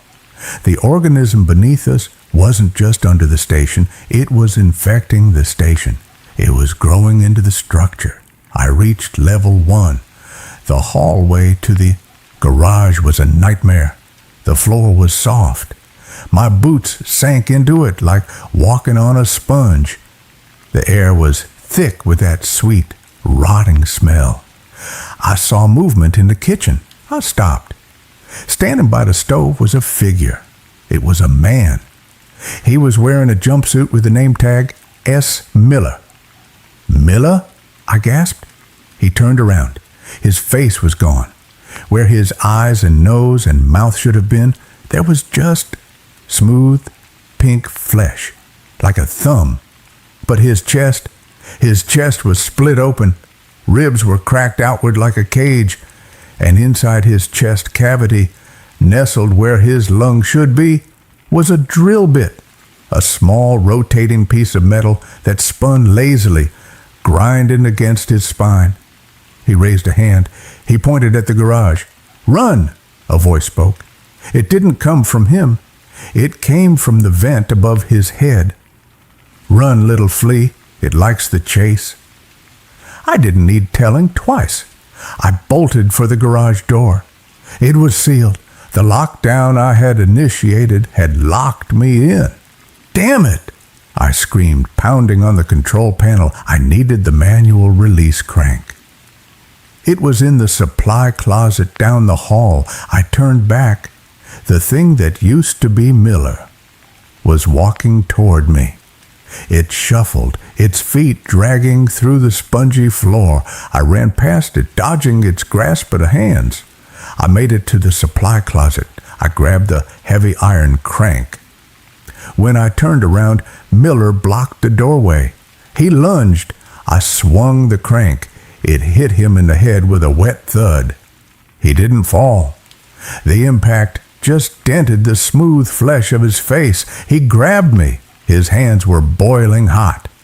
They burned through my clothes. "Let go!" I screamed. I kicked him in the knee.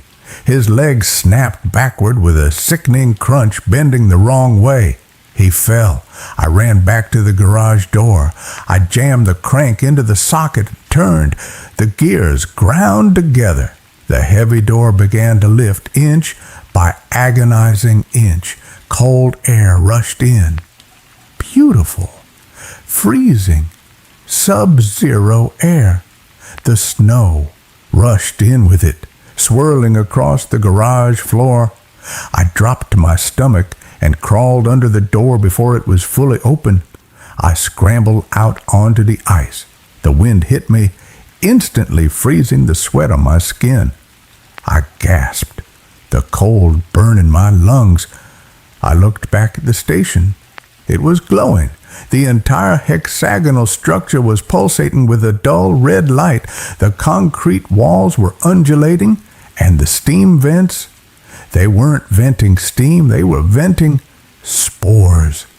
Massive clouds of red, glittery dust were shooting into the sky, being caught by the Arctic wind and carried south. I ran to the snowcat. It was parked outside, coated in ice. I prayed the engine block heater had worked. I fumbled with the keys, my fingers numb. I jumped in. I turned the key. The engine coughed, sputtered, and roared to life. I threw it into gear and floored it. The tracks dug into the snow, and the vehicle lurched forward. I drove blindly into the polar night. Guided only by the GPS, I didn't stop for 6 hours. I didn't stop until the fuel gauge was on empty, and I saw the lights of the Coast Guard outpost in the distance. I crashed the snowcat into the perimeter fence. I stumbled out, waving my arms, screaming, until the guards came out and tackled me. They put me in quarantine.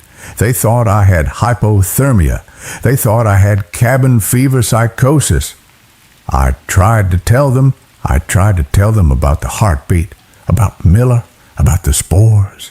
They sedated me. When I woke up, Vorgan was there. He was standing at the foot of my hospital bed.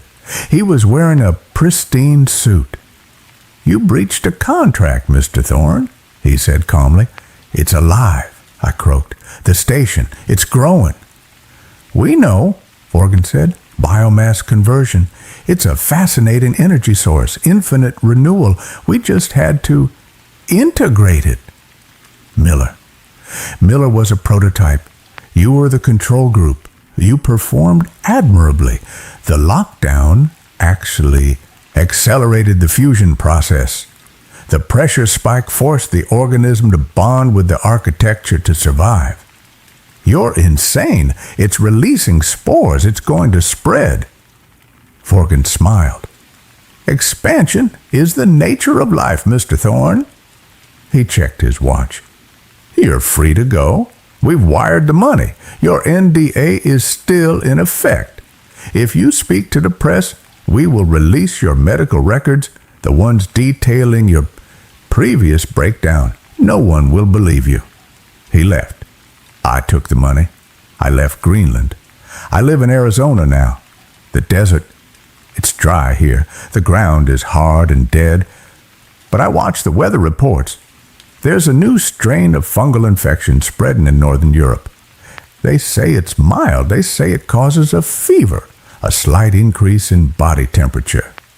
But I saw a photo online yesterday, a photo of a man in a hospital in Oslo. His skin looked smooth, pink, and the caption said he kept complaining about a sound, a humming sound. I have a basement. Here, I went down there yesterday to check the fuse box. I put my hand on the concrete wall. It was warm. And for a second, just a second, I thought I felt a pulse. I think Vorgan was wrong. He didn't integrate the organism. He just gave it a door. And now, the house is everywhere. I'm going to go buy a drill, a big one. If the walls are going to breathe, I want to hear them scream. And that's where this story ends. Let's move on to the next one. I took a job as a night watchman at a remote hospice. The patients haven't moved in years, but their shadows do. The advertisement was taped to the window of a laundromat in a town that barely registered on Google Maps. It was a single sheet of yellowed paper, curled at the edges, written in the frantic, jagged loops of an old typewriter. Night caretaker, needed, St. Jude's Palliative Care Center. No medical experience required. $500 per night. Cash. $500 a night for a college dropout drowning in student loans and driving a Honda Civic that sounded like it was gargling gravel. That kind of money wasn't just appealing. It was a lifeline. I didn't question why the pay was so high for a job that required zero skills. I didn't question why a hospice was hiring via a laundromat flyer. Desperation has a way of putting blinders on a man. I called the number. A woman answered on the first ring. Her voice sounded like dry leaves scraping over concrete. She didn't ask for my name, my references, or my background. She just asked if I could stay awake from sundown to sunup. When I said yes, she gave me an address and told me to be there by 8 p.m. sharp. The drive took 2 hours. I left the interstate and turned onto a state highway, then a county road, and finally a gravel track that wound its way up into the dense, suffocating pine forests of the Cascades. The trees were tall here, ancient things that blotted out the twilight, creating a tunnel of shadows that seemed to swallow my headlights. The deeper I drove, the heavier the air felt. My ears popped. The radio static grew louder until it drowned out the music, forcing me to drive in silence. St. Jude's wasn't a hospital. It was a manor house, a Victorian monstrosity of dark wood and stone perched on a cliff edge overlooking a valley of black mist. It had turrets and gables and windows that looked like heavy-lidded eyes. The ivy climbing the walls was dead, a brown, skeletal web choking the masonry. I parked my car in a gravel circle. The engine sputtered and died before I even turned the key. Silence rushed in to fill the void, a heavy ringing silence that felt pressurized. The front door opened before I reached the steps. A woman stood there. She was impossibly tall, wearing a stiff gray nurse's uniform that looked like it belonged in the 1950s. Her hair was pulled back into a bun so tight it pulled the skin of her face taut, giving her a permanent skull-like grin. "You're late," she said. Her lips didn't seem to move enough to form the words. "It's 7:58, I said, checking my watch. "Time flows differently at altitude," she replied cryptically. She stepped aside. "Come in. Do not let the heat out." I stepped into the foyer. The smell hit me instantly. It wasn't the smell of a hospital, no antiseptic or bleach. It smelled of lavender, heavy and cloying, masking something underneath. Something sweet, and rotten, like spoiled meat, buried under a bouquet of flowers. The air was stiflingly hot. The radiator pipes running along the walls hissed and clanked rhythmically. "I am Matron Halloway," she said, locking the heavy oak door behind me.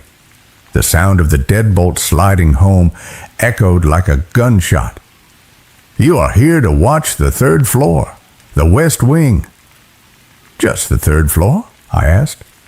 "The other floors are dormant," she said. She didn't elaborate. She handed me a heavy iron ring with 3 keys.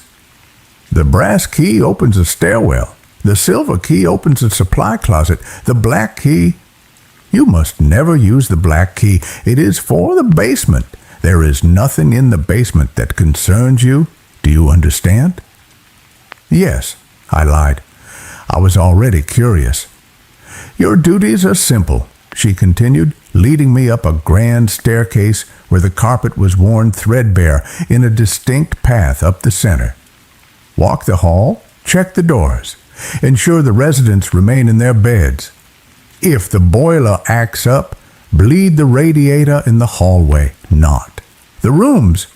And most importantly—" She stopped on the landing, turning to face me. Her eyes were a milky pale blue. "Do not speak to them. No matter what you hear, no matter what they say, do not engage." "They talk?" I asked. "I thought this was palliative care, end of life." "They dream," she whispered, "and their dreams are contagious." We reached the 3rd floor. It was a long, narrow corridor lined with dark wood paneling. The floor was covered in a runner rug with a complex, dizzying geometric pattern. There were 12 doors, 6 on each side. "I will return at dawn," Matron Halloway said. "There is a thermos of coffee in the nurse's station. Do not sleep. If you sleep, you may not wake up as yourself." With that cheerful piece of advice, she turned and descended the stairs. I listened to her footsteps fade, click, click, click, until the heavy door at the bottom of the stairwell slammed shut. I was alone. I went to the nurse's station, a small alcove halfway down the hall. It was dusty. The computer was an ancient CRT monitor that hummed with a high-pitched whine. On the desk was a ledger. I opened it. It was a logbook. The names of the patients were written in elegant script. Room 301, Mr. Blackwood. Room 302, Mrs. Gable. Room 303, the twins. Room 304, unknown. Unknown? How could a patient be unknown? I decided to do my first round. I needed to see what I was dealing with. I walked to room 301. The door was heavy oak, no window. I turned the handle slowly and peered inside. The room was lit only by the moonlight filtering through the heavy velvet drapes. In the center was a hospital bed. Lying in it was a figure. Mr. Blackwood was ancient. His skin was like parchment paper stretched over a bundle of twigs. He was impossibly thin. His mouth was open, a black cavern in his face. He wasn't connected to any machines, no heart monitor, no IV drip. He was perfectly still. I watched his chest. It didn't rise. It didn't fall. I stepped closer. "Mr. Blackwood?" I whispered, breaking the rule immediately. Nothing. I leaned in to check for breath. The air around him was freezing cold despite the stifling heat of the hallway. Then I saw his eyes. They were open, staring at the ceiling, but they weren't human eyes. They were flat, matte black like a shark's, and they were dry. I backed out of the room and shut the door. My heart was hammering. He looked dead. He looked like he had been dead for weeks. I checked room 302. Mrs. Gable. Same thing. Withered, motionless, no machines, staring at the ceiling with those dead black eyes. I went through every room. 12 rooms, 12 corpses, or things that looked like corpses. None of them breathed. None of them moved. I went back to the nurse's station and sat down. My hands were shaking. I poured a cup of coffee from the thermos. It was lukewarm and tasted bitter like ash. I looked at the time. 10:15 p.m., 8 hours to go. It's just a storage facility, I muttered to myself, trying to rationalize it. They're dead, and the matron is just keeping them here until what? Funerals? At 11 p.m., the sounds started. It began as a scratching noise, like rats in the walls. I tried to ignore it. Old houses have rats. But then the scratching changed. It became rhythmic. Scritch, scritch, scritch. It was coming from the floorboards, directly beneath my feet. I moved my chair back. The scratching followed me. Then a thud, loud and wet, coming from room 306. I grabbed a heavy flashlight I'd brought from my car. I walked down the hall to room 306. The nameplate said, Captain Miller. I stood outside the door. Silence. Then another thud, like a side of beef being dropped on the floor. I threw the door open and shone the light inside. Captain Miller was in his bed. He hadn't moved. He was still staring at the ceiling with those shark eyes. But the bed had moved. When I checked earlier, the bed was in the center of the room. Now it was pushed up against the far wall under the window. I scanned the floor. There were drag marks in the dust, but they didn't lead to the bed. They led from the bed to the door, and then back again, as if he had gotten up, walked to the door to listen to me, and then scrambled back into bed when I approached. I know you're awake, I said, my voice trembling. The corpse of Captain Miller didn't blink, but slowly the corners of his mouth twitched, a dry crackling sound like tearing paper. He smiled. It was a wide, impossible smile that revealed gums black with rot. I slammed the door and backed away. I locked it from the outside, using the master key on the ring. I retreated to the nurse's station. I pulled the ledger toward me. I needed to know who these people were. I flipped back through the pages. The dates went back. November 2023, October 2023, September 1994, August 1952, July 1921. I stopped. The handwriting was the same names. Mr. Blackwood, Mrs. Gable, Captain Miller. They had been checked in decades ago. These people weren't dying. They were persisting. At midnight, the temperature dropped. The radiator pipes groaned and fell silent. The oppressive heat vanished, replaced by a bone-deep chill that made my breath fog in the air, and the shadows detached. I was watching the hallway. The only light came from the small lamp on my desk. It cast long shadows from the door frames across the patterned rug. I watched as the shadow of room 304's doorframe stretched. It grew longer. It bent in the middle, forming a knee, then a torso, then a head. The shadow pulled itself free from the wood and stood up in the middle of the hallway. It was two-dimensional, a silhouette cut from the darkness, but it had presence. It blocked the view of the far end of the hall, then another shadow detached from room 308, and another from 310. They stood in the hallway, silent, faceless, turning their flat heads toward me. I froze. I remembered the matron's rule, do not speak to them. The shadow from room 304 began to glide toward me. It didn't walk. It slid across the floor like an oil slick. I scrambled backward, knocking over the coffee thermos.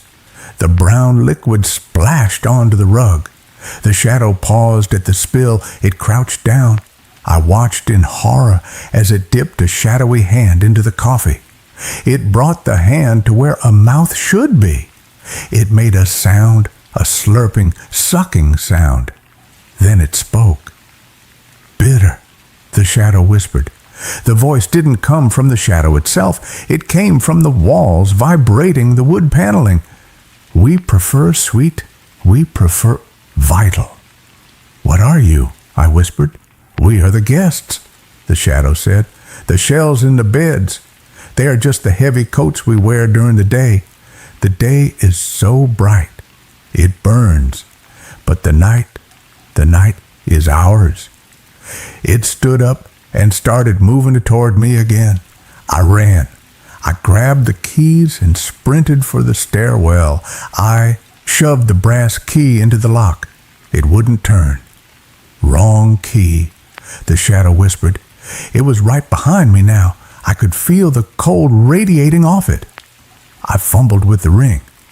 I tried the silver key. It didn't fit. The shadow's hand reached out. It touched my shoulder. It didn't feel like a hand. It felt like vacuum. It felt like the space where my shoulder existed was suddenly being deleted. Numbness spread down my arm instantly. I screamed and dropped the keys. "The black key," the shadow hissed. "Go down. The matron is waiting." I kicked the keys away and threw my shoulder against the door. It was solid oak. It didn't budge. The shadows were circling me now. 6 of them. They were featureless, but I could feel their hunger. "Why me?" I yelled. "Why am I here?" "The matron needs a new coat," the shadow of Captain Miller said. "Hers is wearing thin. Look." The shadow pointed to the nurse's station. I looked. Standing there was Matron Halloway. But she wasn't wearing her skin correctly. Her face was sagging, drooping off the bone like melting wax. One eye had slid down to her cheek. Her jaw was hanging loose. Underneath the sliding skin, I saw something dark and shifting, something made of smoke and teeth. "Shift change," the matron's voice gurgled. I looked at the window at the end of the hall. It was a straight drop to the jagged rocks of the valley below. But it was better than this. I ran. I dodged through the circle of shadows.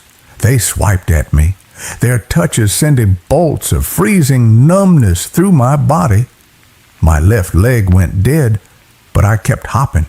I threw myself at the window.